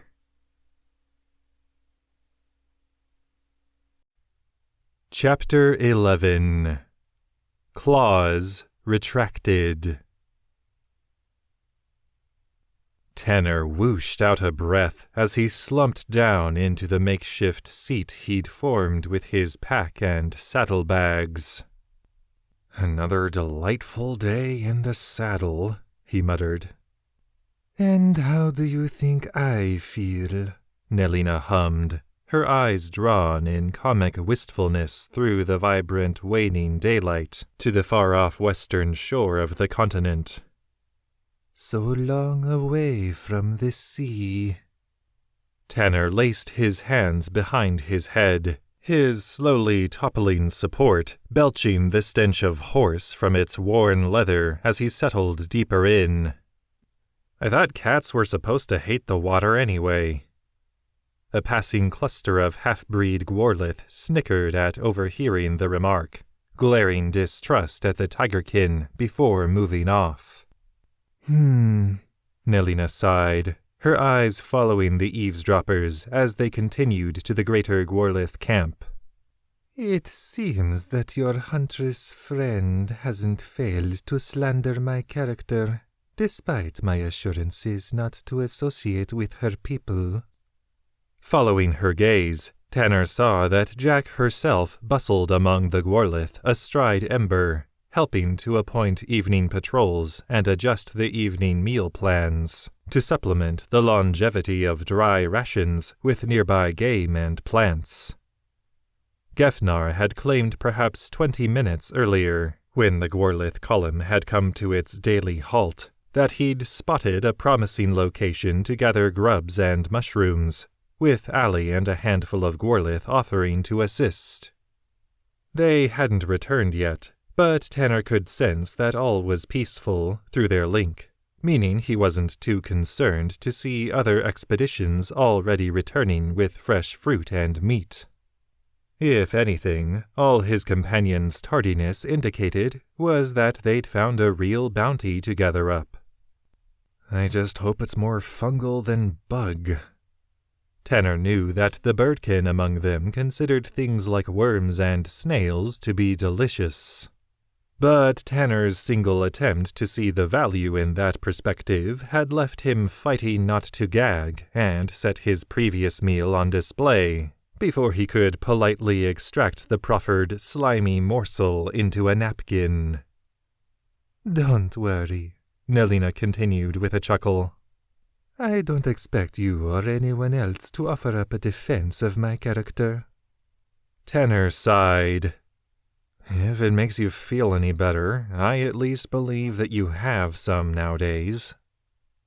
He expected Nelina to deflect with an equal barb at Tanner's own values, but the tigerkin gave a somber nod, sinking to sit cross-legged in the grass. That's more than most allow in their perception of me, I suppose. Suddenly uneasy, Tanner shifted his weight about, toppling his meticulous stack of luggage and forced to catch himself in an awkward sidelong recovery. He could have sworn that the whicker from his nearby grazing mount was a restrained whinny of amusement. Almost enough to make me miss Mudgeon. You believe that I've held back information concerning the Doyen, Nelina said flatly. Tanner scowled. I do? Nelina shrugged. Most seem to. Well, have you? The Tigerkin's features soured. Nothing pertinent. Anything impertinent? Such is your specialty. Tanner gave a modest half-bow. Know your strengths, right? He held her gaze emphatically, eventually causing her to blow out a sigh of defeat. Do you ask as my caretaker? Believe me, I'm just as surprised as you are, but I think I'm asking as a friend. Nelina chuckled. Then the question is resented proportionately less. She stared down into the shifting grass at her feet as a cool evening breeze swept against their sparse shelter of raised mounds. Gathering her thoughts, Tanner supposed. Or her courage? My parents cared little for each other, Nelina began quietly, forcing even Tanner's sensitive ears to swivel forward to hear her clearly. Or for their handful of offspring. She gave a bitter grunt. I can't even say with any certainty how many siblings I have, as those of our blood tend to be transient loners. I've heard some claim that it was otherwise at the beginning of the age, that Tigerkin dwelled in at least loose-knit communities across Asalirin. But the great city-states of the East, in their paranoia, feared the might of our kind, seeing what had befallen those of the major races who'd lived in Montucum and who'd been squashed beneath the Lionkin advance. With the giants gone to their rest, there was no one strong enough to oppose them. Nelina flashed her predator's teeth. Or us. So, knowing they couldn't match us apart, the city-states who'd survived the Dragon War banded together one last time to scatter the Tigerkin, forging a pact that, should my kind ever gather in strength again, the great powers of Asalirin would once more unite to see us subdued, eradicated if necessary. Nelina fell silent for a long moment, her extended claws ticking against each other as she stared at the ground. Imagine being raised in this centuries-old fear, knowing that your strength and speed are unmatched, but forced to live as prey. Skittish, fearful of appearing too mighty. Maybe you'll begin to understand the cold resentment that has festered in our blood. Nelina's whiskers twitched. I suppose it was inevitable that one would come along to say no more. Tanner nodded slowly. Your aunt? Yes. Though that doesn't mean to us what it might to families who live among each other. I don't know if it's true of all Tigerkin, but my parents traded off taking care of me until I was old enough to face the world alone. The message from them both was the same, however. Always look away first. Display proper manners. Smile with your mouth closed. And never show your claws. Her lip curled in a sneer. But I knew my own skill. A barge's captain out of Gunsahir. She trailed off, catching Tanner's unregistering look. Along Asalirin's southern shore, she explained. Even well past Lasmak from here. Right. Tanner prompted with a dip of his head. The captain? The ghost of a fond smile filtered across Nelina's features. Hokasek. He was the first human I'd encountered who truly talked to me, who saw me as something other than a potential threat or oddity. We encountered each other only because one of his crew drunkenly appointed me as her sparring mate. I was 13. Just old enough for my father to have entrusted me with acquiring goods from a human settlement. A smug smirk emerged. Even as an untrained child, I was more than a match for a drunken barge grunt. Her eyes darkened. But not for the dozen more who rushed in to help their comrade. Hokasek arrived to pull his crew off me only after I'd suffered many blows. He was larger than any human I'd ever seen. But it was a quiet power, unless provoked. Maybe that's why he didn't fear or resent my kind. He told me how impressed he'd been with my natural ability to defend myself, and extended an offer. He'd once served as a Ginda warrior, and he was willing to pass on what he'd learned of blades, tools, and poisons to me. Tanner found himself giving a low, appreciative whistle. Even on the other side of the world, he'd heard of the legendary mountain warriors who guarded the slopes of the Buryankurt Mountains. Some of Tanner's favorite stories had the Ginda striking from the shadows or toppling dynasties with judicious drops of poison. Wow, he whispered, not saying anything more, for fear of slowing this unprecedented tide of information from Nelina. By the time my father declared that it was time to move on from his nearby employment, she seemed to sense Tanner's unspoken question. Many tigerkin, including my parents, rent out their services to deal with all sorts of vermin, half-breed or otherwise. With the most recent nest of dire rats hunted to extinction, it was time to accept payment and move on.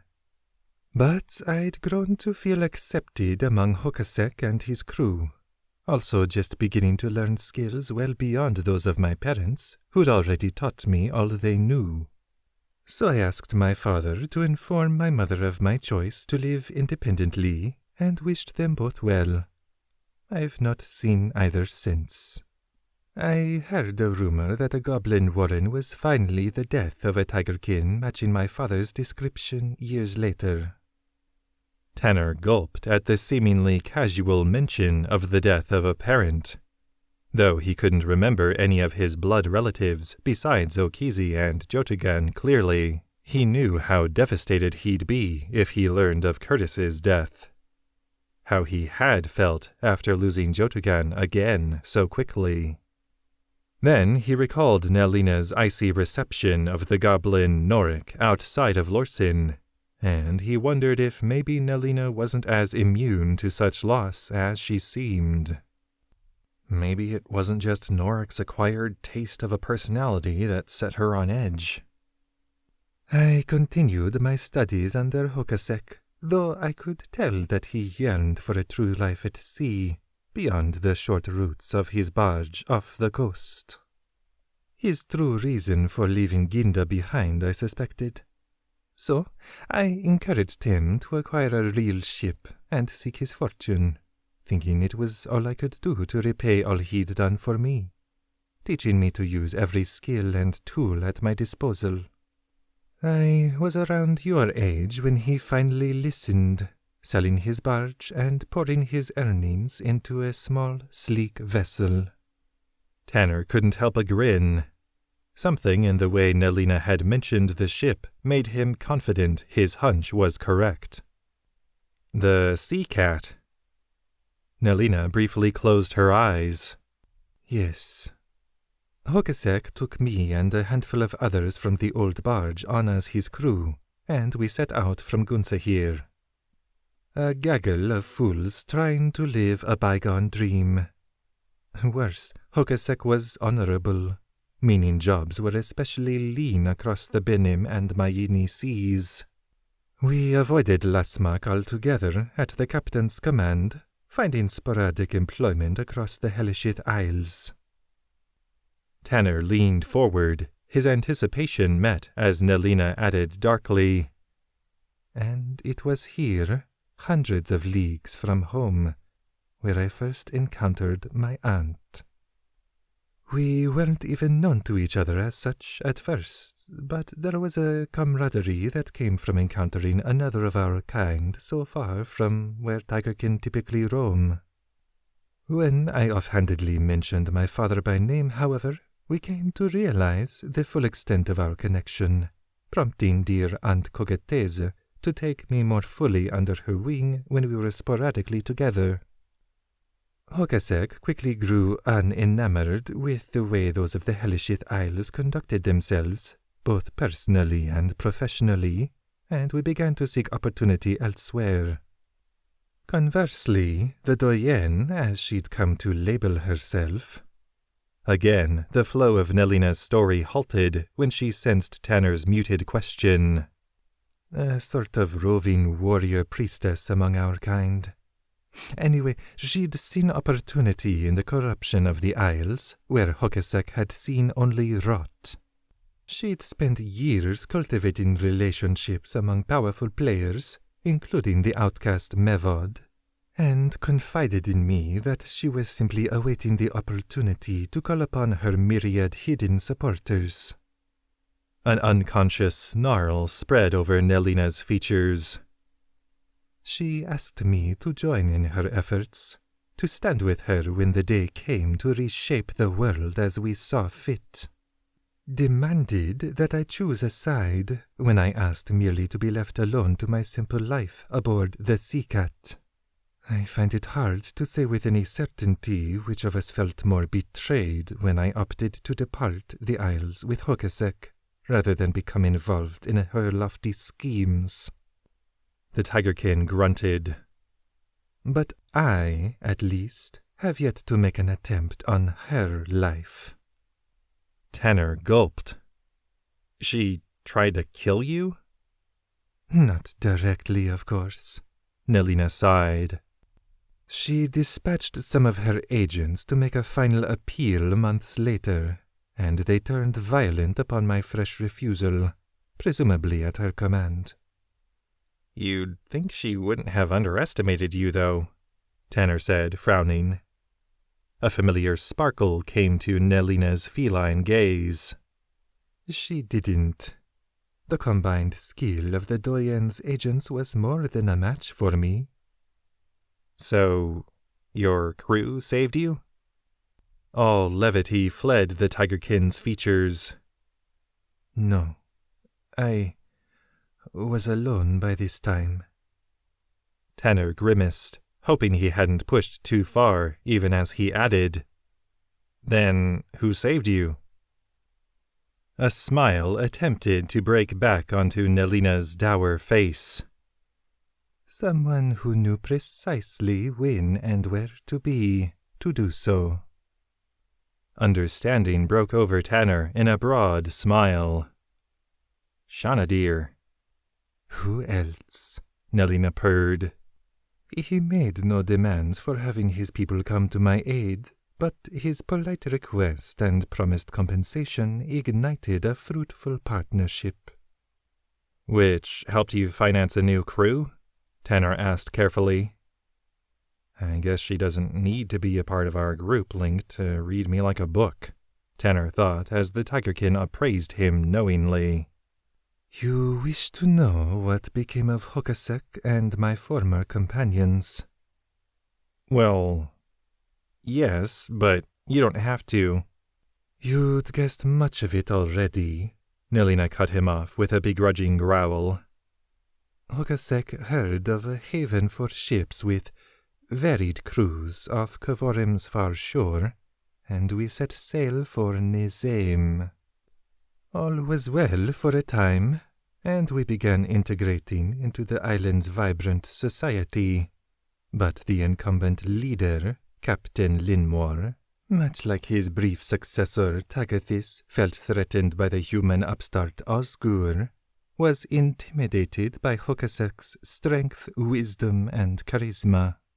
So, one night, under the guise of calling Hokasek to his seat of power in Ger Rolath to provide counsel, Lenmor had my captain, my mentor, seized and broken to his will. Tanner shuddered, recalling the vile contraptions Lenmor had used to force the minds of others into submission. My crewmates, Nelina continued shakily. They rallied to rescue our captain, but I was too broken already in my fear and uncertainty, falling back to the values I'd been taught as a child. I was hesitant to show my teeth, my claws. Her lips curled back, her claws extending fully now from her fingertips, as though to emphasize her point. My crewmates attempted to recover Hokasek without me, and those who weren't killed were also made to serve Nizam's cowardly master. Left alone, I steeled myself when I learned of my fellows' fates, utilizing the skills my parents had taught me to ensnare those who'd survived in traps when they came to dispatch me, including Hokasek. I knew of no cure to their condition, but I sailed in desperate hope for Dragon's Nest. Perhaps the vaunted healers of Nomenkal's temple would earn their reputation. Tanner realized he'd been holding his breath. But they couldn't help. Nelina offered a slow, bitter shrug. I don't know. I never reached the docks below your home. My crafty, mind-dominated companions freed themselves and set upon me. None were armed, but they would have beaten me to death bare-handed. So I was forced to defend myself. Sympathetic pain lanced through Tanner's heart. Nelina, I'm sorry. That's awful. Hokasek was unsurprisingly hardest to kill, Nelina continued, as though she hadn't heard. Even without a weapon, our fight drew near its conclusion with myself restrained in his mighty arms, a precise thumb closing my trachea. But my gasped pleas were to no avail. Ultimately, only the piercing of his aorta by my fumbling claws determined which one of us survived. She shut her eyes against twin rivulets of tears, her claws retracting as her trembling hand clenched into a fist. I saw pride in his eyes before the light behind them faded. Tanner didn't know what else to say.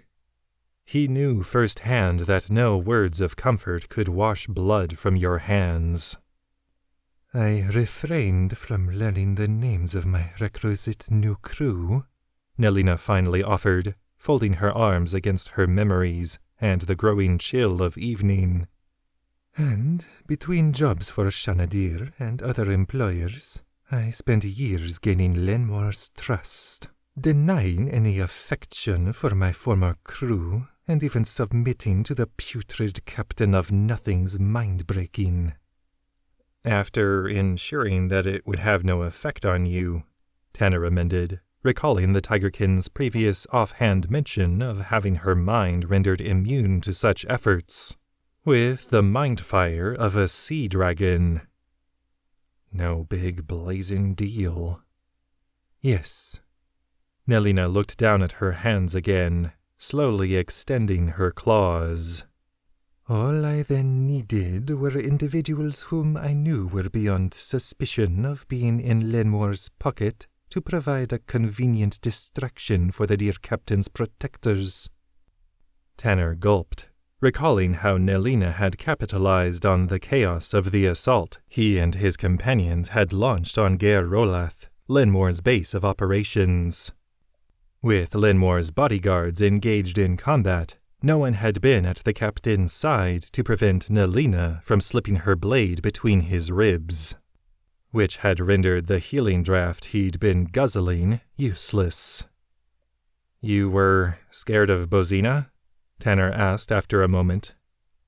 The tigerkin chuckled darkly. "It's been some time since I felt fear, Tanner.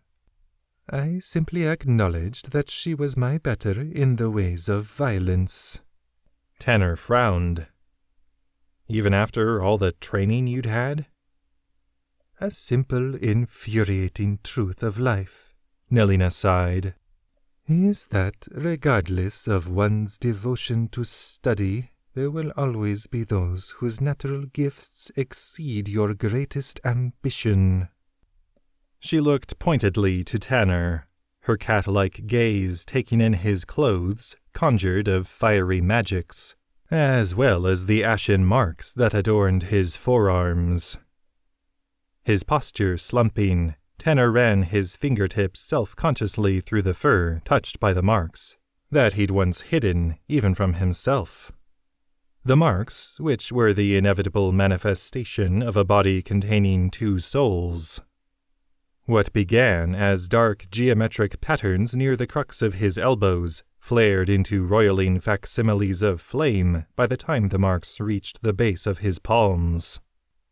He'd often wondered at the duality of the marks, patterns that dissolved into chaos.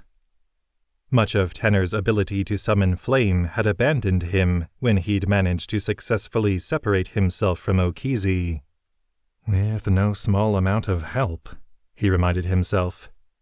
Sure, he'd managed to manipulate and even consume the Great Wall of Fire unleashed by the Thalassan League on Lorsen weeks earlier. But refashioning that energy into clothing, even armor, when he wished it, he'd never heard of anything like that being done before, even in the age of birth. With a start, Tanner realized that his discomfort had manifested in physical armor pulsing to life over his torso, clearly taking design cues from Curtis's smithing work that seemed to filter through Tanner's subconscious mind. "Do you sense a threat?" Nelina inquired, too casually to believe the answer would be affirmative, Tanner thought. He dismissed the glinting, near-opaque breastplate at a mental impulse. "No more than the usual looming sense of doom," he tried to quip. "We're not short on people who seem to want us dead, right? The Thalassan League under your lovely aunt and her dwarf-blooded allies. Maybe the ancient lord of the dragons and the one person powerful enough to break him. Oh, and good old Marima and the vermin throng, of course." Nelina pursed her lips, studying Tanner. "Of course. Any reason you appear to be most concerned with the one-armed snake blood?" Tanner couldn't help a satisfied smirk as he remembered their last encounter with the acting leader of the vermin throng, with Garich strangely weakened after his loss against Jack. Nelina's sword had relieved the shape-shifting Marima of a choice limb before the tigerkin had managed to revive Tanner from the brink of death. "If she even is a snake blood," Tanner muttered, fully aware that he was dodging the question. "Meaning?" Nelina sounded genuinely intrigued. Tanner shrugged. "I'm not really sure. She has the mark of a demisealg, a spiral design around her neck, and I guess I don't know what one of her kind should look like when giving form to the elven half of their blood. But I don't know. The human persona she used as a merchant somehow felt just as true, somehow." Nelina offered a humming, non-committal grunt. "Perhaps she bolstered her altered appearance with illusions, as you once unwittingly did." "I'd have been able to tell," Tanner objected, surprised at the sharpness of his own words. "Of course. But remember what I said before. Sometimes practice and study are no match for natural affinity." She leaned forward, the sparkle back in her eyes. And one person can't be good at everything. An uncharacteristically meek expression came to her features then. Sometimes we must all secure help. I notice you didn't mention anything about asking for it. Tanner shuddered, without quite knowing why. Speaking of help, do you think your sea dragon friend would ever help us fight Kelavost, if he really does come back? Nelina's resulting guffaw was amused, even borderline endeared, rather than cruel. The entity I was fortunate enough to receive aid from previously is not remotely a friend to me, Tanner. I merely played at doing him a favor by delivering a disarrayed batch of fortune seekers, foolish enough to seek out a sea dragon, then humbly made my appeal. I was as likely to be eaten as I was to be rewarded. And you didn't much care? I'd hope that you know me better than to doubt my drive for self-preservation. But even I have matters I wish to set right, and I was desperate for the opportunity to do so. Tanner's eyes narrowed at the extra weight in Nelina's words. You still want to kill Sunblade, don't you? Nelina drew in and expelled a shaky breath. I do. Regardless of her seeming remorse, the fact remains that she gained from the death and chaos in Cadison that claimed Emal's life.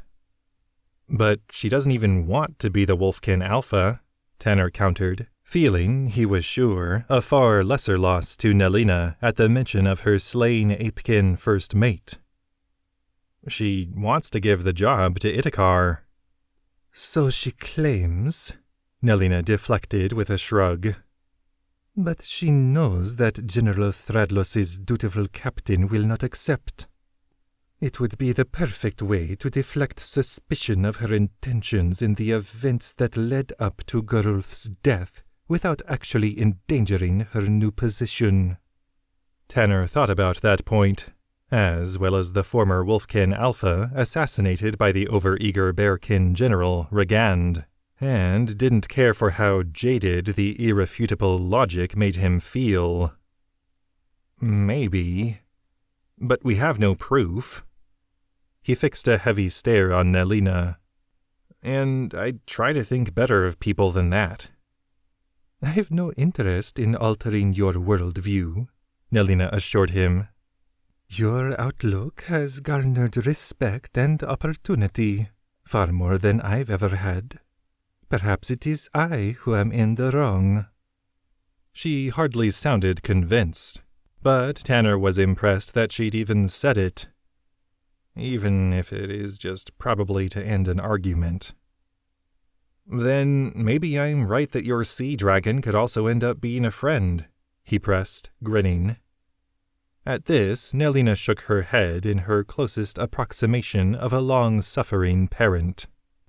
There at least I must object. Sea dragons especially don't care to be disturbed, and only a greater dragon may command one of their kind and expect to survive the encounter. Tanner thought of Velidrock's immense burgundy frame and gulped. So we'd better hope we're not making a mistake getting the one we know back to full strength. Besides, with Velidrock moving to join them at Arinak Sanctuary as soon as her wings arrived from Falconcrest, whether by teleportation circle or birdkin platform, they might all be at a dragon's mercy soon enough, despite any failsafe. Probably don't need to go poking at another one.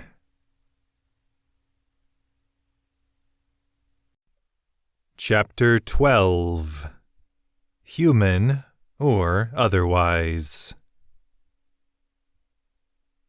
And make sure that the perimeter alarms are set this side of that rise, Jack instructed a bearkin whose name she'd forgotten. I'll have to ask Tiraki.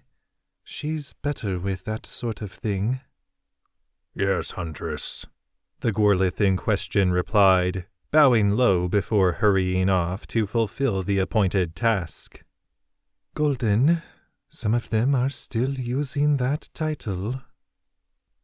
If Jack's scattered memory served her, the bearkin she'd just dispatched was among the fresh faces since Baffan's efforts among the mongrels' 5th Regiment had bolstered Gorlith ranks by the hundreds, many of whom were still adjusting to using the mundane name of such a legendary figure to them. "We've practically a full standard battalion of our own now," Captain Luridin had informed Jack by the time they'd set out from Lorsin. "Well, Major Luridin now," Jack reminded herself, which was something of a unique case, she gathered, as, while Luridin was still officially a knight of the Summoneer, and none among the military force he commanded bore that distinction, he'd apparently been granted a sort of honorary title. At General Thradlos's direction, he'd also begun conducting intensified training for those among the Gorlith who showed promise and interest in eventually expanding the Summoneer ranks. Training which Janissa had opted to undergo. Jack smiled to herself as she surveyed the bustling camp around her, recalling the unease and bewilderment in Luridin's eyes when Janissa had submitted her formal request shortly before departing Lorsin. "Please understand," Luridin had ventured, his gaze shifting warily to where Thrilliga had flanked Janissa, on the far side of the table full of papers that had been provided for the Major to document his efforts. "It's not that I question your tenacity, Janissa, or your ability to work within your new physical limitations. I only worry that you may not have fully adjusted to the implications such a drastic amputation can have." Jack had only just arrived to check on the proceedings, carefully gauging her elder sister's reaction. None among the northern clans particularly liked being informed of their limits, and Janissa tended to rise to any challenge with exceptional vigor. Janissa, however, had merely dipped her head. "Implications such as physical imbalance, faulty reflexes, and phantom impulses, you mean?" Luridin had offered a guarded nod. "I do." "Then you'll be happy to know," Thrilliga had cut in, reaching up to deposit the item she withdrew from a satchel slung over her back on the table, "that we've devised a way to fashion these potential weaknesses into strengths." Both Jack and Luridin had stared, slack-jawed, at the artificial limb before them, with Ember giving an appreciative "humph" from Jack's shoulder. Unlike the metalwork contraptions Thrilliga usually fashioned for prosthetics, this one was comprised of vines and carved branches, intricately lashed together with threads of magic, both of soft blues and vibrant greens. "Tiraki was kind enough to provide her expertise with staff shaping," Janissa had explained, not fighting the proud, elated smile to come over her face. "And the three of us together devised how to meld such practices with Thrilliga's typical limb-making methods." "The artistry is truly astounding," Luridin had allowed, while Jack had studied the arm's intricacies, dumbfounded. "But does the utility—" His nascent objection had been cut short as Janissa had reached forward with the stump of her lost arm, the crafted limb seeming to come alive as tendrils of plant matter and magic had lashed out to seize Janissa's shoulder. Jack hadn't concluded her startled jump before the arm was fixed in place, slipping seamlessly over Janissa's stump.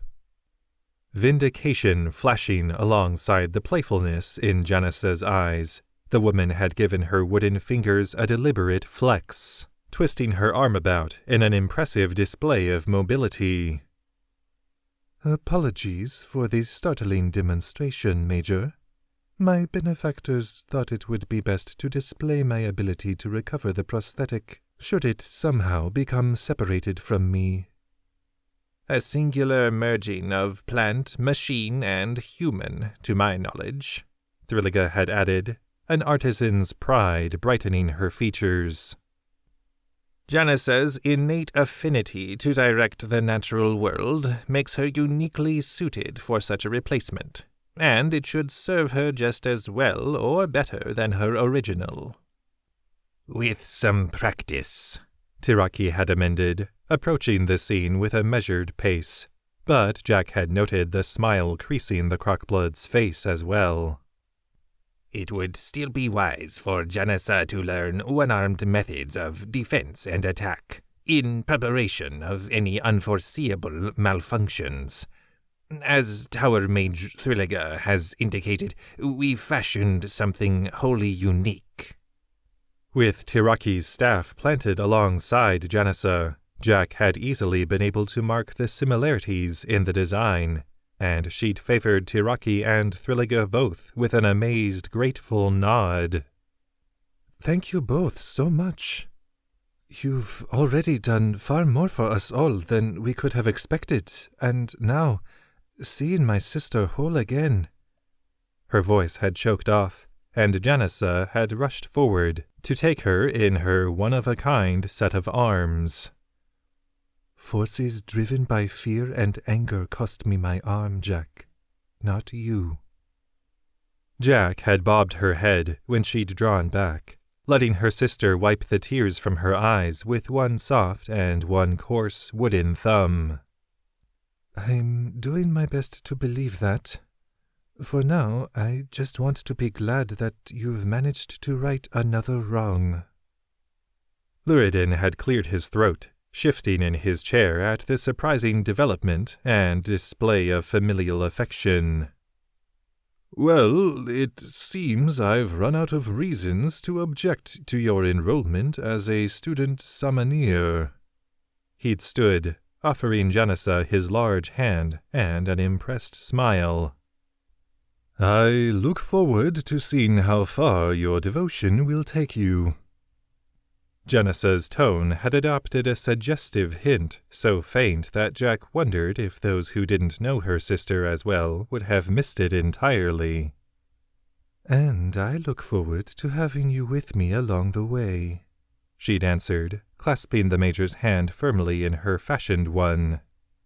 As the Gorlith surrounding Jack settled into a low murmur in the nightly routine of securing the camp, Jack caught sight of her eldest sister, aiding a pair of snakebloods in erecting a nursery for recent hatchlings.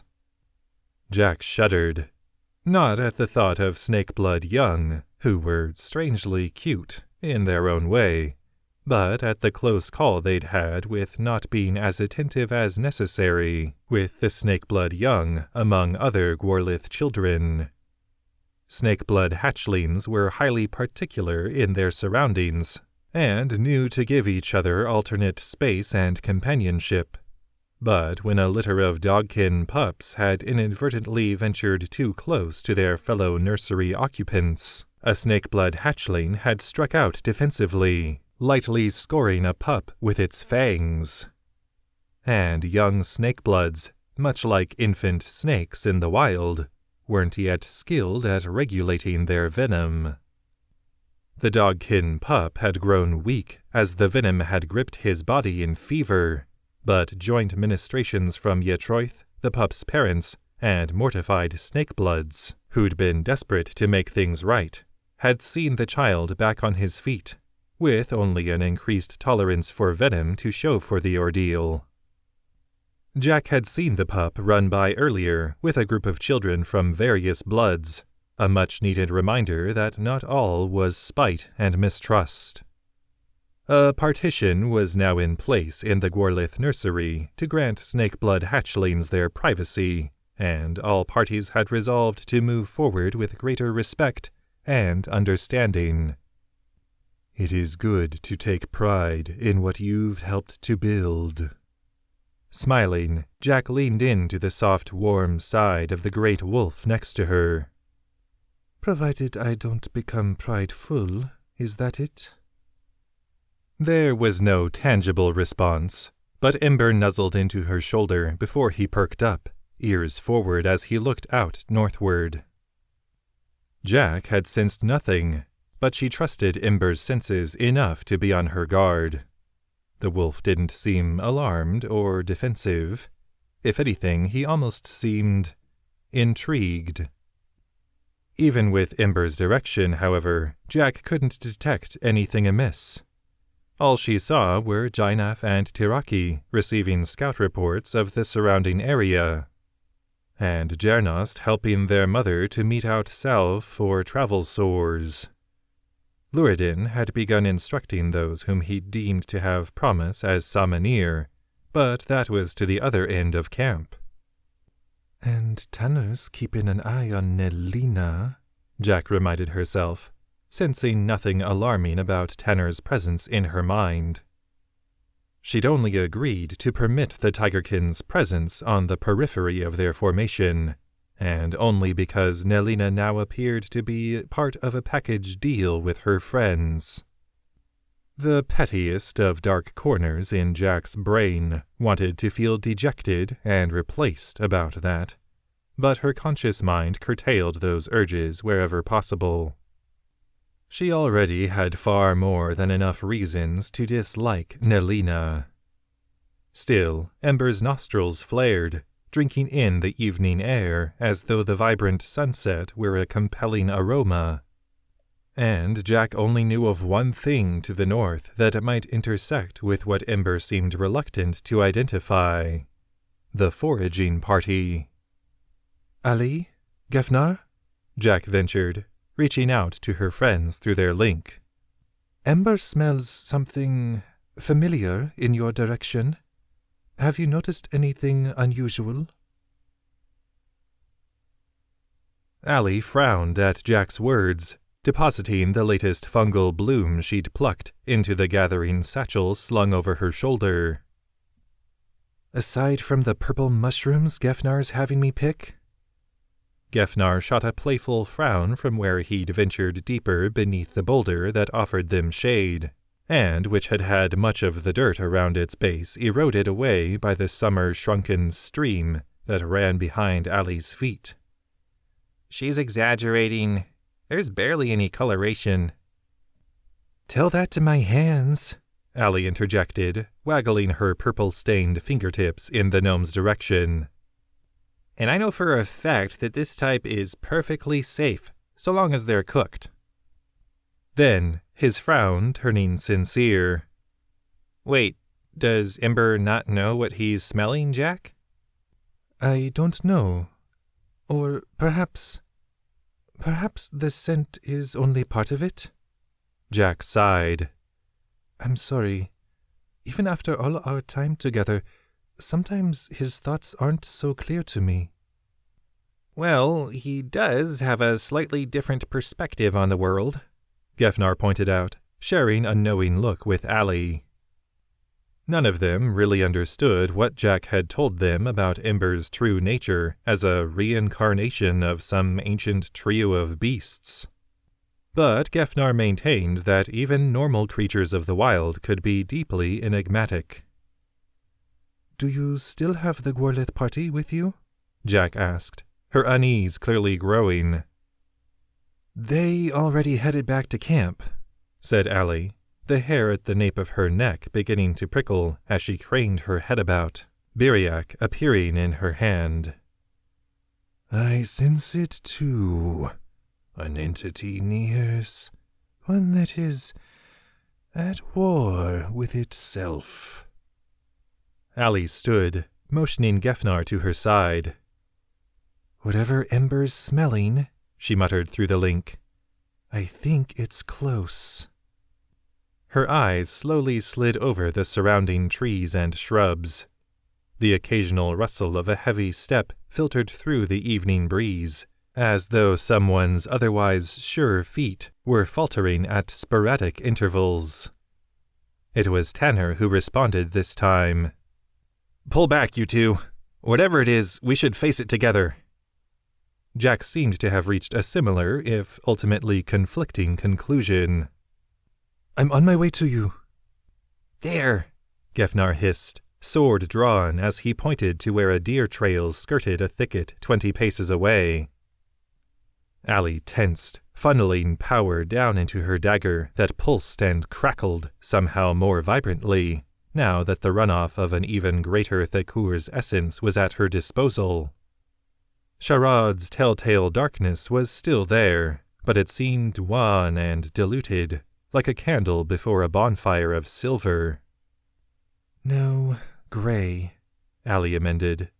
For all its potency, Kravog's might somehow still looked and felt so dull.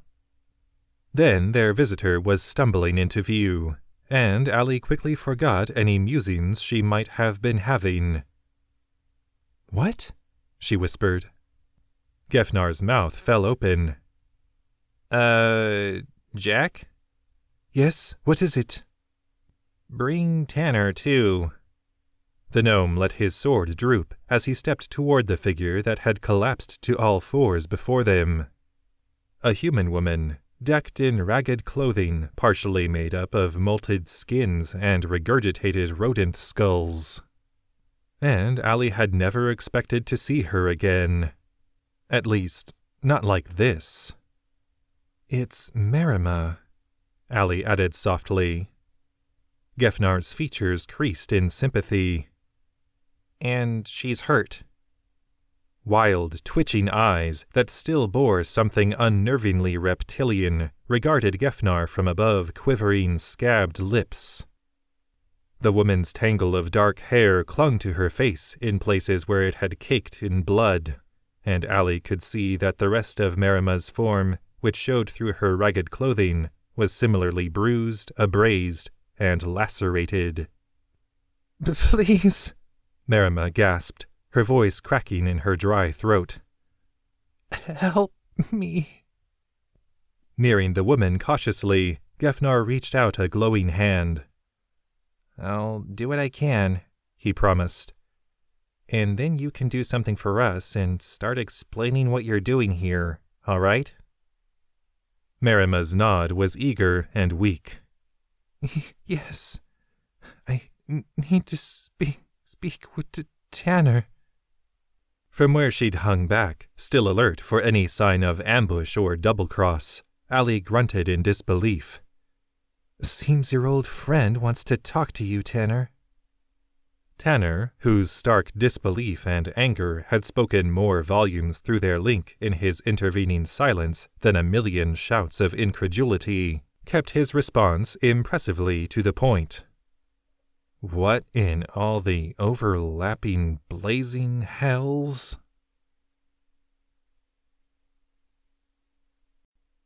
Chapter 13.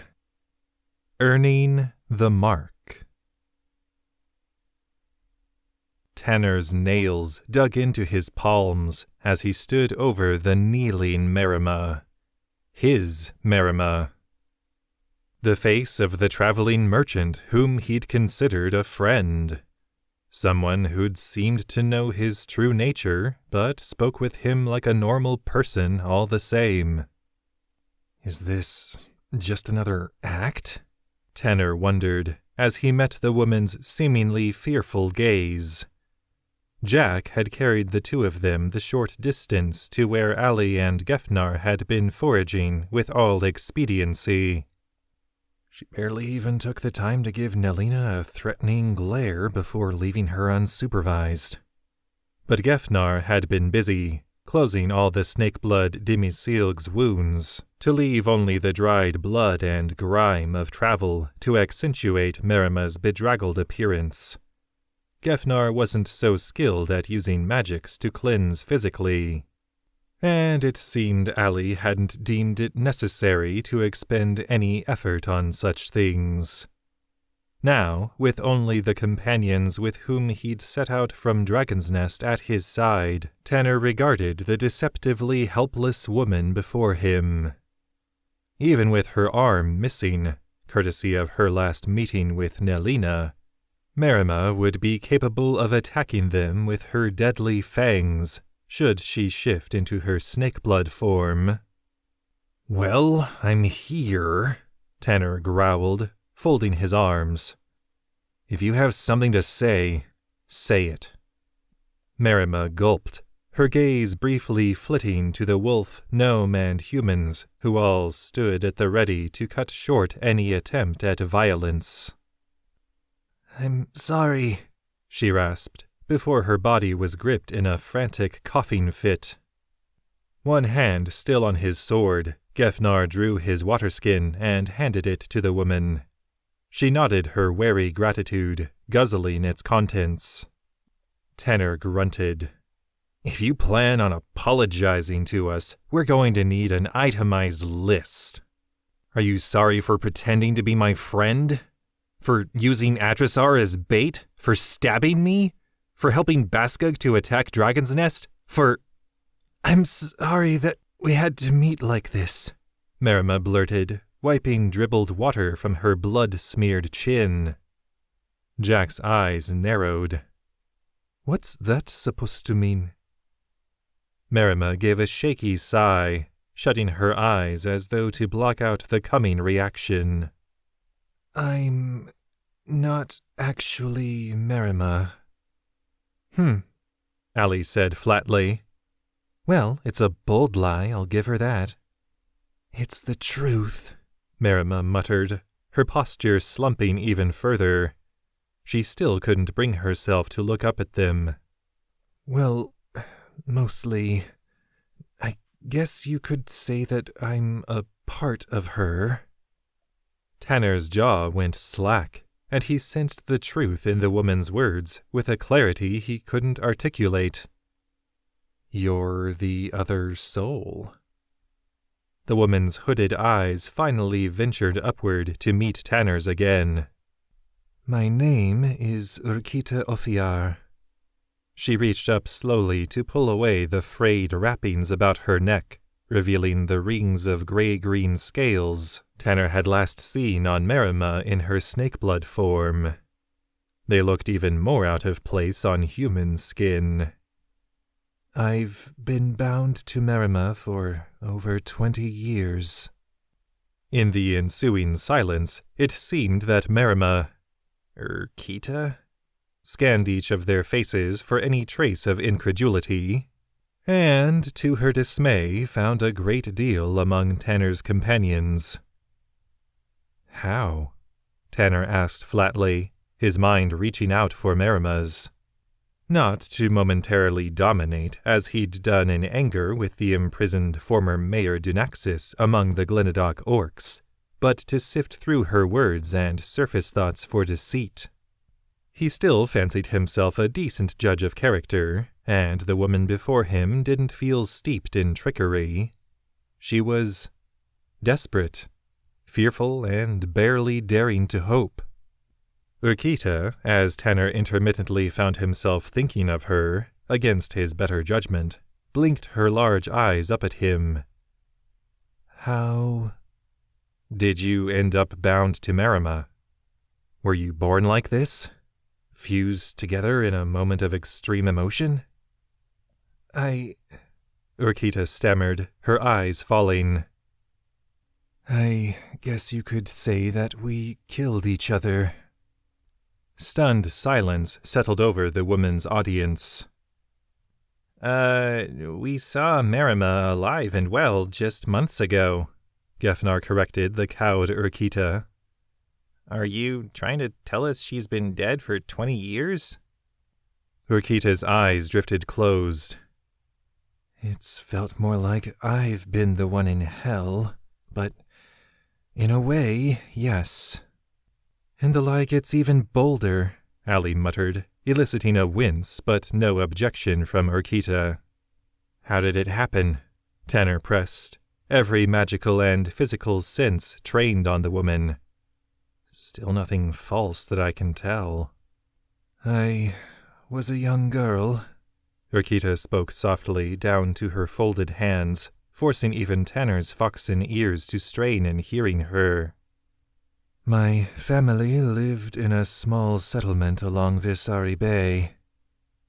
Allie's posture stiffened faintly enough that Tanner was only alerted to her shift in bearing through their link. Right about where Lethold took her to Arinak Sanctuary, Tanner recalled. Right where we're heading. That's east of Dragon's Nest, yes? Jack offered coolly, betrayed nothing of her own reaction. And a bit north, Gefnar added with a nod. The Phoenix Bloods live in Farreach along the north side. Clearly picking up on Allie's thought of how close they'd be passing to the settlement, he added, Would you be wanting an escort there? No, Urquita blurted. She swallowed, hanging her head. No, I never want to go back there. With the woman's eyes lowered, Gefnar met Allie's gaze and shrugged. Getting them to take her home didn't seem to be Urquita's, or Marima's, plan, at least. Be a bit more specific so we know where to avoid then? Tanner prompted. My family were among the humans to settle the peninsula between Farreach and the south shore of the bay, Urquita supplied, seeming to gain some courage after a few moments of no one contradicting her. I grew up in a village under constant threat from snake blood attack as they nested in caves along the beach. Tanner scowled. Your ancestors couldn't find a nicer spot to settle? Urquita shrugged.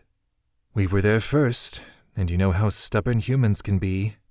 We also harvested unique flame pearls there that became integral to our rituals and lifestyle. Properly wielded, a flame pearl could be used by almost anyone to reshape items of almost any material.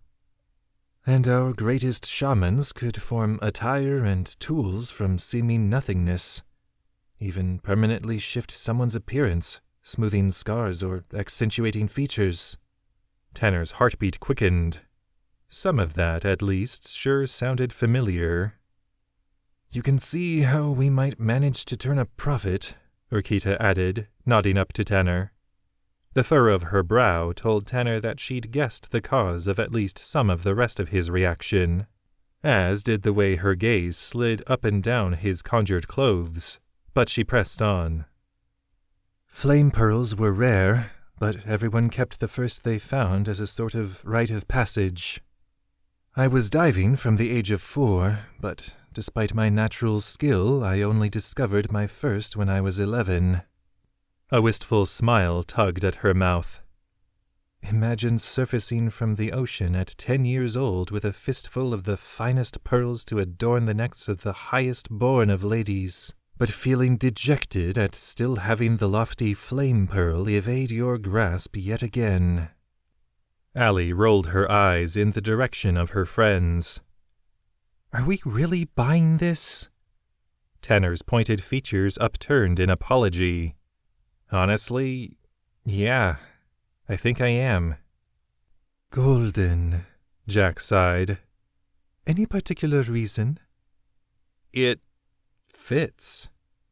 Tanner frowned at his own words, but Urquita was nodding hopefully up at him. You may not be a true seer, but I always guessed that you were gifted at seeing the pattern of things. It's a similar discipline to crafting illusions, I'm told.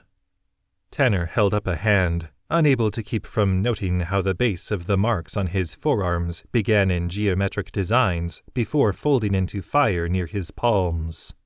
Hold on, how have you been told anything, at least in the last 20 years? Urquita's gaze darkened. I haven't. Not directly. But even while Marima's been able to use my form, I've at least been aware of the world around me, if unable to interact with it. A shudder gripped Tanner as he thought of his time bound to his sister's soul. To his knowledge, Okizi had only ever been cognizant of her surroundings in the time when she overtook their shared body as Tanner slept, at least until Tanner had begun reaching out to her, coaxing her to the surface. But again, Urquita's claims seemed to align somehow. Maybe you weren't so deeply buried as Okizi, Tanner muttered, stroking his chin fur. Urquita nodded. The story that's reached me of your binding seems to suggest that your sister fled your surroundings. I did all I could to hang on to them. How did it happen? Gefnar prompted, his words somehow equal parts empathy and skepticism. The kneeling woman's eyes grew distant and haunted. I entered the family barn alone one evening, and I saw that a young snakeblood hatchling had found her way inside, tucked behind some torn nets. There'd been a great storm the night before, and she must have been ripped from her nest. I almost ran for help, but I saw how terrified she was, how helpless. Urquita shut her eyes, giving a soft, sad smile.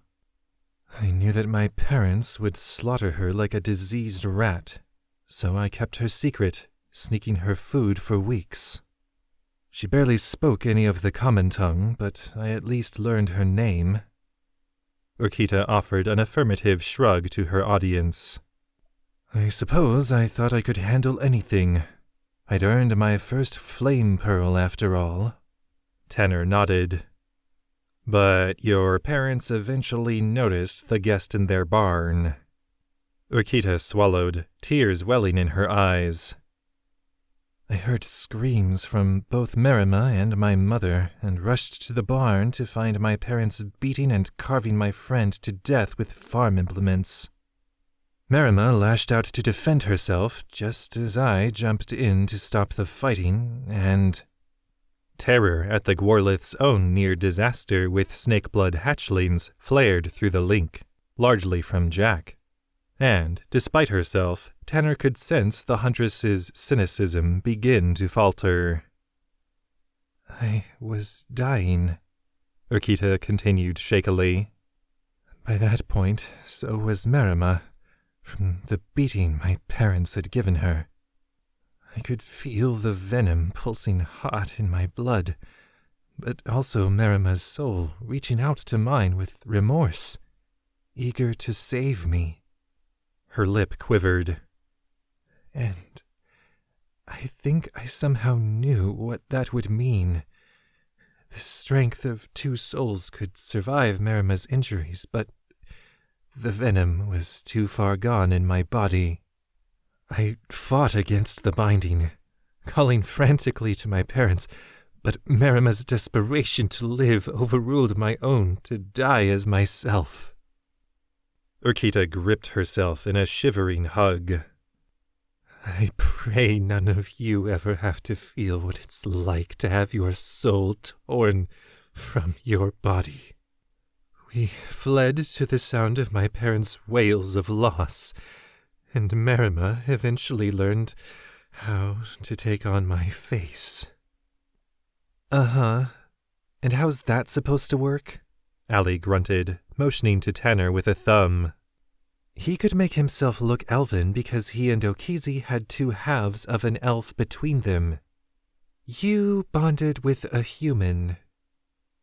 Urquita winced at Allie blatantly addressing Merima, drawing a shaky breath before answering, as though fighting down a bad memory. Somehow, human blood is different, I think. A sort of catalyst.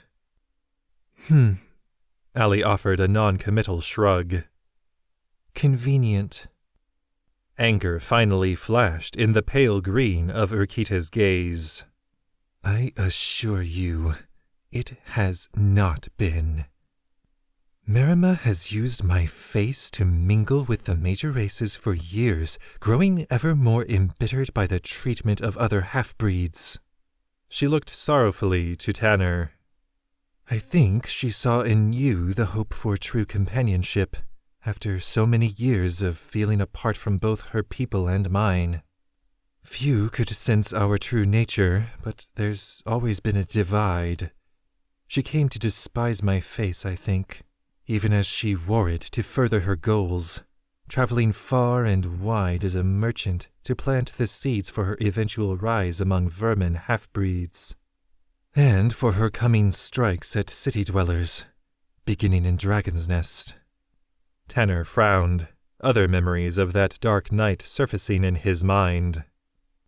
And when she saw that I was so determined to fight on behalf of the city dwellers... Urquita nodded. I felt her anger and sense of your betrayal. She felt fully justified in what she did. Golden, Jack said flatly. But why have you come to us now, asking for help? Fear flashed in Urquita's eyes as she bowed her head. Some among the vermin throng have correctly assessed Merrima's play for power, with Garich still weakened, and some have investigated the cause of their master's ailment. They discovered that Merima has been slipping trace amounts of Garich's own Jaruk into his drink. Not enough to kill him, but sufficient to keep him subdued.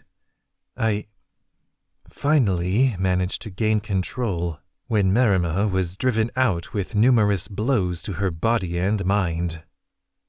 Jack's eyes flickered with dark memory, both at the mention of Garich and the vile Jaruk poison that had claimed the life of Tiraki's mentor, Aglek, as well as what had seemingly been the cause of death for the captive Owen. Clouds seemed to gather and darken overhead as Jack leaned menacingly over Urquita. And were you involved with how my father died in the custody of the mongrels?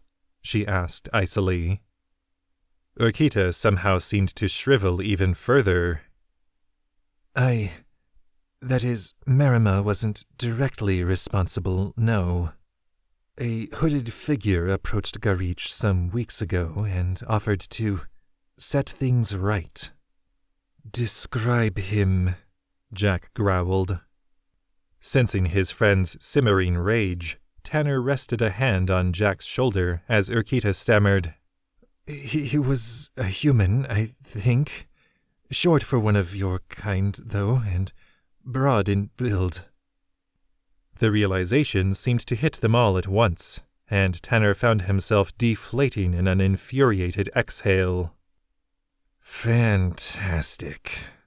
So Shebweir is some kind of shadow mage on top of leading the King Gamandel fanatics? Gamandel's Legion, they call themselves, Merima offered weakly. It could have been another half-dwarf who works for Shebweir, Gefnar guessed. Tanner frowned. That didn't feel right. Another heavy silence fell, and Tanner could feel his friends sifting through all they'd just been told. Glancing over at the others, Allie smiled farcically down at Urquita. Well, would you excuse us for a moment? We should confer privately. She shrugged. It should go without saying, but I want to say it. If you try to run, we kill you. The kneeling woman offered a twitch of a nod, and Tanner retreated a few paces with his companions, forming a small huddle. So, Allie ventured softly, tell me none of you believe her? Jack and Gefnar shared an uncertain look, but Tanner shook his head. I don't think that matters. Allie squinted at Tanner's assertion, but Gefnar bobbed his head in agreement. The real question is what we do with her. She came looking for sanctuary. If the vermin throng catch up to her, they kill her. Sounds at least close to justice to me, Jack snarled. The dark clouds overhead at least slowed in their roiling when Ember nuzzled into her neck. Tanner sighed. But even if Urquita's all a lie, what does it say about us if we just toss a willing prisoner out to be slaughtered? And whether Urquita's a real person or Merima's just spinning a story, this could be an opportunity to learn what the vermin throng have been up to, maybe even if they've made any real ties with the Thalassan League. Allie studied Tanner for a long, uncomfortable moment. But you really believe her? I think I do, Tanner replied with an apologetic shrug. Blazes, Allie muttered, rubbing at her forehead. Fine. But if we're still going to be traveling with the Gworlith, it's really up to you, Jack. The huntress nodded slowly. can you three keep an eye on both Merima and Nelina at once? Tanner managed a grin. Oh, we can if they help keep an eye on each other, which they both have an interest in doing. Jack gave a small grunt at the logic. Maybe Nelina can actually make herself useful for once. Just keep them both far from any undefended Gorlith. Gefnar's upward gaze shifted between the others. So, we're doing this? If Urquita doesn't decide to risk the wrath of the Verminthrong when she hears who her bunkmate's going to be, Tanner affirmed with a dry smile. Breaking from the huddle, he strode back to the unmoved, wary form of their new prisoner. Quick question. How attached were you to that arm? Chapter 14. Objectionable Headings. Deyrnas turned the bracelet over in her hands, studying its simple spiral as though hoping to spot some sign of the magics held within. So, this is what's keeping our shape-changing snake-blood visitor from hurting anyone? Seemingly unconvinced, she offered the band back to Tiraki as they walked alongside each other in the thick of a sea of moving Gorlith. Not exactly, the Crockblood mage explained, throwing an imploring look up to Jack, where the huntress appeared almost to glide atop Ember behind Deyrnas. This band allows me to locate your sister when she puts on her matching one. This was before we were traveling together. The bands Allie and Nelina wear have been enchanted slightly differently, Jack aided, easing up on Deyrnas' other side. Nelina can't remove hers, which means that Allie is able to find her whenever she wishes. Deyrnas offered a slow nod. But hasn't the Tigerkin proven her loyalty by telling us what she knows about the Doyen and the Thalassan League? Jack flinched, her myriad retorts distilling to simply, "It's best not to assume anything about her." The younger woman cocked her head quizzically, but offered no objection. How does this keep Merima from misbehaving, though? The two women have a short but violent history, said Tiraki. The hope is that the fear of Nelina will keep Merima in check, and that entrusting Nelina with the further duty to prevent the Snakeblood's escape will solidify her claims of loyalty. Not necessarily my hope, Jack admitted to herself. If she was honest, there'd be no small amount of satisfaction on her part in having Nelina's duplicitous nature proven once and for all. Either by attacking Merima needlessly or helping the Verminthrong, and possibly now by extension the Thalassan League, through her. Jack wasn't proud of secretly hoping that a seeming ally would somehow turn on them, but finally testing her skills against Nelina's would go a long way toward improving her mood. Deyrnas was shrugging, returning her focus to the small darkwood branch in her hand. Wielding the memory stone-infused knife in her other hand with care, she scored a long, shallow groove along the thumb-thick branch. Jack watched with fascination as the unique wood seemed to come alive at the blade's touch, rippling and shifting along the grain beneath Deyrnas' deft hand. Normal blades were nearly useless against dark wood, but Deyrnas had come to utilize the knife as a rudimentary focus for her own power, much as Allie did with her dagger, Biriak. Jack herself had never had the natural skill with darkwood working the way her younger sister did. While the perhaps 1 in 10,000 trees of varying species that exhibited the unique telltale properties of darkwood, namely the saturation with the life essence of Deyrnas, exhibited as nearly uniform material of richly dark, smooth fibers, could be felled with well-placed axe strokes, provided one was willing to swing far longer against a durability unmatched by any other type of tree. Raw memory stone, or metals infused with the crystalline source of magic, could also be utilized to shape raw darkwood through a kind of low-level empathic link. When fashioned into things like doors and desks, however, darkwood could be enchanted to be unresponsive to such methods, for obvious security reasons. In such a state, darkwood could be more unyielding than the sturdiest rocks or metals. Those of the northern clans never employed such means, though. Only city dwellers greedily chopped down any darkwood they encountered. Deyrnas, in accordance with the ways of her people, had only sampled a small branch from a tree the Gwarlith had encountered the previous day, and only after a brief communion with the life-force-saturated maple at the base of a ravine. The clan's half-breeds had stayed well back from the tree, as, to many of them, a manifestation of darkwood was too sacred even to touch. None had objected to Deyrnas's trimming, however, given the clear respect she'd displayed for the mighty tree.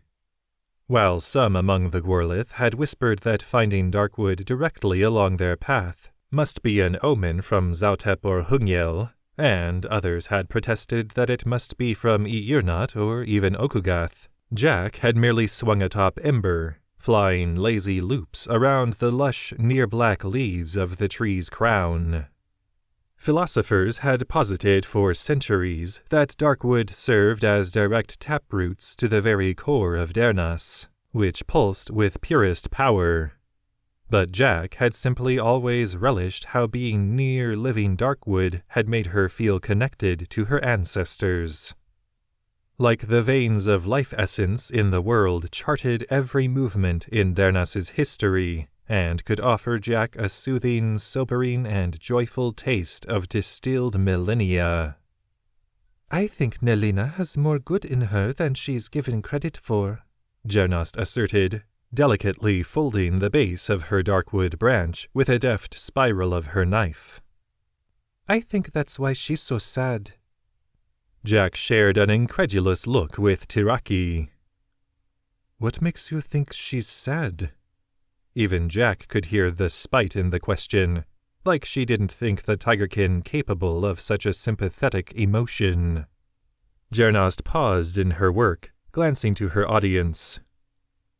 "Well, she hides it well, but I can tell that she doesn't much like who she's been. And I think she's sad that it's taken her this long to start helping people."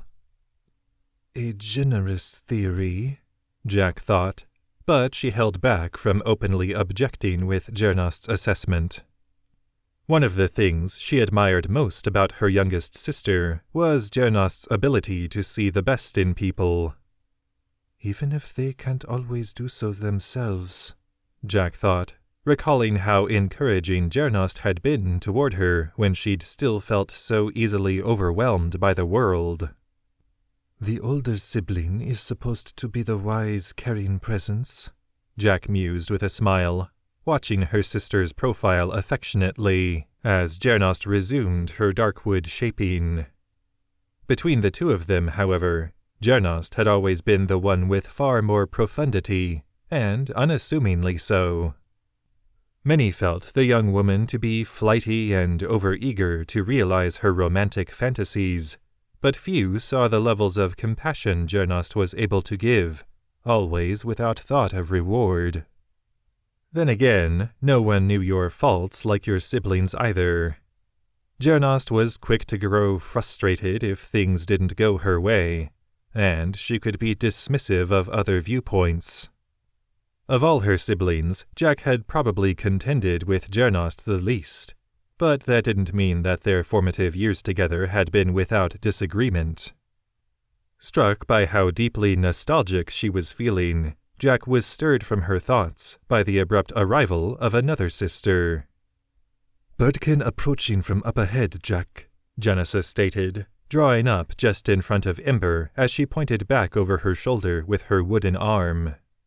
The sight briefly reminded Jack of Deyrnas' offer to appeal to the darkwood tree they'd left behind for enough material to shape Janissa an improved prosthetic. But the elder sister had declined, claiming that her current version seemed plenty durable and that Thrilliga had mentioned that darkwood usage had historically only provided further potential for rejection of the new limb. Jack's gaze shot upward to where Janissa indicated, and she saw that there were indeed a handful of raven and phoenix bloods on the horizon, approaching the front of the Gorlith formation. A second later, she gave an involuntary smile. Ember's enhanced sight had draped over her own almost without her noticing. Patting the wolf's neck, Jack nodded down to Tiraki and her sisters. "Who wants a ride?" Deyrnas opted to hang back with the rest of the Gorlith as Jainaf drew the clan to a halt, meaning that it was Janissa and Tiraki who slipped with Jack from Ember's back, alongside where Jainaf and Yatroith had set themselves a few dozen paces in front of the Gorlith formation. Jainaf cast an appreciative glance to his sisters and co-leader, gesturing to the clear afternoon sky as the handful of birdkin figures grew to be discernible to a human eye. "They don't appear to be hostile, so I hope that our obvious attempt to parley is reciprocated." Jack smiled faintly, as the aid of Ember's keen eyesight allowed her to note specific features on their airborne visitors. "I suspect it will be. The two at the front are favorable acquaintances of mine." Her brother offered a faint grunt of mingled amusement and relief, while Yatroith beamed proudly. "You've made friends everywhere, it seems, my daughter." Hey, is something happening up there?" Gefnar's voice sounded in Jack's mind. "Those look like birdkin. Is that why we've stopped?" A brief stab of guilt accompanied the gnome's question, as Jack realized how accustomed she'd grown to acting without consulting her longtime companions. But she still shared her friend's excitement when she replied, "You three should join me for this, actually. I'll send Ember to retrieve you." A simple nod and mental nudge toward the great wolf sent Ember climbing skyward once more, his furry wings flaring into existence only seconds after folding to disappear against his sides. "Sanlar and Zael are about to drop in." "Neat," came Tanner's response. Allie's words were far more guarded. "I hope they've managed to stabilize things among their people a bit since we last saw them, but either way, I doubt this is just a social call."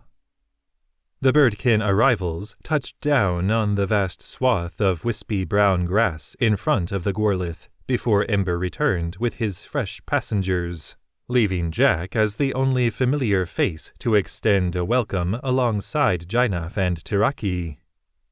Sanlar looked far more collected and regal than the last time Jack had seen him, wearing the gray and blue ravenblood robes of leadership on squared shoulders.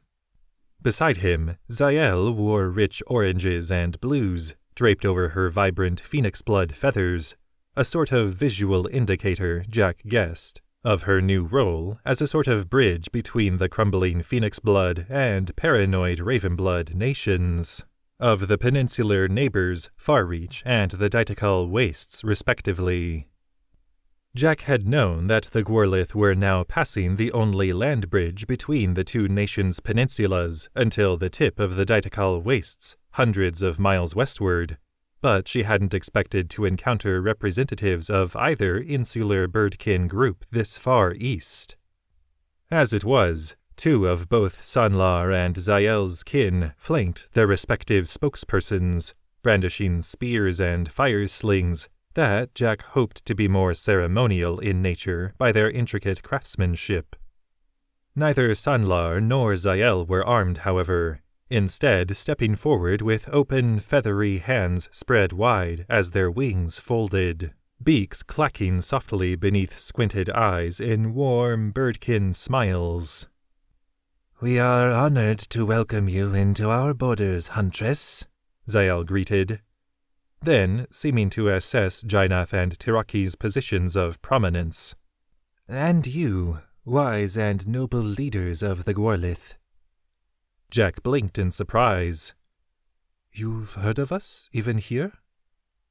"Of course," Sanla replied in a gently crowing laugh as he motioned to Tiraki. "Your greatest advocate has even drawn some of our kind away to join your number." An apology was already forming on Jack's lips, but the new Ravenblood king, elevated following the slaughter of Queen Roithiak and her retinue at the forging of the One Blood Alliance in Cadison, raised a forestalling hand. "Please, Huntress, we bear you and your people no grudge. All of Sinamiat's children should be free to seek out a place where they feel at home." "Your compassion and understanding do you credit," Jainaf declared, bowing faintly toward first Sanlar, then Zael. "May we extend to you whatever hospitality we can provide." A pained, reluctant look passed between the two birdkin. "We happily accept your offer, Jainaf et Aethelvir," Zael replied slowly. "But I fear that the tidings we bring aren't completely free of difficulty." Tiraki's scaly head swayed, the butt of her staff tapping the ground more out of rumination than the demand for attention. "You intend to keep us from progressing westward?" Jack's initial response was to scold the Crockblood for being so quick to assume anything so contrary, but the sigh of resignation from Sanlar seemed to freeze her tongue. "Your gift for cutting to the truth quickly is well earned, it seems," the Ravenblood admitted. "Yes, we've been dispatched to convince you either to reverse your course or to veer to the south." Jainaf folded his hands meekly. "Have we offended you or your people in some way, King Sanlar?" "Not at all," Zael protested without objection from Sanlar. "We have nothing but respect for the truly accepting clan you formed, and under normal circumstances we'd have no problem with your people passing along our borders." Yetroith moved to stand at her son's shoulder. "The problem then arises with preceding abnormalities?" Sanlar nodded. "Quite so. Firstly, we're at a delicate juncture between our peoples at the moment, as we hope to solidify our union beyond the alliance forged by those of the One Blood." Soft footfalls behind Jack alerted her to Luridin's approach only a moment before he spoke. "It's true, then. You plan to make a singular nation of the Western Birdkin?" Jack stifled a distracted smirk at noting how Janissa sidled a pace toward the Samanir Major. Zael again shared a wary look with Sanlar before she answered. "More than that, we plan to submit our combined peoples for citizenship under King Shanadir of the Eaglebloods." Mute surprise rippled through the Gorlith side of the gathering. Nearly every unique strain of half-breed had proclaimed themselves to be an independent nation since the Waking centuries earlier, with the Lionkin dividing even further. Having a faction even entertain the possibility of voluntarily folding themselves in with another was unprecedented. The Dogkin had scattered 100 years earlier, rather than submit as a people to another bloodline's rule. Sanlar was nodding again.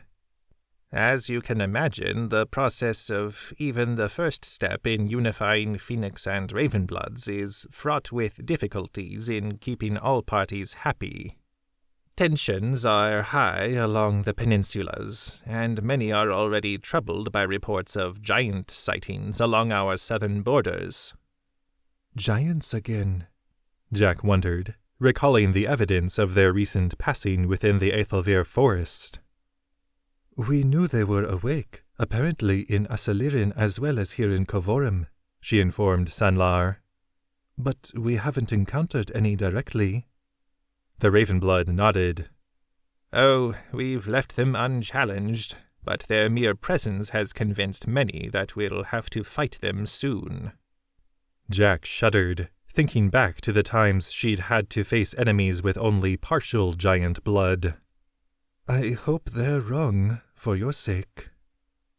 Soft thrumming overhead announced Ember's return with Jack's friends, the wolf alighting to deposit Allie, Tanner, and Gefnar next to the huntress. Zael! Sanlar! Tanner greeted their guests, beaming as he strode forward to shake hands with both who were known to him. Great to see you! Allie, however, cast her gaze about at the solemn faces in the wake of the recent message. Not entirely, though, is it? Clearing his throat, Gefnar looked between Tiraki and Jainaf. If I may, maybe we should make camp and welcome these visiting dignitaries to sit and hash out whatever problem we seem to have? Jainaf nodded, but Tiraki already bore resignation in her shoulders, glancing sadly to Jack, as though she knew they were about to part ways. I do hope we can reach some sort of arrangement, Jainaf announced, motioning Zael, Sanlar, and their retinue forward. But if nothing else, you've come a long way. At least allow us to feed you. Thank you, said Zael, dipping her head in gratitude before catching up her fellow birdkin and self-conscious-looking Tanner in her wake as she moved forward. I share your optimism. Any optimism Jack had personally felt had dwindled by sunset, after hours of learning local birdkin politics. In essence, it seemed that many Phoenix Bloods feared that their dwindled numbers would be seen as weakness, while most Raven Bloods were determined not to be lulled into another massacre, like the one that had claimed the life of Queen Roithiak in Katasan. Debate swung back and forth with Zael and Sanlar about what form of passage through their lands would be permissible. Everyone gathered within Jainaf's shelter was clearly weary of the circular conversation, and not even the rolls, meats, and fruits arrayed on trays about the simple floor cushions served to brighten anyone's spirits anymore. I am truly sorry that we've come to such an impasse, Sanlar sighed, his beak clacking forlornly. It seems we've inadvertently pincered you between our territory and the nearby summerlands of the northern clans. Zael nodded somberly, glancing between Jack and Jainaf. You really believe that your brother's new leader would be hostile toward you? I do, Alanest declared with a soft grunt from Jainaf's side, her arms wrapping more tightly about her husband's. Aranid acts in defense of his clan impulsively, only reserving time for consideration of his actions after. Alanest shifted her growing belly, as though feeling distress within as she thought back to her time among her old clan. However much Jalgan might protest, she looked apologetically to Jainaf. And I'm sorry, my love, but I don't know that he would. Aranid would see a threat to his people in the half-breeds among the Gorlith. Arrows would be his greeting, even if we never stepped foot within the Aethelvir. Jack gave a deflating sigh, settling back against Ember's warm, curled side behind her. So, we return to Lorsen? Tiraki offered an admonishing look from her side.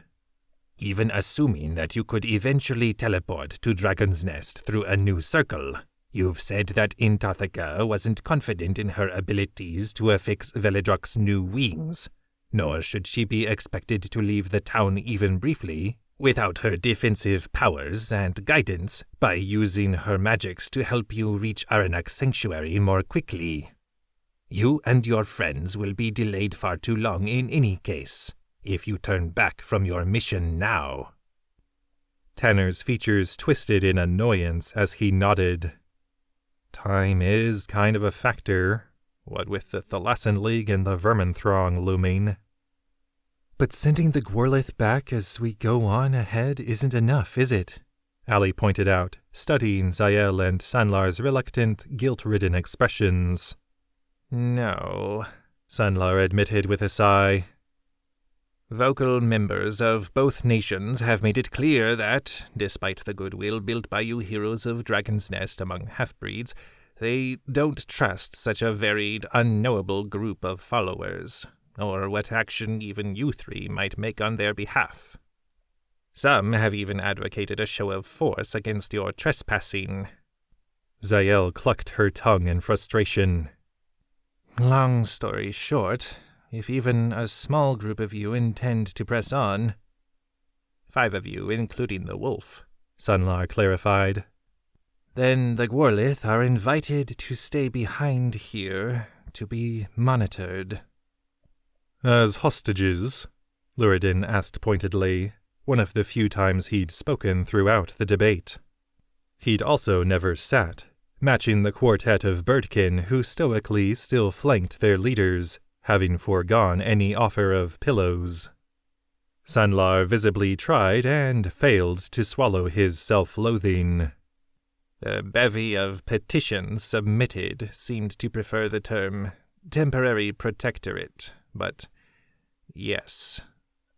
At the Summoneer Major's side, Janissa, who'd also declined to sit, shared a guarded glance with her teacher over mismatched folded arms.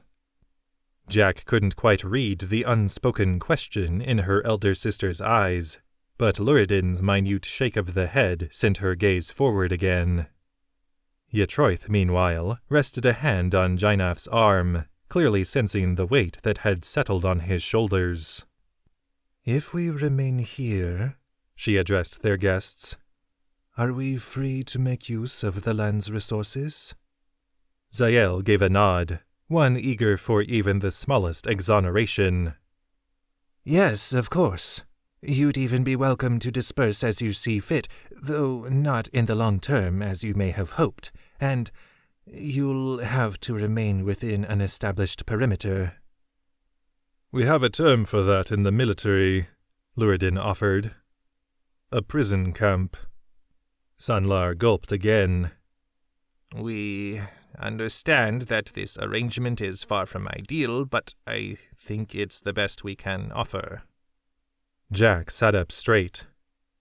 Which is why I feel the need to apologize for pushing our luck. There would be at least 7 of us pressing on westward. Both foremost birdkin blinked, and Zael gave a soft cough. I fear that many will object to additional friends joining you on your passage through our lands. Then they should have no objection, Jack said dryly. The 2 will be taking along not our friends. Tanner was nodding slowly, and Jack could sense that Allie and Gefnar had shared her assessment through their link. They're our responsibility. One is an informant on the Thalassan League leadership we've been charged to keep in our care, and the other is a refugee of sorts from the Vermin Throng. Gefnar turned pleading eyes on Zael and Sanlar. We gave our word to keep an eye on both of them. More importantly, Jack cut in, I'm not leaving them among the Gworlith to bring trouble down on the clan. Zael's feathered fingers tapped nervously against each other. And if they bring trouble down on you in our land? Then either we deal with it, Allie said with a shrug, or your people don't have a problem anymore. We agree to give any birdkin settlements a wide berth, Tanner promised. So anything that might catch up with us doesn't then fall in your people's lap. Sanlar and Zael shared a skeptical look. At the very least, the Ravenblood practically groaned. Some of our people will still want to reinforce any settlements along your path, from which you should not waver, Zael warned tiredly. And I can't promise there won't be any warning shots, Sanlar added. Golden, Jack said flatly. Then we set out tomorrow. She peripherally caught the sorrow in the looks from her mother and present siblings, and emotion squeezed at her heart as she set about concluding the audience with Jainaf and Tiraki. So it seems, she thought, steeped in regret, that I have one last pilgrimage to make.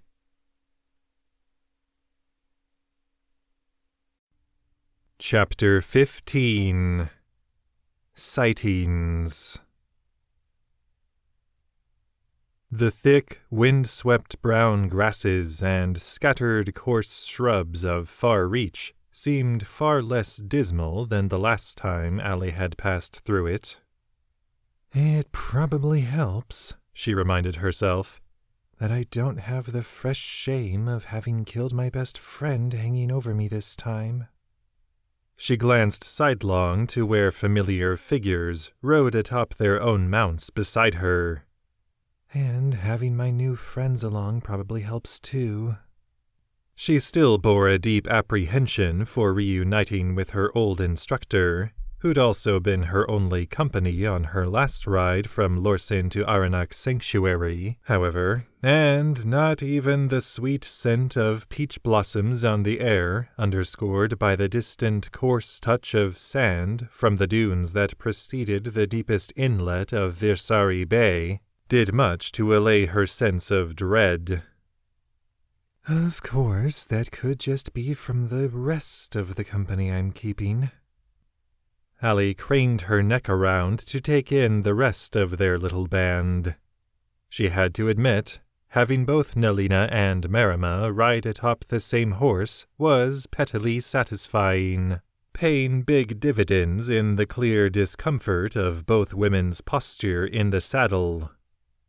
Pairing the two had, of course, been Jack's idea, knowing how unsettled such close proximity to a potential threat would leave Nelina. But the others had seen the wisdom in it too. Marima would be an idiot to try anything with Nelina constantly in prime position to slip a knife between her ribs. From the horse beside Allie, Tanner registered her backward look, and even he couldn't help a faint smile as he asked, not looking back, "You all right back there, Urquita?" Allie bristled. Tanner had so easily slipped into using the name of Marima's supposed conjoined soul, almost to the point where Allie wasn't sure he knew he was doing it. But I guess we're all eager to believe certain things, and friends are there to keep us from getting killed by our optimism. Truly, I have often wondered why it is mortals forge bonds with each other when they've no current need for protection or assistance in procreation. As alive as I've been for the last 20 years, Marima tried to joke, her shoulders tensing as Nelina offered a faint hum of amusement. Tanner nodded. Good. You'd gotten so quiet I was worried that Nelina might have finished the job she started in Cadison. Marima's hand, that remained after the mentioned bout with Nelina, involuntarily went to the stump of her missing arm, still holding the reins of her shared mount. The horse veered slightly in response to the perceived direction, leaving Marima to blink and quickly fix her course. Not to worry. Nelina leaned forward to purr into the other woman's ear. I only stab people in the back who've really annoyed me. Good to know where trying to kill me falls on your list of annoyances, Tanner muttered, but Allie's eyes narrowed as she studied Marima's face. The erstwhile trader's gaze had locked onto the back of Tanner's head when Nelina had mentioned backstabbing, her eyes wide and haunted by some memory. Nelina seemed to catch the reaction as well, being that much closer to sense every shift in body language, and Allie shared a calculating look with the tigerkin. Not hard to guess where Marima's mind just went. Or maybe this human version of Marima really was Urquita, some long-dominated soul fused with the Snakebloods. The horror she seemed to feel at the memory of stabbing Tanner in the back in Dragon's Nest certainly seemed at odds with what Allie knew of Merima. Which could all be a part of a more elaborate deception. Allie sighed, turning her focus inward to that raw, tattered wound at the back of her mind where Kravog sat. I don't suppose you know the truth? An impression like a non-committal shrug filtered back. About the snake-blood human entity? Such puzzles are the domain of other Thekur. Seeing the pattern of things is not required in my duties of keeping my brothers and sisters in balance. A sudden spike of fear through the group link snapped Allie's attention over to Gefnar, who already waved animatedly past Allie and Tanner to where Jack rode atop a dutiful ember, the wolf's nose intermittently sweeping the ground he walked, and lifting to sample the warm southerly breeze. "Jack!" the gnome yelped, pointing wildly to the southeast. "It's a giant," the huntress breathed, eyes wide with awe as everyone took in what Gefnar had spotted. Of course, it was all but a faint speck on the horizon to Allie, since they'd done their best to thread the topographical needle presented to them by not wanting to infringe too deeply on local birdkin lands, and attempting to leave a good cushion of distance between the closest reaches of the Ethelvir forest.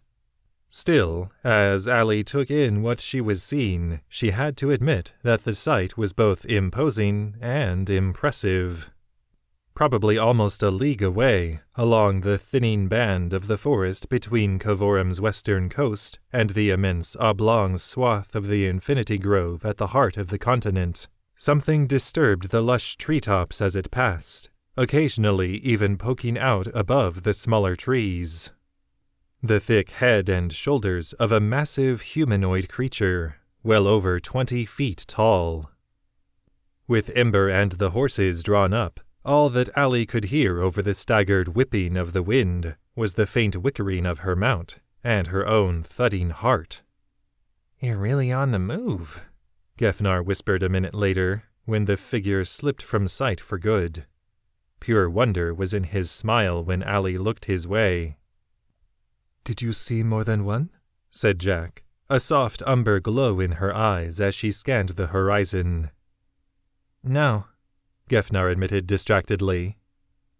Tanner stroked his chin fur. "But they're around." It was Merima who followed up on the oddly convicted claim, while everyone else, even Nelina, shot questioning looks to the foxkin. "How do you know?" Tanner's features contorted like he was trying to remember the lyrics to a song. "I'm not sure. I don't even think the others are close to the one we saw, but I still feel like I almost saw them somehow." "Regardless," Jack declared after a considering moment, "we should keep moving." She turned to stare at Nelina and Merima. "The one good thing about traveling in a smaller group is that we're making much better time, and we should take as much advantage of that as we can." Nelina offered a grating sigh. "I know that you're concerned about your clan, Huntress, but the land they've briefly settled upon is good. They may even wish to negotiate the lease of it among the peninsular birdkin, should the merging of the two nations proceed." "And Luridan can make some proper defenses with the clan staying put for a while," Gefnar added quickly, preempting the harsh words that were clearly forming on Jack's lips. "The Gorlith will probably be safer back on the land bridge than they would have been coming all the way to Arinak Sanctuary with us." "Speaking of which," said Tanner, stirring from his brief reverie, "with all the good time we've been making, how much longer do you figure we have, Allie?" Allie shrugged, nudging her horse into motion with the others. "Not sure. Jack's come this way more recently than I have." Jack nodded, briefly digging in her pack to consult her map. "I still don't remember seeing the landmarks you mentioned, but if they're approximately where I marked them, based on your estimates, we should be on the lookout for the first as early as tomorrow evening." "Assuming a giant hasn't stepped on it," Tanner muttered. Allie actually found herself chuckling at the thought. "I'd feel sorry for the giant who did. The landmarks are statues enchanted to be unbreakable, each one made of memory stone, dark wood, rock, or metal. It'd be like getting a big nail through your foot." Gefnar winced at the simile. "What are the statues of, anyway? So we know what to look for." "An elf, a giant, a gnome, and an orc," Allie rattled off. "The first 4 peoples, in the order of their shaping by the Thekur," Marima mused softly. Nelina nodded, momentarily seeming to forget her disdain for the woman riding directly in front of her. "Communing with one, which leads to the next, presumably, until one finds the path to the hidden sanctuary in question." At Allie's dip of the head, the tigerkin gave a purring smile. "I do so admire the paranoia of magic-wielding factions. So confident that they possess the secrets of the world that they're convinced others will stop at nothing to steal them." Tanner, however, was frowning. "So, if someone doesn't have magic, they can't find the school?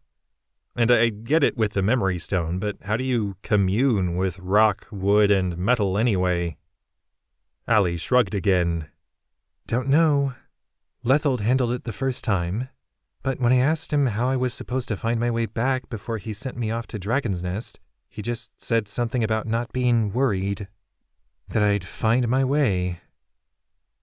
Part of Allie expected her companions to express some disappointment or frustration at such vague parameters, but they merely bobbed their heads in understanding. "Makes sense, I guess," said Tanner. "You're probably the strongest magic wielder of all of us." A self-deprecating scoff died in Allie's throat as the nodding around her continued at Tanner's assessment. How do you figure that? Jack can call down storms and has whatever the Blaze's Ember is. And you can absorb giant walls of fire that can destroy cities, Tanner." Tanner grinned, motioning down to his softly glinting clothing. "And spin it into something fashionable. But you're the versatile one, Allie. You can throw around fire, lightning, and whatever other spells you seem to want, and it all comes from you. I'm still riding the infusion I got from all that fire that the Lassen League rained on Lorsen, keeping it in my pocket for a rainy day. I don't know if you've noticed, but I haven't exactly been as shiny when I call up some fire since splitting with Okizi. But you just take a nap and are ready to rip some more ancient towers out of the ground. To be honest, you're downright awe-inspiring." It was an exaggeration, Allie knew, but she was relieved to find that there was no trace of envy from Tanner, either in his words or through their link. If anything, he seemed proud of her. Of course, Allie's initial reaction to such an impression was to feel the need to lash out and inform the foxkin that she didn't need his approval. Instead, she took a few deep breaths, smiled faintly, and said, "Thanks." She could imagine Swidona's pleased smile at her managing to accept a compliment with something resembling grace. "They are correct," Kravog's voice sounded in Allie's thoughts. "Though you still bear the frailty and natural limitations of a mortal, your power, when fully realized, will likely rival the firstborn who studied the Kunarish for millennia." Gefnar shot Allie a comforting smile, as though he could sense her unease at being reminded of her status as an anomaly. "That doesn't have to make you feel like you're something to be feared," he spoke privately into her mind via their link. "I trust all 3 of you to use your power for good." "What a predictably subjective goal," Kravog seemed to sigh. A scowl flickered on Gefnar's face at the rebuke, but he didn't object, instead turning to guide his horse down the rock-strewn slope opening up on their path. An oddly protective fury flared in Allie's chest as she grasped the tenuous communication that had just passed between her friend and the Thakur passenger in her brain. "Between you and Shroud," she informed Kravog coldly, "on top of the corruption I've lived with my whole life, I'm used to Thakur digging around in my head where they're not wanted. But if you ever try to belittle my friends again, I swear that I'll find a way to lock you up in some prison dimension for good. One where not even Solak will be able to make contact, and you'll never be able to ensnare new lackeys to your cause. Do you understand?" There was just enough trepidation behind the blossom of amusement from Kravog when it replied, "Perfectly," to salve Allie's anger to a low, satisfied simmer. "Good. If our delightful time traveling with your duplicitous acquaintance is indeed shortly coming to a close," Nelina droned to Allie and the others from her shared mount, bringing a hand up to squeeze Marima's shoulder in faux affection. "perhaps we could simply speed along. Any farewells?" Marima visibly stiffened, but Tanner's scowl over his shoulder at Nelina caused the tigerkin to dutifully release her riding companion. "We are not hurting Urquita unless she turns on us first. Got it?" Nelina smiled pleasantly. "It is got. And should it become apparent even to you that this alleged Urquita holds no sway over the actions of our friend here?" Rather than answer the question, Tanner simply held Nelina's gaze in a long stare. "You're happy enough for me to act on the patterns I see when it comes to you, Nelina. To give you the benefit of the doubt. I don't think you want me to start getting all selective about it now." To Allie's surprise, something akin to shame actually flashed in the tigerkin's eyes, her posture faltering slightly. "I suppose you are correct. My apologies." Allie, Jack, and Gefnar exchanged confused glances as Tanner returned his eyes forward, and Allie supposed neither of her friends had managed to decipher the complex flash of emotion they'd felt through their link with Tanner. "Well, I'm certainly all for everyone getting along," Gefnar said slowly. He smiled over to Allie. "And I'm excited to see where you studied. I'm sure that, between the 7 of us, we can find our way to Arinak Sanctuary." Ember's glowing eyes shifted briefly to the gnome at being included in the count, but gave nothing away otherwise. More than ever, Allie was struck by the impression that the quiet wolf knew far more than he let on, and was simply letting his mistress and her friends figure everything out for themselves. Clearly also studying Ember, Jack patted the wolf's neck, whispering something apparently not intended to reach the others through the link. Allie's thoughts drifted to the statues that were meant to mark the way to their destination. "Well, at least this time we know what kind of puzzle to expect." A faint pulse of what felt like contradiction from Kravog left the thought stewing in her mind for an infuriatingly long time.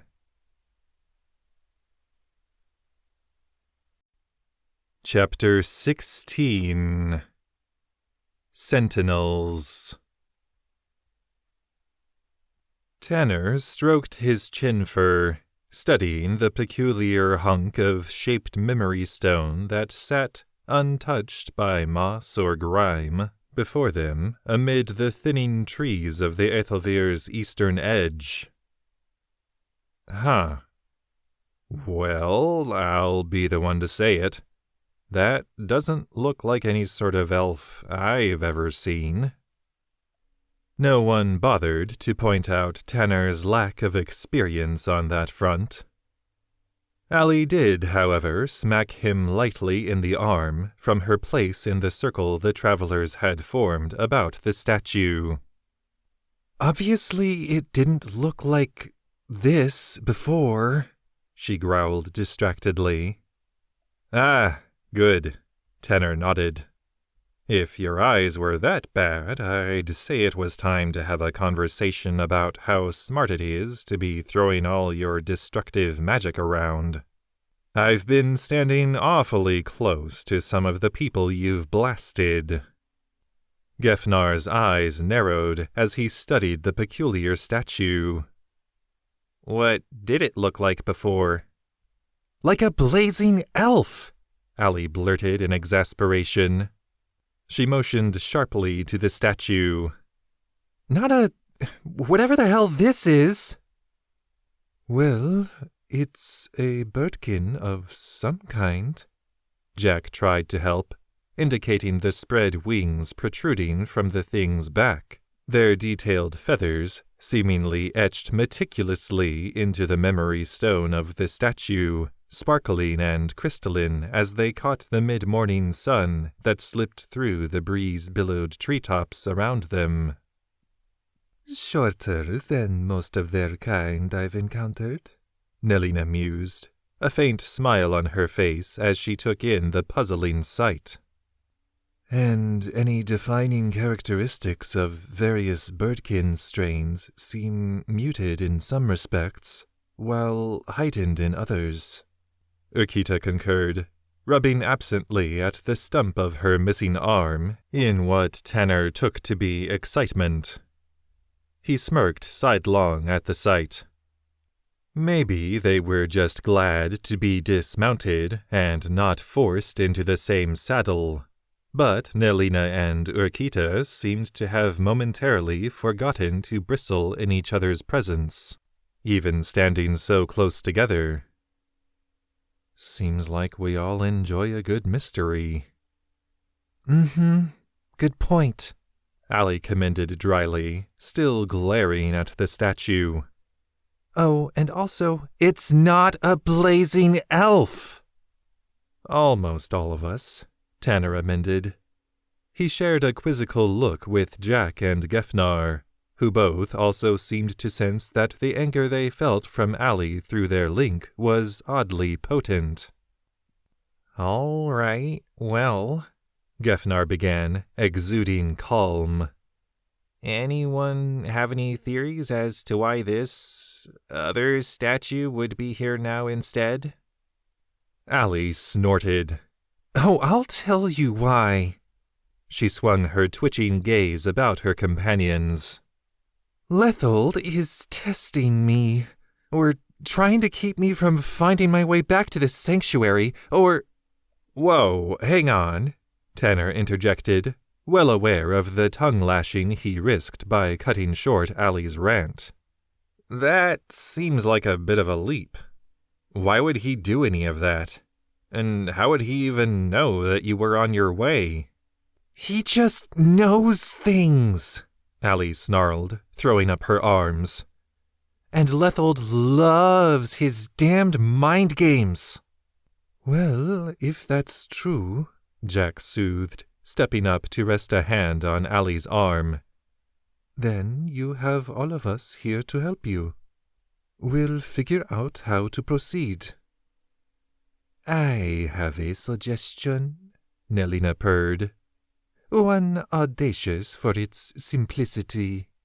Rather than letting this statue's unexpected form bewilder us unnecessarily, shall we attempt communing with it as originally intended?" Urquita inclined her head toward the tigerkin. "It would at least give us a better idea of how changed the parameters have been." "Fine," Allie spat, striding noisily across a carpet of dry leaves to the statue. Seeing her so close to it, Tanner assessed that, even standing to full height, its crest came only about to her shoulder. Allie's palm smacked against the statue's forehead, vibrant magic pulsing away from the touch. After a prolonged moment with her eyes closed, Allie snatched back her hand, shrugging in annoyance to the others. "Nothing. Anyone else want to give it a try?" Gefnar nodded, stepping forward. "I would, if that's all right." Allie folded into a bombastic genuflection. "Go right ahead."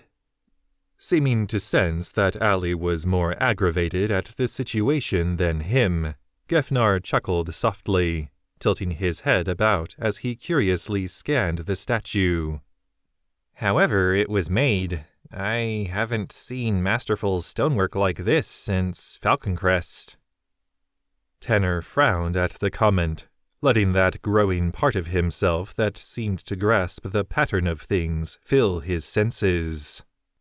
Not only was Gefnar correct, he decided, his mind guided by gentle eddies, like a wave slipping back into the tides that bore it, but the form of the statue felt right.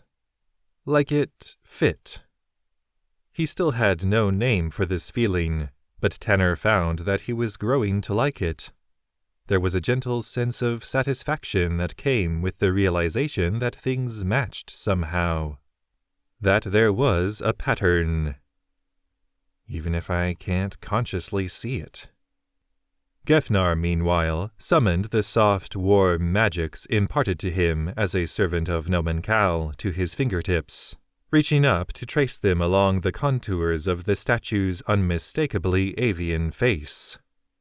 After a few moments of this, he offered a sharp intake of breath, just as Tanner watched the eyes of the statue shift. Allie gave a startled grunt, dropping into a combat crouch as Biriak manifested in her hand with a flash of grayish light. "Gefnar!" "It's alive!" Urquita gasped in the same instant, falling back a step. Jack dropped a hand to Ember's neck beside her. "I don't think it is. Ember would sense it otherwise." Tanner suspected that was true, and the great wolf still merely sat, watching the scene placidly.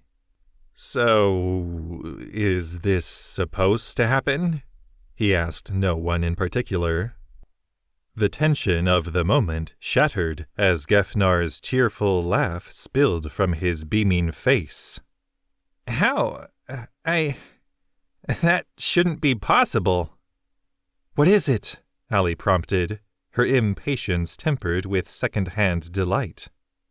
Before Gefnar could answer, the entirety of the statue began to shift, wings and arms articulating with a sound like sifted crystals as the soft blue glow of the memory stone rose to rival the shaded daylight.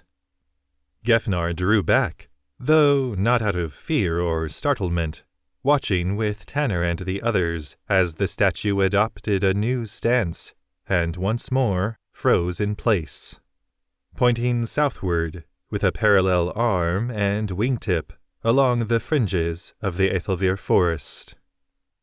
"I guess that's where we need to go," said Tanner, blinking.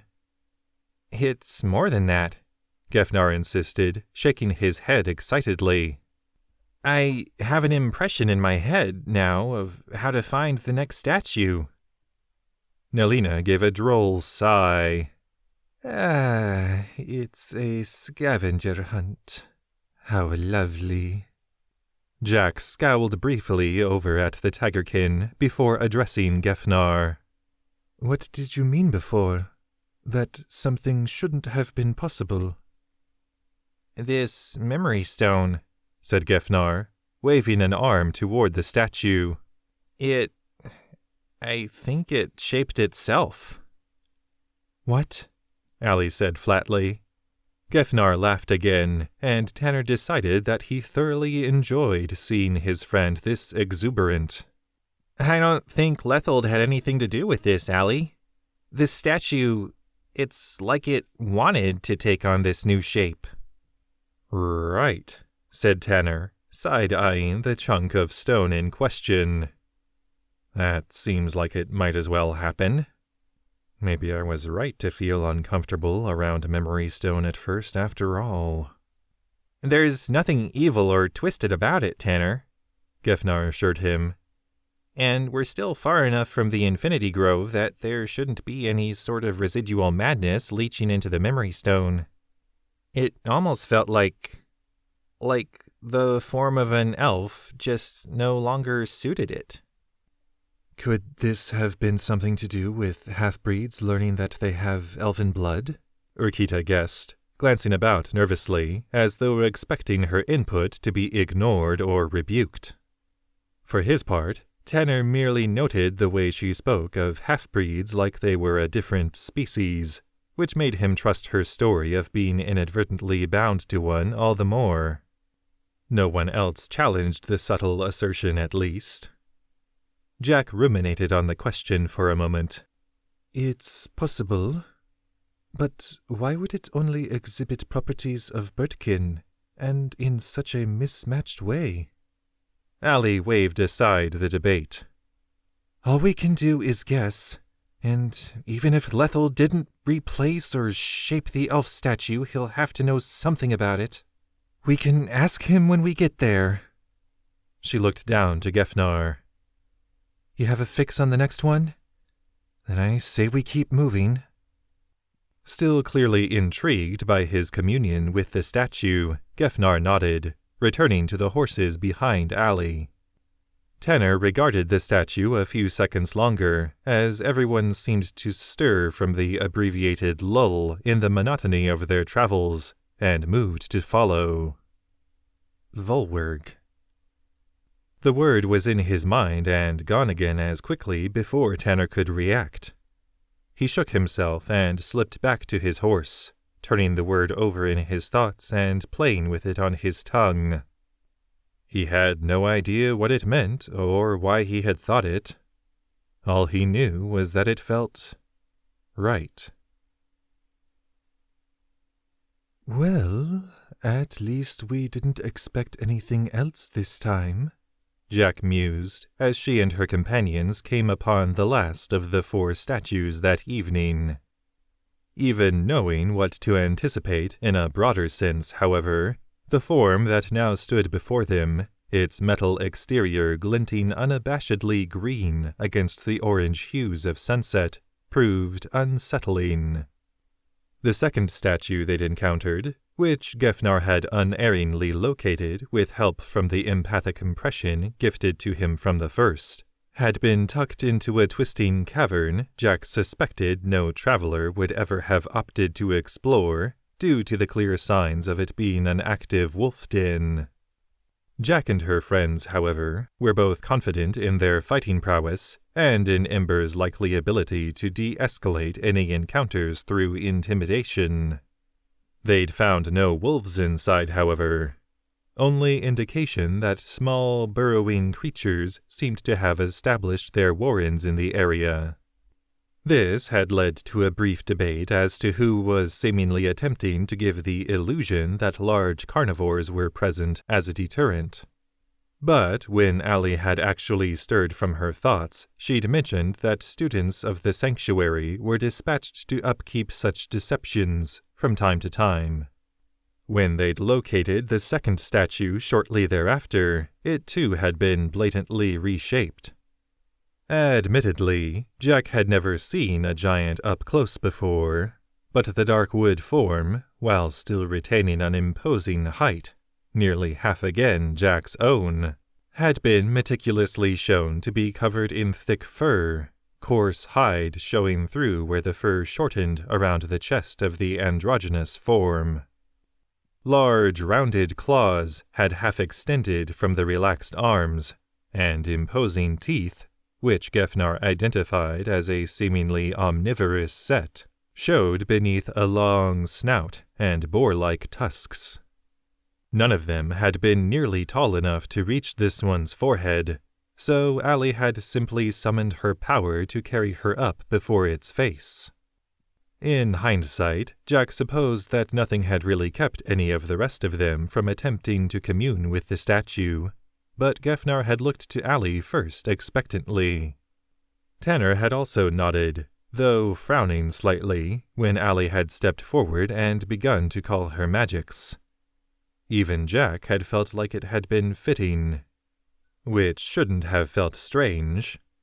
After all, it was Allie's old home they were attempting to find, But after Allie had triggered the statue to indicate their continued path with a massive limb, amid a creaking like the settling hull of a ship, they'd located the next statue through gifted intuition hours later. And this one Tanner had wordlessly presumed to commune with. Fiery light had shone from the foxkin's palm as he'd pressed it against the forehead of the third statue.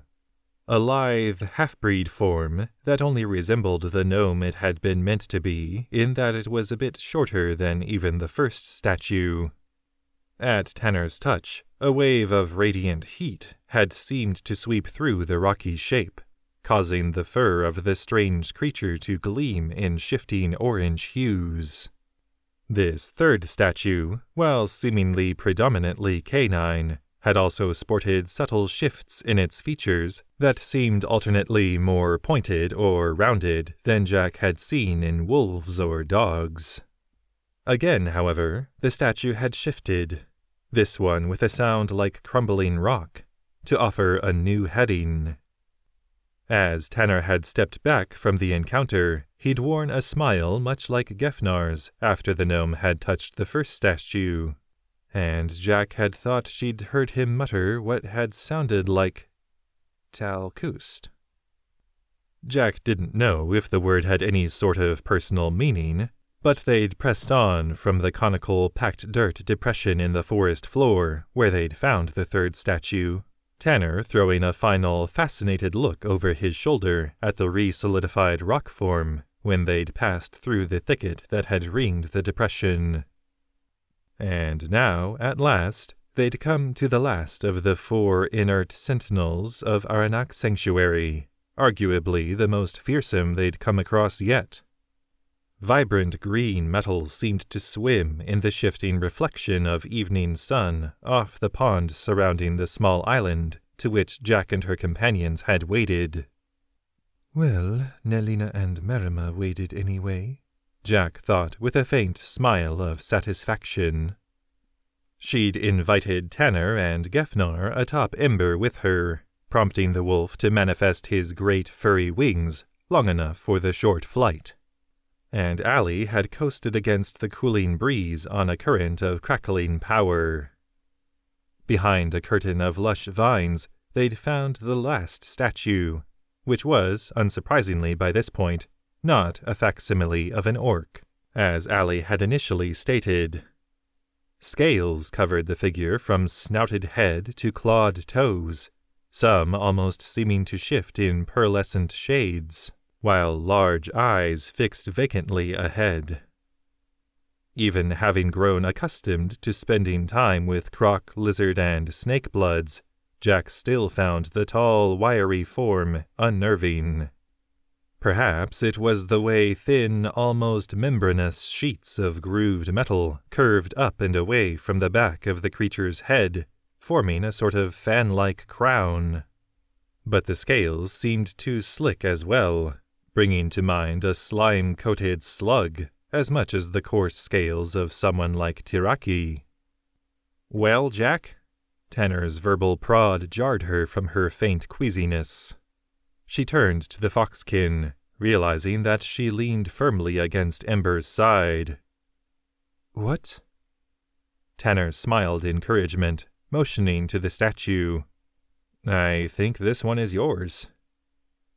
Jack wanted to scoff, to inform Tanner how ridiculous that sounded. But, as she saw the quiet agreement in the faces of Allie and Gefnar, and even the expectant regard of Nelina and Merima, she found herself agreeing. Somehow, the sight of their prisoners being soaked up to their waists made the two slightly less unbearable, she supposed. She nodded slowly. "Golden."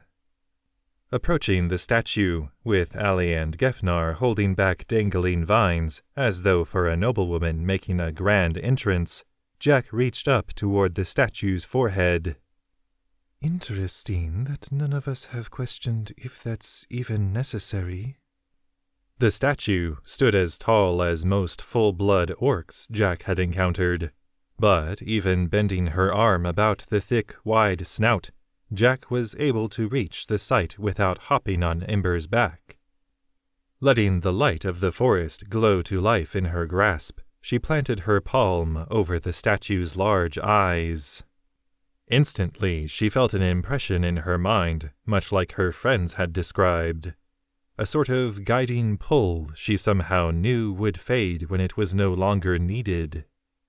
And there was also a sense from the metal itself, a pulse of pseudo-consciousness through the perfectly sculpted form of purest Lorsen copper, the most coveted of conduits. Unite. A piece of all in each, Jack found herself whispering. The heart of each to shape. She shook herself, stepping back from the statue as it drew back its mist-slick shoulders and pointed presumably off to their destination with a clawed reptilian finger. "What was that you just said?" Tanner's voice drew Jack's gaze back around to take in the foxkin's inquisitive expression. I'm not sure, Jack admitted, finding that she looked to Ember for guidance. The great wolf's eyes, like hot coals, gleamed with the knowledge of the ancient spirit Jack knew her friend to be, but he simply dipped his shaggy head, ears stooping in deference. She smiled. Maybe we're not meant to know the whole picture. Allie folded her arms. What else is new? You at least have our final heading, though, right? Jack nodded, finding that she did. That temporary extra sense sat comfortably in her mind, knowing how far to press on in the direction the statue indicated. Then let's go, Allie sighed, deftly drawing up currents of power beneath her. I didn't pass this way when I left for Dragon's Nest, but I should at least be able to recognize the sanctuary's entrance. Then, muttering, And maybe Lethold will see fit to give us some actual answers about all this. A resigned Nelina had already begun wading back across the pond from the island to shore, but Marima threw a final glance at the statue as the draping vines that had previously obscured it fell back into place, rubbing absently at the stump of her missing arm, in what Jack guessed was troubled contemplation. Great change, Jack heard her whisper. Minutes later, Jack had ferried Tanner and Gefnar beyond the pond, and they were all mounted to resume their previous pace. Deep in thought, Jack realized with a jolt of painful memory that her hand had drifted into her pocket, turning the small carving tucked away there over and over, her fingers feeling the skillfully cut grooves. Heffind, an elder of her old clan, had gifted it to her shortly before losing his life in the brief but bloody battle between humans and half-breeds. Jack withdrew the carving, studying it as Ember plodded silently along beneath her among her companions' horses. The piece of mundane birch sported the various half-breed appearances, all melding seamlessly together about a kindly human face at the center. Heffind's lost wife, Kolfia. Jack swallowed, her heart fluttering with gratitude and loss. The image somehow meant more to her now, even if she couldn't quite express why. Perhaps it was the comforting knowledge that, no matter how many loved ones and acquaintances she'd failed and lost, there truly was hope for a united future. One where character was worth more than blood. A wistful smile tugged at Jack's mouth as she thought of her father. All that such a future requires of us is to continue doing what we believe to be right. She supposed that others might have found this sentiment naive and overly simplistic. At least for the moment, however, she didn't care. Chapter 17 Glimpses Beyond and Within. Allie stood before the shrouded doors of Arinak Sanctuary, her gaze sweeping slowly back and forth along the rocky cliff face before her. Her own memories seemed to stymie her as, now that she was upon the opening to which the statues had led them, her recollection of her own departure had grown hazy to the point of the fragments of a dream. This wasn't surprising exactly, as she'd suspected that Lethold would have such magical security measures in place. But the fact that Allie felt as though she was returning somewhere she knew well, and yet so hazily, was annoying. More information has been lost to you mortals than what you retain, Kravog informed her, though it didn't sound nearly so condescending as Shroud would have. If anything, the self-proclaimed ninth Thakur almost felt envious. Frowning, Allie distractedly placed her hand against the curtain of rock that barred her path. Anything you'd like to forget, if you could? Kravog's response betrayed just the barest trace of unfathomable exhaustion. Eons. A sensation like brushing shoulders with the personified infinity of space sent a shudder through Allie, and she clenched her jaw in focus, sending a pulse of gray-white magic into the base of the short cliff. Quite the knock, Tanner commented, as a muted wave of light swept outward to dissipate in the dirt and grass enclosing what looked to be a hill shorn in two. You're sure the door will recognize you, even with a different Thakur in your head? Allie shrugged, turning back to her companions. While Gefnar and Nelina's eyes betrayed their excitement at reaching the grounds of such an esteemed place of learning, what Allie took to be the last of Tanner's unease with magics seemed to temper the Foxkin's anticipation. Jack, as always, stood as attentive and alert as the wolf she'd dismounted, clearly more concerned about keeping them all safe than whatever secrets might shortly be learned, while Marima's gaze shifted about in trepidation. Doesn't matter if your story is true, Allie thought, her mouth quirking faintly in satisfaction. No one leaves Arinak Sanctuary without Lethold's permission.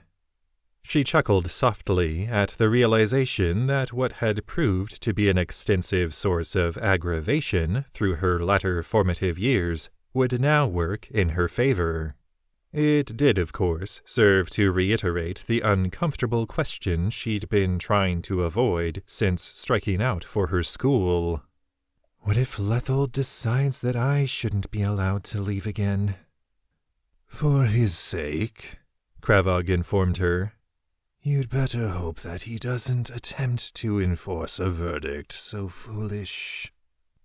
The memory stone behind the rock should recognize my thought patterns, Allie declared, shaking off her unpleasant musings. Gefnar nodded, still sliding his eyes about for any visible signs of enchantment. And open the door for you? Allie shook her head. No. It alerts the door guards and the headmaster, who then have the power to open the door together. So, we may be standing out here a while yet, Jack stated, though not without a hint of her own frustration leaching into the words. Nelina's mouth rippled in a sort of restrained pucker. Would it be so distasteful to spend another night in my company, Huntress?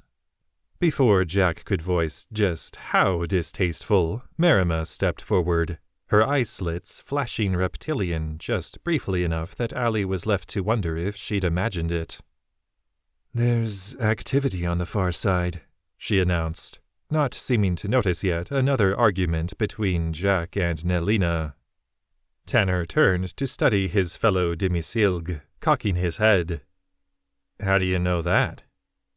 Marima seemed to shake herself, averting her gaze as she smiled self-consciously. Through my bond with the snake blood, I can sometimes taste things. Allie was about to join in everyone else's sidelong, incredulous stares at Tanner when the rock face behind her shifted with a sound like spilling grain. What was revealed to be a layer of stone, perhaps only 6 inches thick, split down the middle to slide down and away. The slanted tops parallel to the sloping doorway of the bisected mound. The rock along the door's edges rippled with soft blue light, casting a cool counterglow to the oranges of the setting sun at the travelers' backs.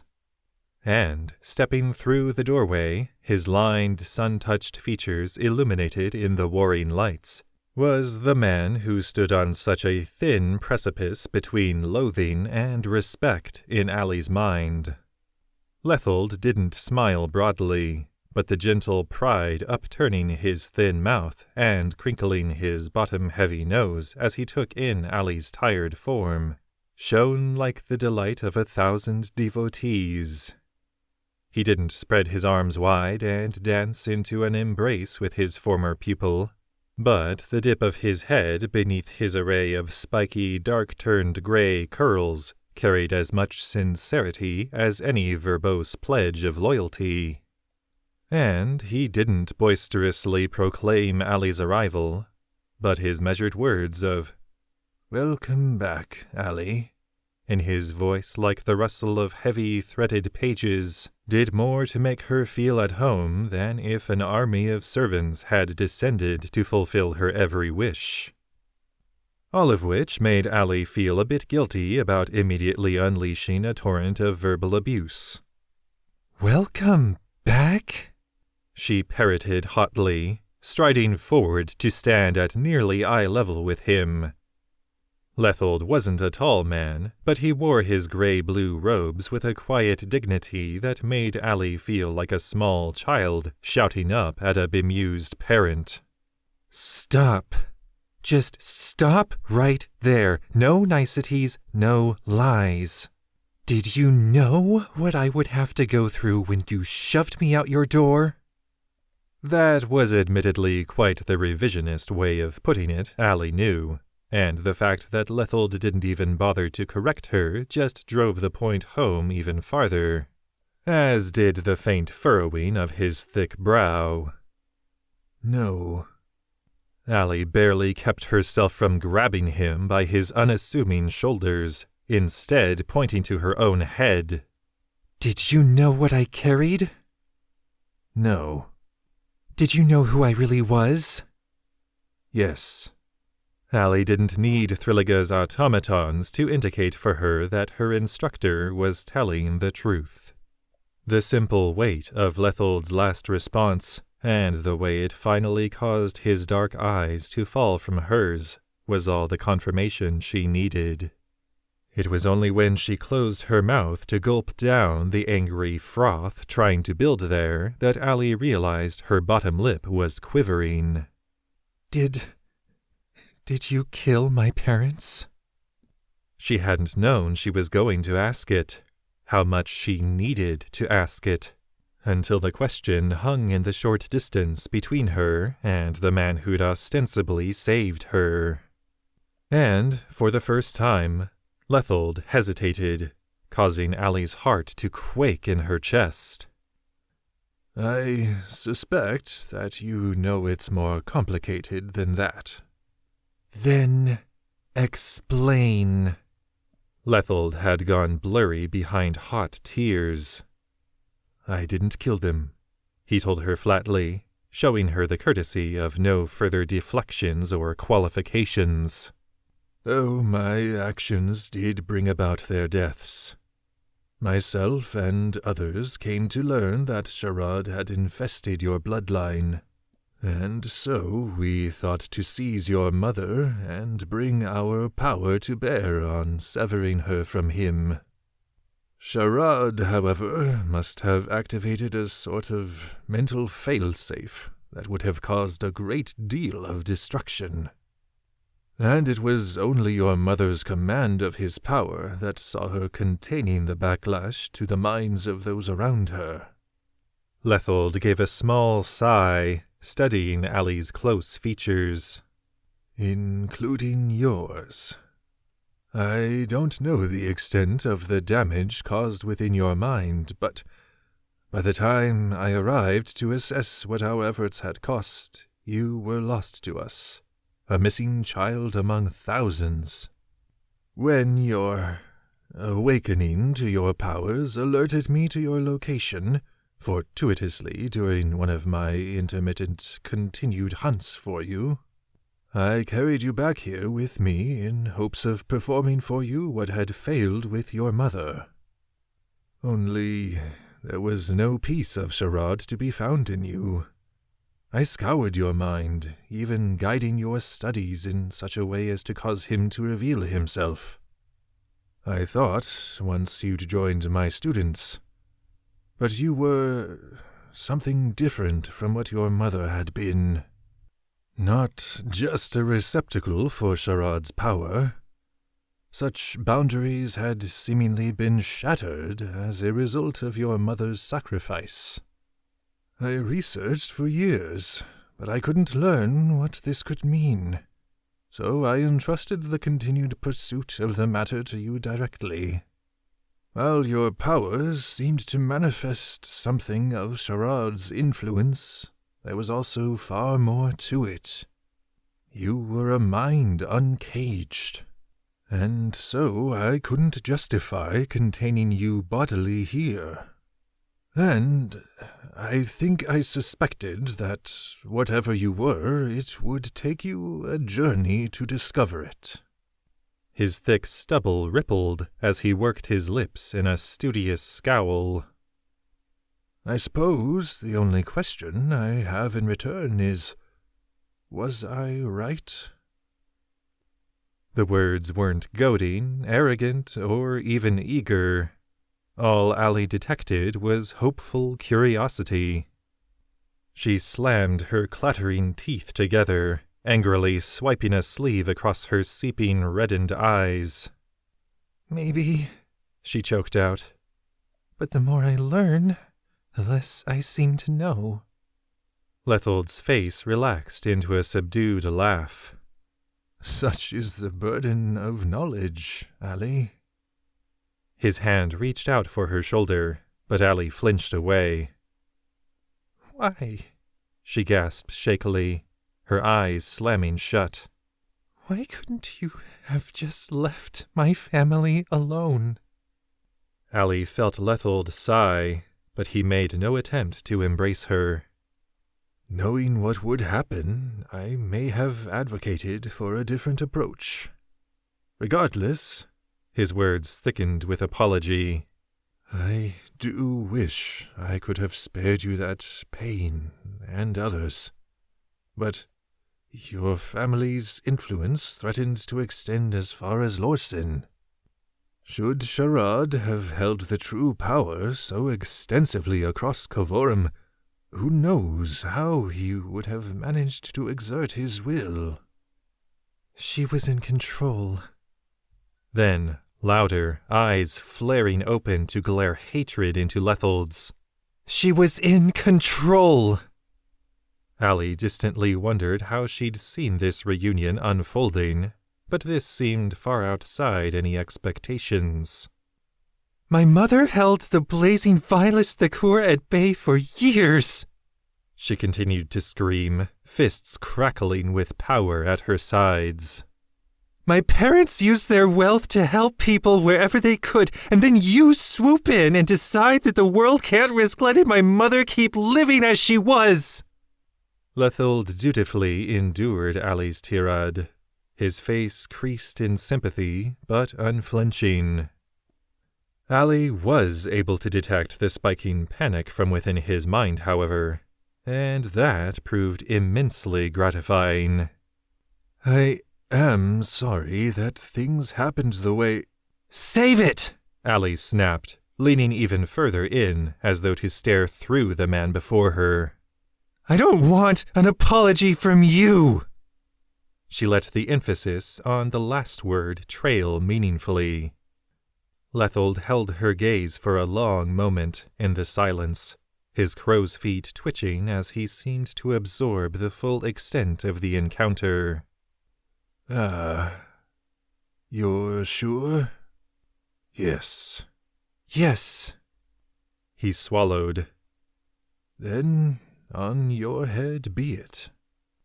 There was a flicker of amusement through the group link that seemed to stem from Tanner's presence.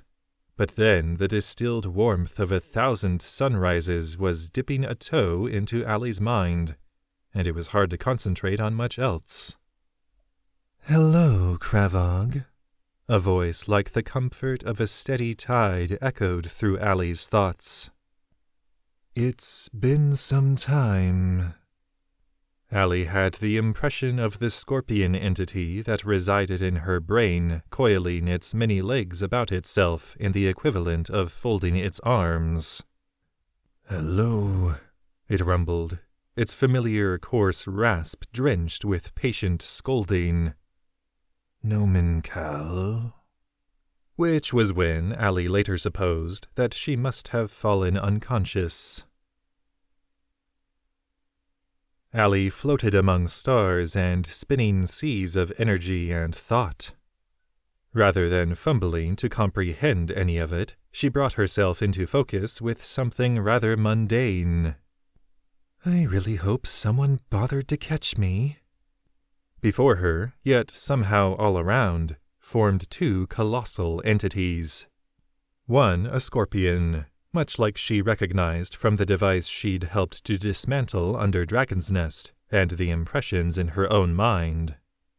The other, its immense wings of warm golden light meekly folded, a shape that caused Allie's heart to quicken with anxiety. It easily brought to mind the image of the Samanier fortress at the heart of Falconcrest. She distantly supposed that she should have anticipated something like it at least. How many passages had she skimmed during her studies at the temple in Dragon's Nest about Nomenkal offering to gather his followers beneath his wings?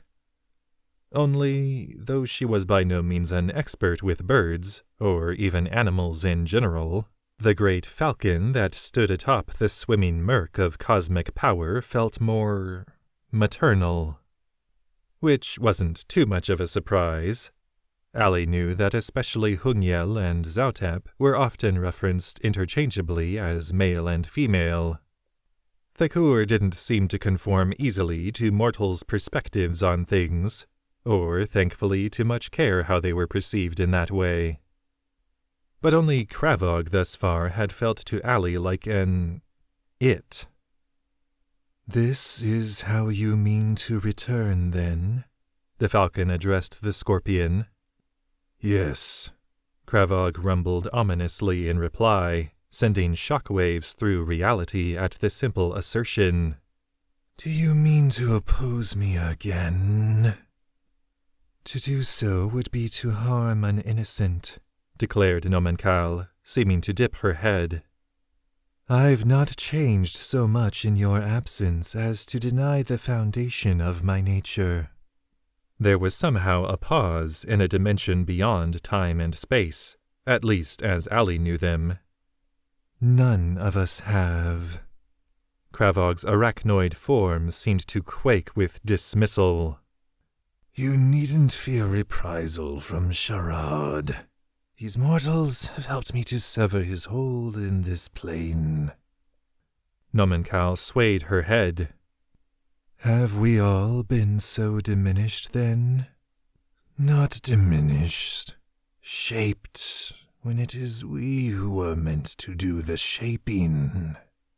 Something like indignation seemed to sweep along Nomenkal's glowing plumage. You did not scold so readily when Shroud and Yakosel imparted their power to consume to mortals. When I remained among you to maintain balance. So long as our mandate persists, no singular will must be allowed to hold sway. Save yours, It struck Allie as odd to hear a Thekur speaking like a dejected younger sibling. I do not seek control. That is the part of you and others. To fashion the endless struggle between good and evil, creation and destruction, order and chaos.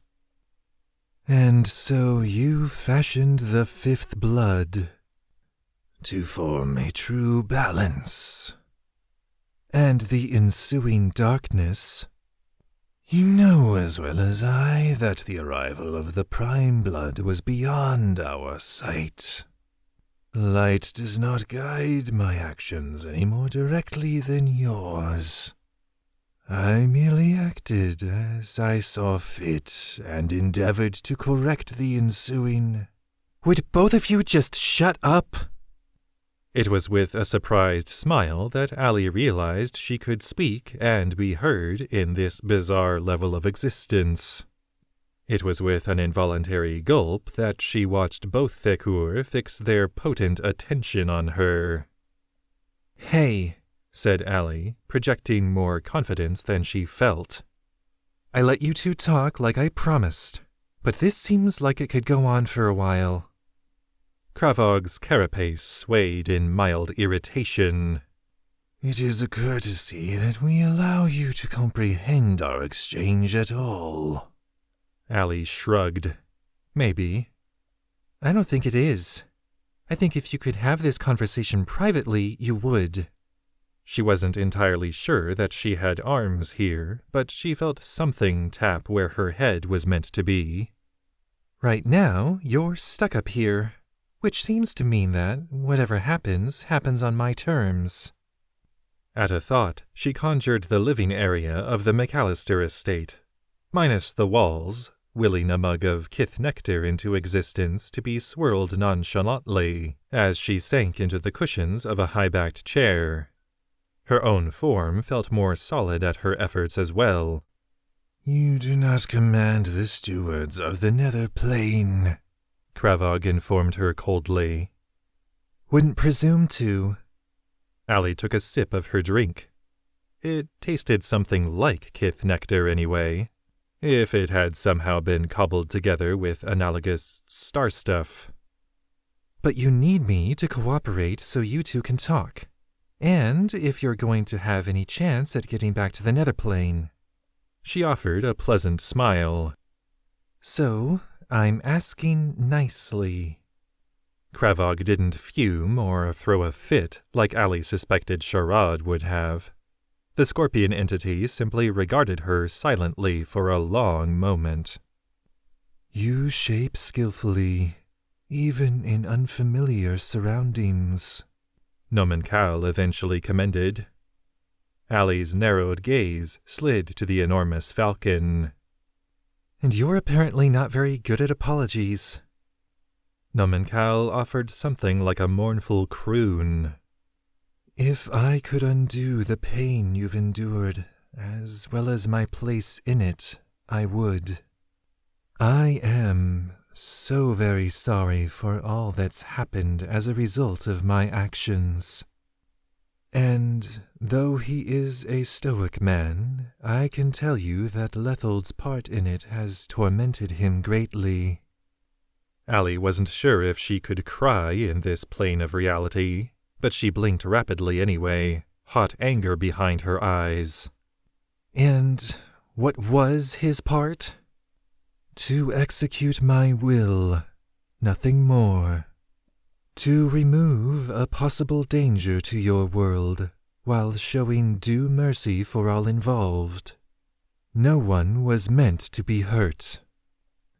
A mug still mostly full of cosmic kith nectar clanged against the floor where Allie hurled it, but she didn't bother to question how external sound might still reach her senses. That's it? Years of longing for a family I could hardly remember, and I'm just supposed to accept that it was some kind of accident? That an all-knowing Thekur couldn't be bothered to think about the consequences of her actions? Allie was back on her feet, feeling plush rug beneath her shifting boots. "You're supposed to be the brightest, the most compassionate, and you can't do a blazing thing to make it right?" Nomenkal's golden feathers seemed to deflate, her head bowing in subdued silence, which left Kravog to do something rather unexpected and defend its sibling. "You and your two friends are beyond the sight of all but an avatar of Skishod. And yet Nomenkal sought you as a lost child through Lethold. You held the potential to be an unprecedented threat to our kind. And yet you were taken in, instructed and entrusted with finding your way.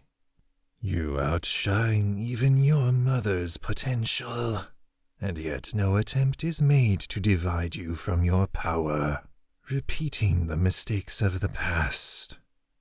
Even with your limited perspective, you would do well to acknowledge where amends have been made." Allie shifted her glower toward the great scorpion, but said nothing. "And what about you?" Nomenkal addressed her fellow Thekur. "Are you able to discern where I've attempted to atone for my part in unseating you?" Great pincers clacked pensively in the void. "Yes, but if you truly wish to repair what's been done, and we must work together, and with this mortal." Nomenkal appeared to waver. "Even if Shroud were recovered from your last encounter and would submit, Yakosel will not. I don't require either of them. Then, if it is not my opposite or Ushunisil's, you can't mean the Shapers will forge the balance point. Okugath, you would call on the brute to match Eyrnot, and the twins for the remaining Kunarish. I urge you to reconsider. Okugath has only grown wilder in your absence. If you think to rely on—" But Allie tuned out the rest, falling into an internal meditation to escape the thundering voices. Though she suspected most scholars would have been furiously jotting down the conversation, and likely theorizing endlessly at the implication that it was Kravog who'd made the dwarves rather than Yakosel, as widely speculated, Allie needed to be alone with her thoughts. Really wish that wasn't so difficult, even in my own brain these days. She considered Lethold, all he'd done for her and all that he'd inadvertently taken away. There didn't seem to be a simple answer as to how she felt toward her old teacher, now that she knew the whole truth. Or as much as I'm ever going to understand. Allie supposed she'd just have to see what her gut told her when she woke up. Whenever that would be. Thekur really seemed to like talking.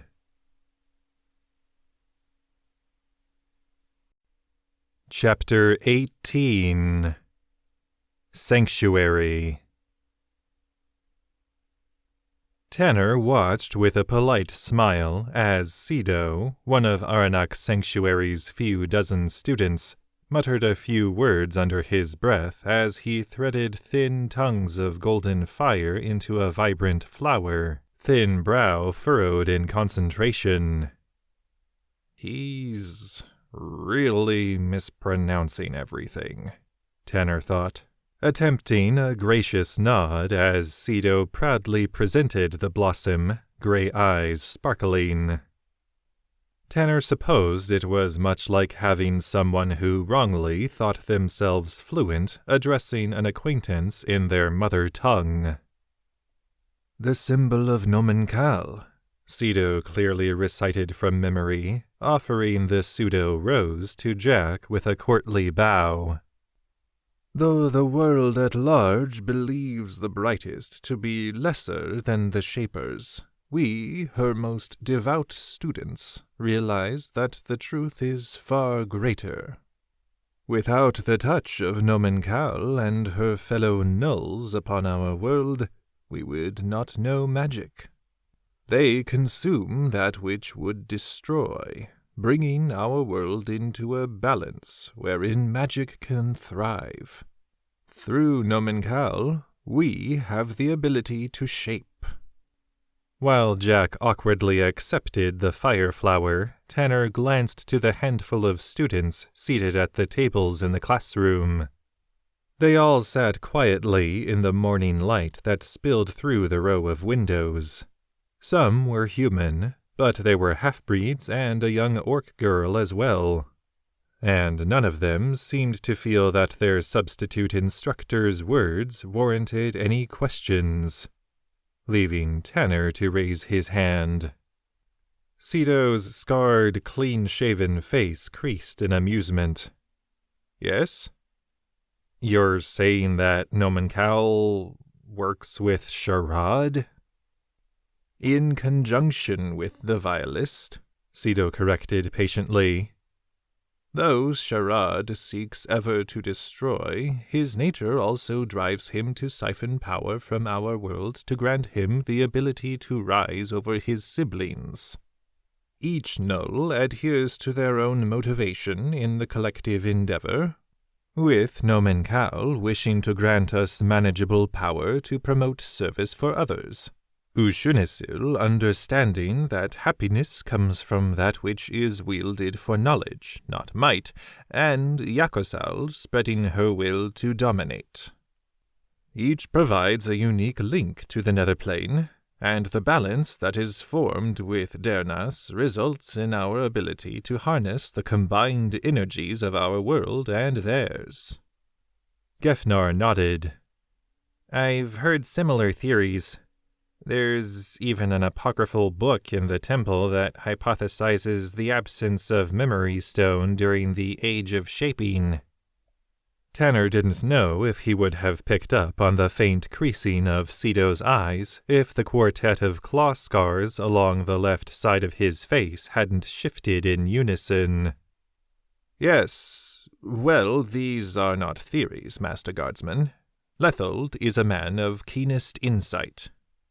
"Yes," Gefnar said slowly. "I hope you understand that we'll still be reserving judgment until our friend wakes up." Cito chuckled. "I'm still just surprised that Allie's managed to make any friends." Then, seeming to gauge how that sounded, "Oh, it's not that any of us despised her, or even really disliked her during her time here. She simply liked to keep to herself." "But she seems to hold all of you in some regard at least," said Jack, letting the fire flower fall from her hand as it dissipated with Cito's faded concentration. "Which is why we've been patient. She's vouched enough for Lethold's character for us to believe his intentions are good in taking Allie to his chambers." "And we can still tell she's all right through the link," Tanner amended privately. "But they don't need to know that." "Let us be clear, however," Jack continued, stepping ominously forward. "If we're given any reason to question those good intentions, we'll be departing far less pleasantly than how we arrived." Cito cleared his throat, laughing nervously as he swept a hand over the close-cropped hair and further scarring along his scalp. "I'd say that's quite clear." Jack smiled. "Golden." "I can't help but notice that your concern for your other companions seems minimal in comparison." Tanner sighed. "They haven't proven themselves as trustworthy." "And they seem perfectly content with the room you provided," Jack added. That was true, Tanner supposed. They'd shared with Lethold and his senior students as much as they cared to about the situations surrounding Urquita. Pretty sure I'm still the only one actually calling her that. And Nelina. And a warded chamber had been offered. one which was also meant to raise an alert if opened from the inside. Even though Nelina hadn't made any attempt to escape her reluctant guardians when Allie had been unconscious after that whole mess in Lorsen, Tanner still felt better having her keeping an eye on Urquita in an enclosed space. He believed Urquita's story, but who was to say that Merima wouldn't manage to make a reappearance? She'd managed to cage Urquita before. Guilt stabbed through Tanner at the thought. And how many years did I do that accidentally to Okizi? He'd retained his sanity for it, unlike Tagathis, the orc demisilg they'd encountered on Nizame, but that was a price Tanner had no interest in paying. But would it really have been better if we'd both gone crazy together? He shook himself. It was pointless to think about that now. Okizi was her own person, a happy young girl once again, with a new family. When Tanner refocused on the continued conversation, Sito was politely inviting them to leave his classroom. "We've got some ground to cover," the senior student declared with a smile. "And the headmaster will have my, head if I fail to maintain the younger class's momentum." His gaze quickly scanned Tanner's clothing, and he visibly summoned the courage to ask, "And as a fellow enthusiast of fire shaping, I have to ask, how long did it take you to make that outfit? And how do you keep it from dispersing?" Tanner attempted a modest grin. "A few seconds, and I guess I just appreciate it enough so that it doesn't leave me." He leaned in conspiratorially. "Mind you, I did absorb a fire barrage meant to take out a big city before making it, so I'm not sure I can recommend my process." Sito's features furrowed appreciatively at the perceived tall tale. "Fair enough. I suppose I'll just have to attain your level of mastery through continued study." Good luck with that, Tanner thought as he and his friends exited the deceptively mundane schoolhouse. He cringed as he recalled Sito's butchering of the Thakur language. He wasn't even trying to sing the words. Tanner drew to a stop with Jack and Gefnar outside the door as Sito eased it shut. It wasn't that Arinak Sanctuary felt strange exactly. Tanner wasn't even sure what he'd been expecting. Perhaps Allie had spoken of it so vaguely and so little that he'd let his imagination run a tad amok. But the school grounds before him felt normal. Granted, Tanner had never attended any sort of higher educational establishment. He'd learned the basics of math, history, and such when the Temple of Nomenkal back in Dragon's Nest had hosted instructional evenings for the town's children. Looking back, maybe Intothica had also been trying to promote mingling of humans and half-breeds. But the bulk of Tanner's education had come from self-study, either from volumes checked out from the public access portion of the temple library, or the occasional worn book he'd picked up from a vendor. 5 separate single-story buildings of unassuming brick made up the stretch of the small campus used for actual instruction, each marked only by a simple plaque above its door that denoted 4 basic fields of study: fire and conjuring, applied memory stone, illusions and patterns, and temporal direction, with the 5th building in the loose semicircle simply declaring itself to contain advanced classes.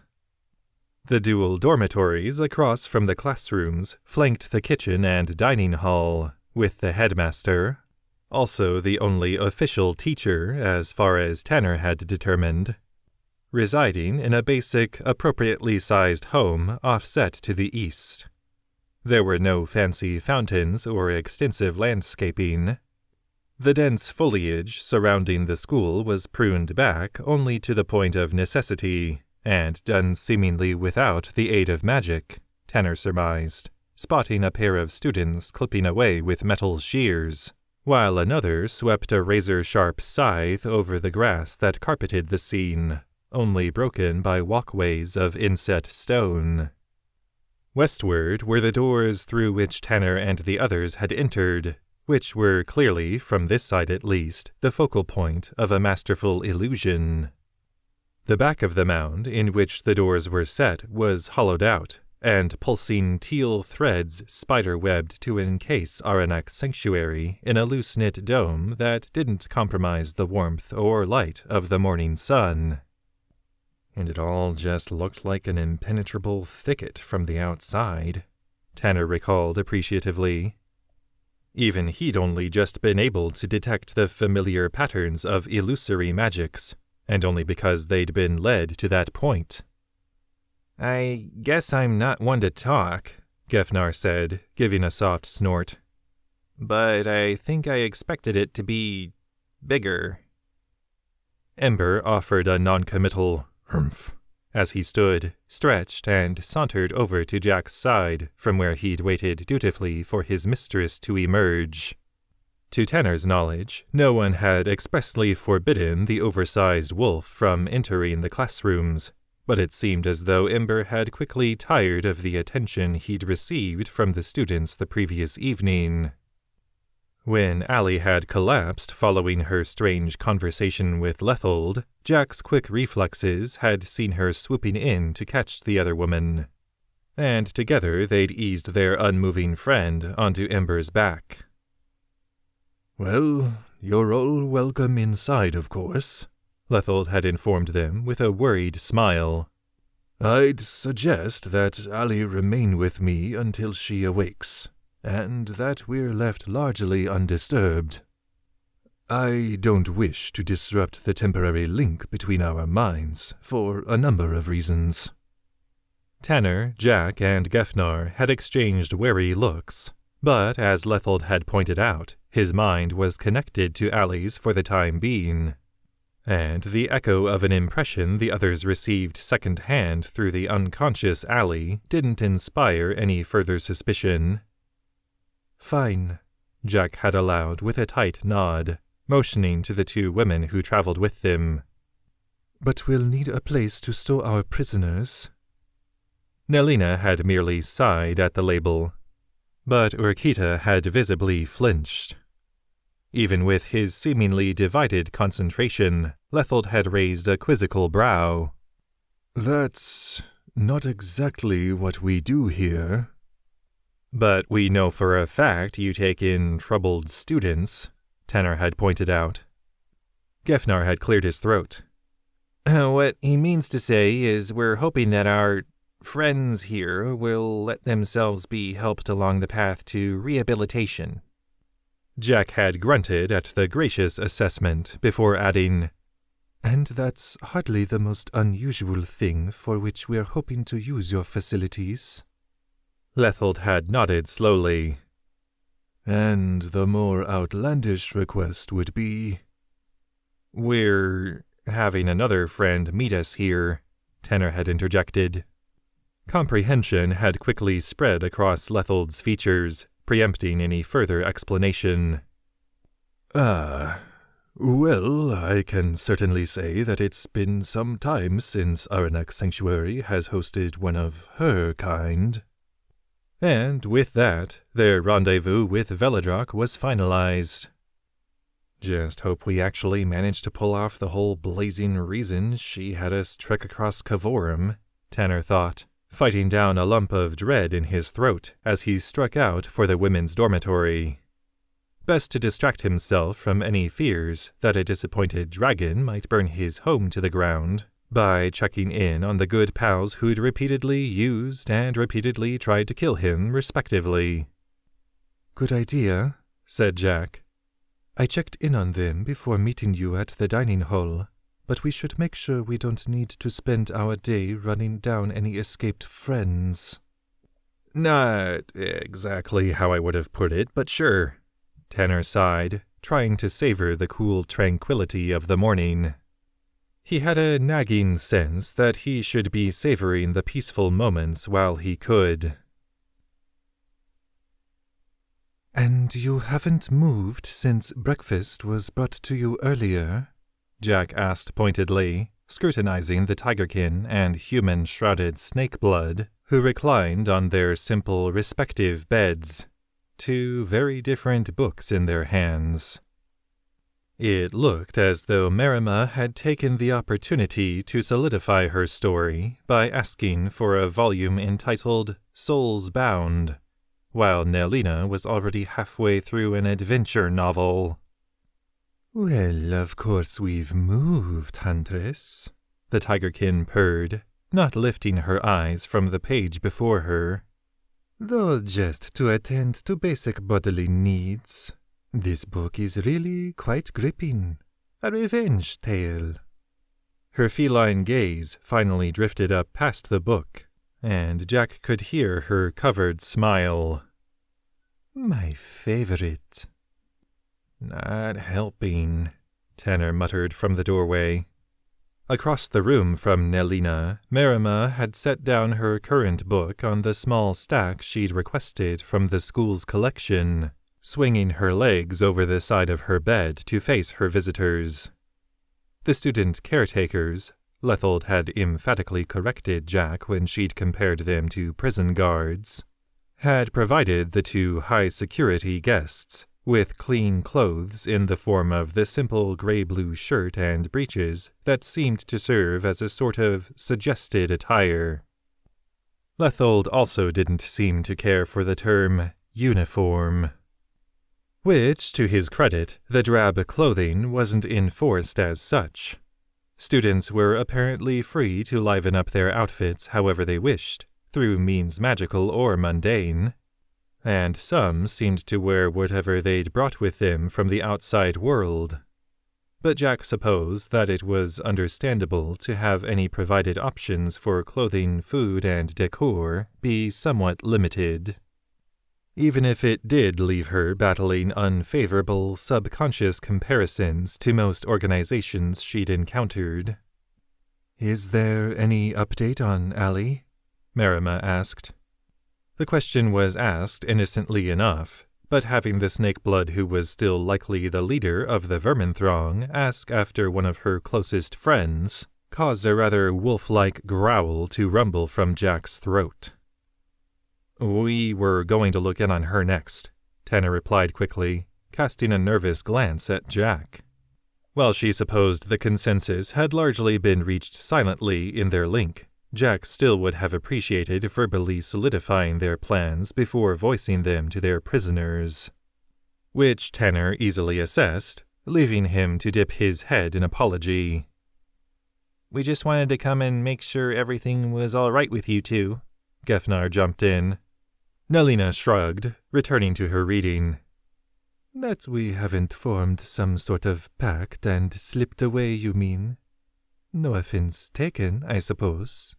I'm willing to be patient until you've all learned to accept that I've decided to act in concert with your efforts. Jack snarled. Hoping for time off for good behavior? Is good behavior not its own reward? Nelina purred distractedly.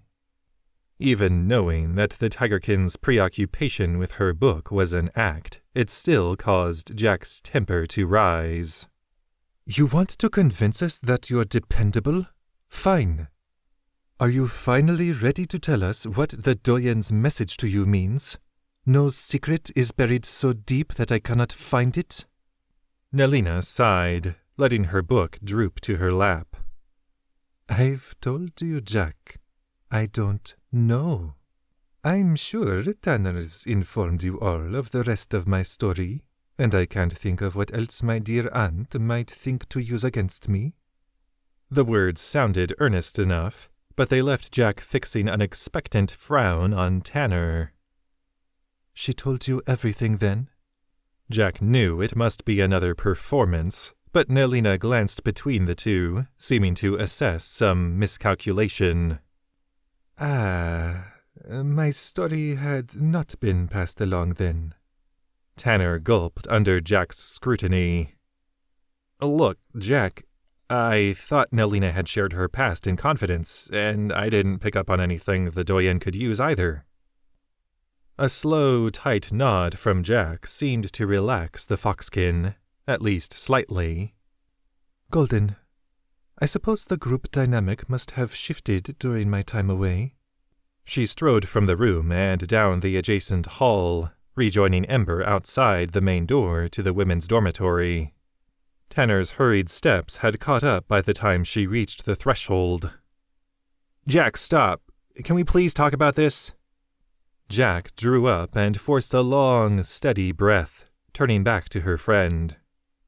I apologize for my bitter words, Tanner. But first Nelina and now Marima? Tanner's snout twitched as he shrank back at the bite Jack put into the names. What do you mean? Nelina has no honor beyond her own selfish desires, Jack snarled, pointing back the way they'd come. And that snake blood wants you dead. Don't let yourself forget what she is just because she can wear another face like I could? Jack threw her arms wide. Am I wrong? Is that not why you seem to feel some kinship with her now? Gefnar trailed Tanner outside, raising his hands for peace, but Tanner's retort preempted any verbal appeal. Both of those women are victims, Jack. They've been hurt, and yeah, maybe they haven't always managed to make the best decisions because of it, but not all of us are so lucky to grow up with a patient blood family who can prepare us to take on the world. His jaw audibly clacked as he shut it, eyes creasing closed with immediate regret. Sorry, that was a stupid thing to say. Jack swallowed at the rising tightness in her throat, finding that she'd slumped back against Ember as though from a physical blow. Are you saying that I haven't experienced enough pain to be a part of this group? That I haven't lost enough? Her words hung in the air like brittle icicles. Gefnar shook his head emphatically. No one is saying that, Jack. And what does that even mean? Tanner added. We aren't a group without you. You're the voice of reason that got us this far. How can you even ask if you're a part of this? Jack's eyes fell, and she hurriedly wiped a small trickle of tears from her cheek. I suppose it's felt different since I came back.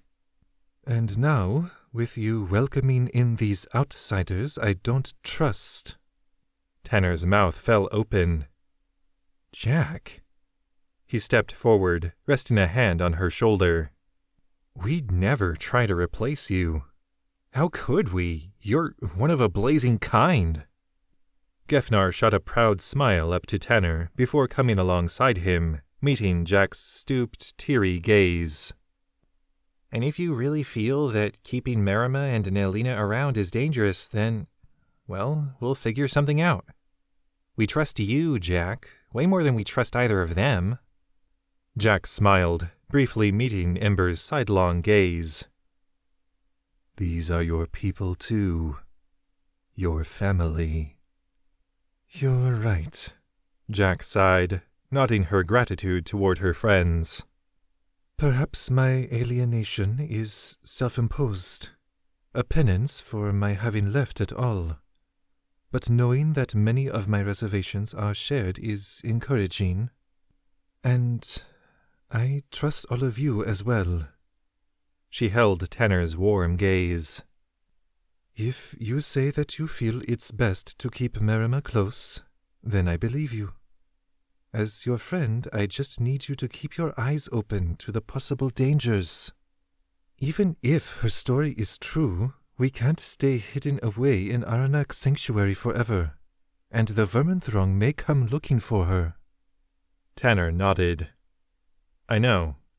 But if that's the case, she really is a victim who needs to be kept safe.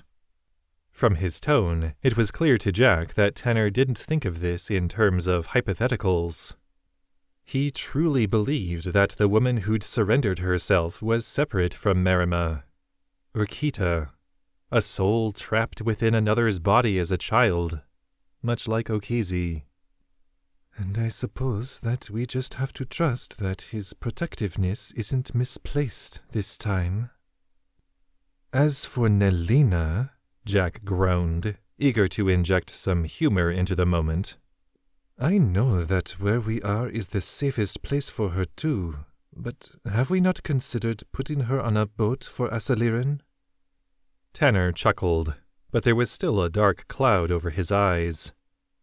From what I gather, there are people who want her dead there, too. And who are we to object to such an overwhelming verdict? Jack muttered. Gefnar smiled, an eagerness coming to his eyes. We'll say that the jury's still out there for now. Now come on, I can sense Allie starting to wake up.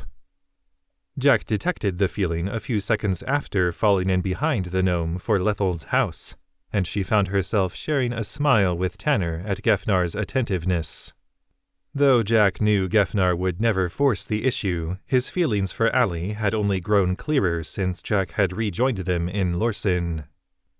Then we'll focus on the good relationships for now, Jack thought, caught up in her friend's excitement to hear what Allie had experienced during her time communing with the Kur. Perhaps the negative relationships around Jack would have the decency to sort themselves out. Chapter 19. The Audacity of Coincidence. Allie's eyes drifted open to stare at the ceiling, while she used her other senses to take in her surroundings. She'd never been to Lethold's chambers, but the air was cool, the way she knew he liked it, and the sheets beneath her smelled like the soap he used, scented like especially clean dirt. She also heard the faint, somewhat comforting murmur of her fellow students going about their days, as though from a distance and through at least one wall. That sound had always seemed to loom much larger when she'd studied here, only escapable by slinking outside the sanctuary's illusory perimeter. Then there was the way she could sense Lethold sitting in a chair alongside the bed she lay on. It was vicariously far more removed than the clarity she felt from her nearing friends and their direct magical link. This was more like having to whisper to someone a few seats down through the unreliable chain of messengers between you.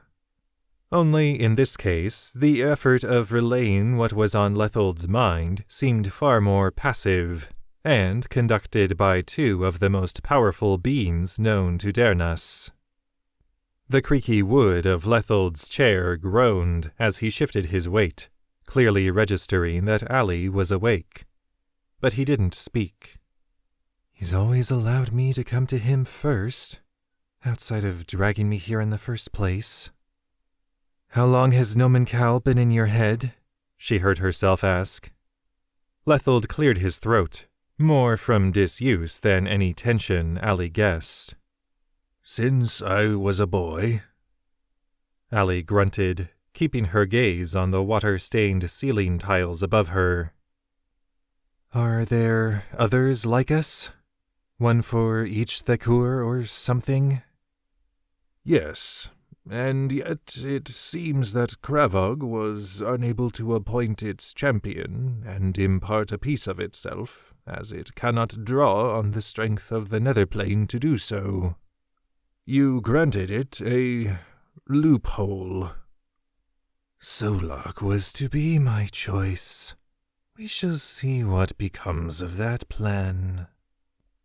You weren't already helping him with his being so hard to kill?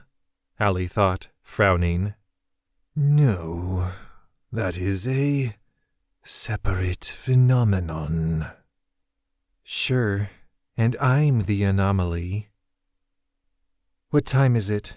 She asked out loud. Just after 9. It's Pinit, the 4th of Vedum. Allie gave a muted exhale of relief. She'd only been unconscious through the night. After losing touch with the world for almost a week when she first took Kravog into her mind, she'd wondered if the same thing would happen any time she interacted with beings of the nether plane. But I guess there were a few other factors in making that time especially traumatic. Kravog seemed slow to offer any unsolicited commentary as well, letting Allie sort out her thoughts at her own speed. "Would you ever have told me about my parents?" Allie asked, her voice soft but words barbed. "About the power I'd inherited from my mother?" "Yes." "When?" "You're not going to like it." "I figured." "When handing you the answer no longer robbed you of finding it yourself." "You're right. I don't like it." She hoisted herself upright, taking in all points of the room except where Lethold sat. There wasn't much to see. Lethold had no furnishings beyond the simple bed, chair, desk, and dresser that could be found in the other rooms within the dormitories. "But," Allie sighed, her gaze shifting to where warm, curtained light spilled through the window, "I think I understand it." As though her eyes were pushing their way through molasses, she finally forced herself to look into Lethold's placid face. "I think I understand you." One of her instructor's signature puckered smiles tugged at his lips. "Camaraderie from someone who also holds a link to the nether plane?" he asked, tapping at his temple. Allie snorted. "Forcibly learned compassion after getting to know a whole lot of people, good and bad. But maybe just a bit of what you said, too." Her brow creased in pain. "One thing I still don't understand." "Only one. Perhaps you should take over my teaching duties." "Don't have the patience. Teenagers have a way of undoing all the restraint I've learned." She let power crackle in her eyes menacingly. Lethold chuckled. "Likewise." "After seeing all the destruction I'd caused, why would you bring me here?" "It was the safest place for you." "And everyone else? The other students? You?" Allie drew a shaky breath. "I'd already obliterated someone close to me."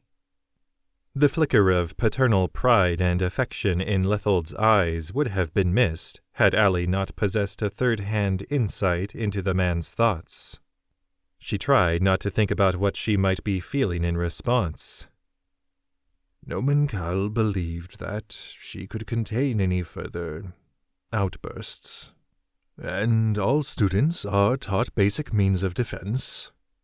But, truthfully, Lethold's smile was full and unfettered now as he held Allie's gaze. I knew you'd never allow it to happen again.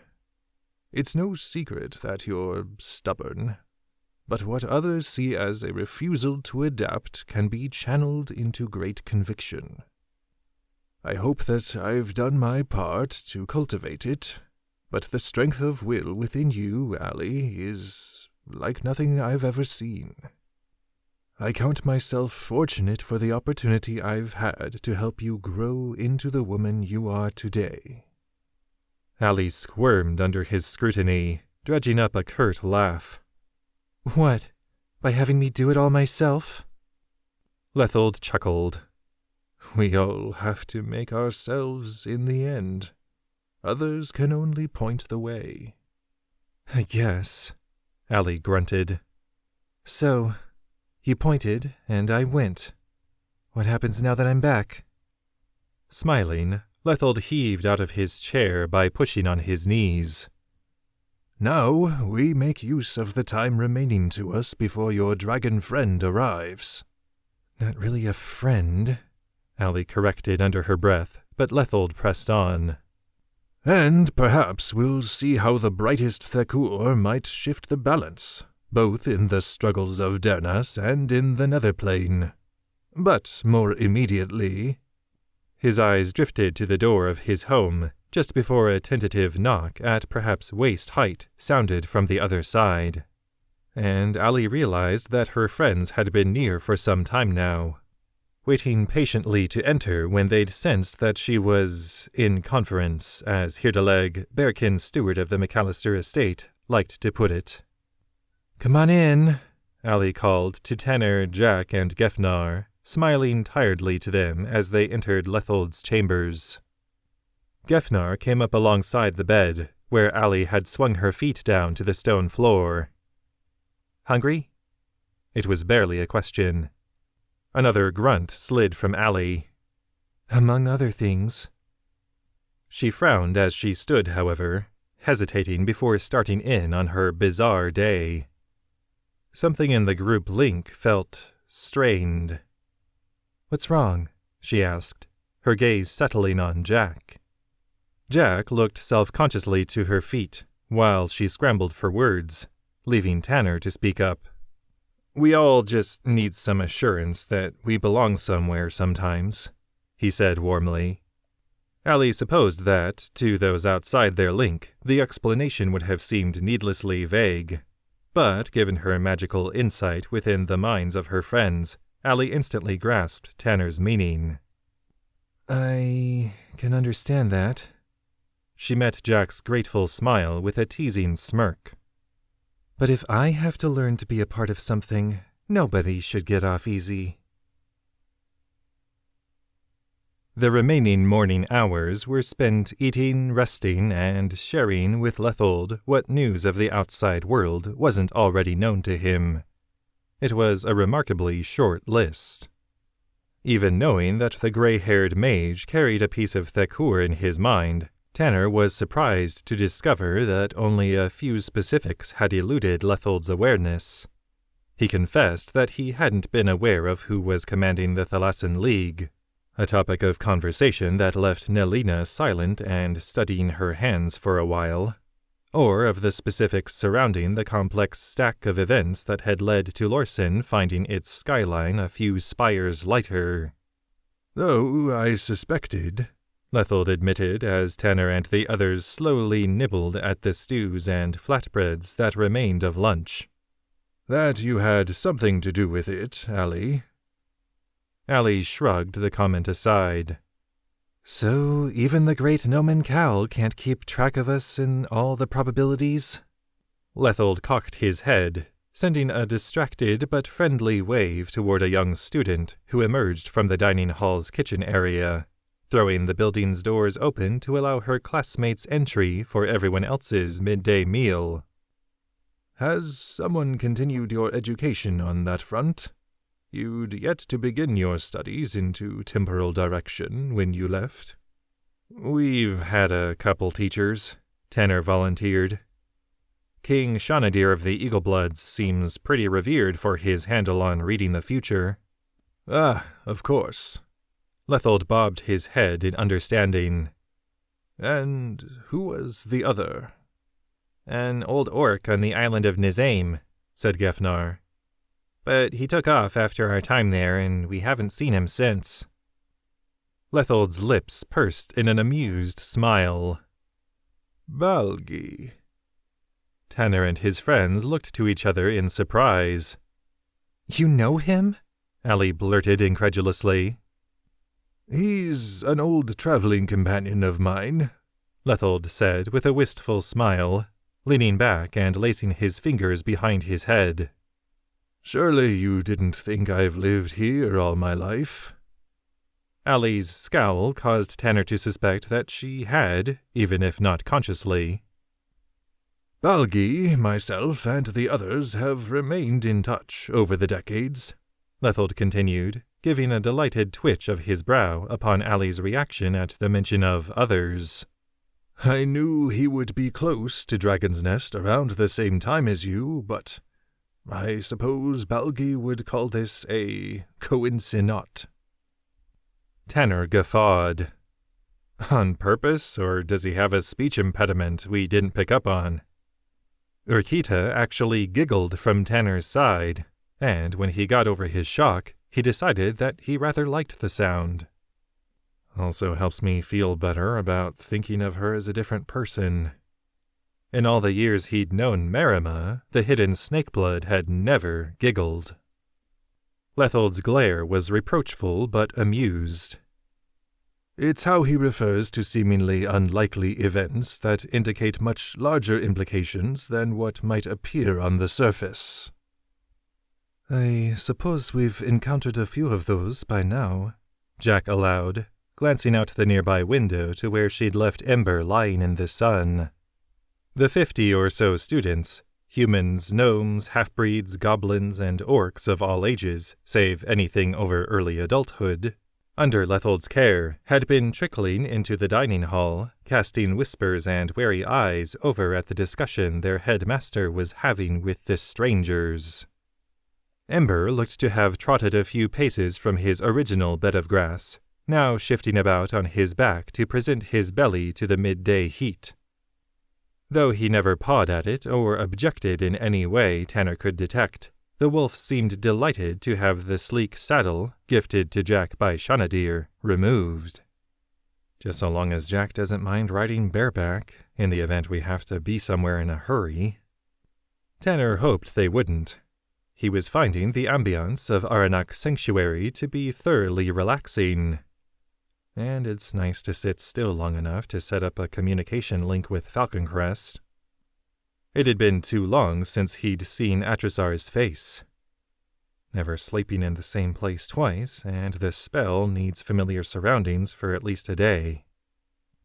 But if all they had to do was sit tight and wait for Veladrock to show up, he scolded himself for even having the thought as a familiar figure entered the dining hall, behind Cedo and another senior student. "Ah, come on," he groaned. "Please, just don't." Everyone followed his gaze, and Lethold let out a warm rumble of laughter, standing to greet the new arrival. Nelina, who'd sat in atypical silence since the issue of her connection to the Doyen had reasserted, narrowed her eyes. "But where is his apprentice? Given his line of work, someone should be due a refund, should the answer be anything unfortunate." The person in question was, of course, the same orc they'd just been discussing, the old orc's weathered features creasing in a smile as he and Cedo seemingly exchanged stories concerning the extensive scars they both sported. "This one here," Cedo indicated a long scar diagonal up the length of his neck to the attentive Balgi, "is from when I decided to test if Memory Stone exhibited certain properties of glass, specifically if it would shatter when subjected to drastic shifts in temperature." He grinned. "Turns out, yes, and a lot more forcefully. That experiment just about took my head off." Balgi's deep, throaty laugh dispelled any notion Tanner might have had that they were dealing with a skilled illusionist. He recognized that laugh well enough from his time playing cards with the old orc to accept that they were dealing with the genuine seer. "Well, your stories are certainly a lot more fun than mine, lad." Balgi motioned to where a deep groove of scar tissue bisected his thick, gray-flecked beard. "A pint-sized crockblood swung a sickle up to cleave my skull when I was a youngster, and gave me this one when I politely declined the offer by throwing myself backward." "And into the pit trap behind you," Lethold amended, beaming as he swept in to cinch Balgi up in his arms. Again the old orc laughed, returning the embrace and clapping the mage on the back. "Well, you'd been chased up a tree by a dire badger, as I recall." Cedo's eyes lit up. "Let me tell you about dire—" His fellow senior student laid a hand on his arm. "Another time, perhaps." She turned to Lethold, brushing a tangle of shoulder-length dark hair back behind an ear. "It seems you do know this man, headmaster." Lethold threw his head back with a wistful laugh. "Oh yes, Lightrien. The strongest of bonds are formed between those who answer the call of adventure together. Tanner couldn't help a smile as he shared familial looks with his own traveling companions. Allie, however, seemed distracted, eyes narrowed as she studied the reunion before them as though Lethold's actions didn't compute. And I'd never heard of him because... The two older men still had an arm about each other's shoulders as they turned to Allie, and Tanner noted the complete lack of surprise on the part of the orc at noting the presence of those he'd encountered and directed on Nizame. I'm a teacher, Allie, Lethold said with a smile. I'm happy to share whatever personal experiences I believe will prove instructional. But I also reserve the right to retain professional detachment and my own privacy. Balgi jabbed the mage in the ribs with gnarled green knuckles. And we were probably the worst band of adventurers Deyrnas has ever had the misfortune to champion its causes. Still, our time together informed who each of us would become, I think. The youthful spark in Lethold's eyes darkened. Yes. And I hope that those of us who remain carry on the memory of those fallen with due reverence. Turning to his friend, Balgi adopted an inscrutable look between joy and shared grief that Tanner somehow suspected would grow clearer to him with age. Are you up for one last adventure together then, my friend? Lethold returned the orc's gaze, a wave of comprehension cresting before a contented smile. Yes. Time to go and see Rokalig, then. Balgi bobbed his head slowly. It seems long overdue. We should go quickly. Who? Allie interjected. Another old friend of ours, Lethold explained. The only other of our original band yet living. Allie threw up her hands. And you're just going to take off and see her the instant he shows up? She gestured sharply at Balgi. What about Veladrak? What about getting this thing out of my head? Balgi shrugged. The dragon and the Thekur. I suppose you'll be bringing along the latter, and the former will just have to meet us in the grove. Gefnar blinked. We're coming along? The Infinity Grove? Tanner blurted, every ounce of latent paranoia he harbored for Memory Stone, and its creepy, crawly mind magics, boiling in his thoughts. Yes, and yes, Lethold informed them casually, taking it all far too in stride for Tanner's liking. That's where our friend Rokalig lives. Jack frowned. She possesses some kind of protection against the great madness of the Infinity Grove, then?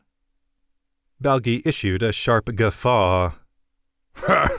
I always forget that people still believe that story. It's not just a story, Jack insisted, rising to her feet. My ancestors walked the perimeter of the Infinity Grove and could feel the tormented echoes of the dwarves who were slaughtered there, preserved in the vast pockets of Memory Stone. Lethold raised a placating hand. Easy, young lady. We're not calling your ancestors liars. Balgi nodded, waggling his eyebrows. But you'd be surprised how good stories are at being consistent deterrents against any interlopers. This Rokalig has made a home for herself within a healed Infinity Grove? Nelina asked, cocking her head incredulously. Lethold and Balgi shared a knowing look. Among others, said the mage. Urquita gasped.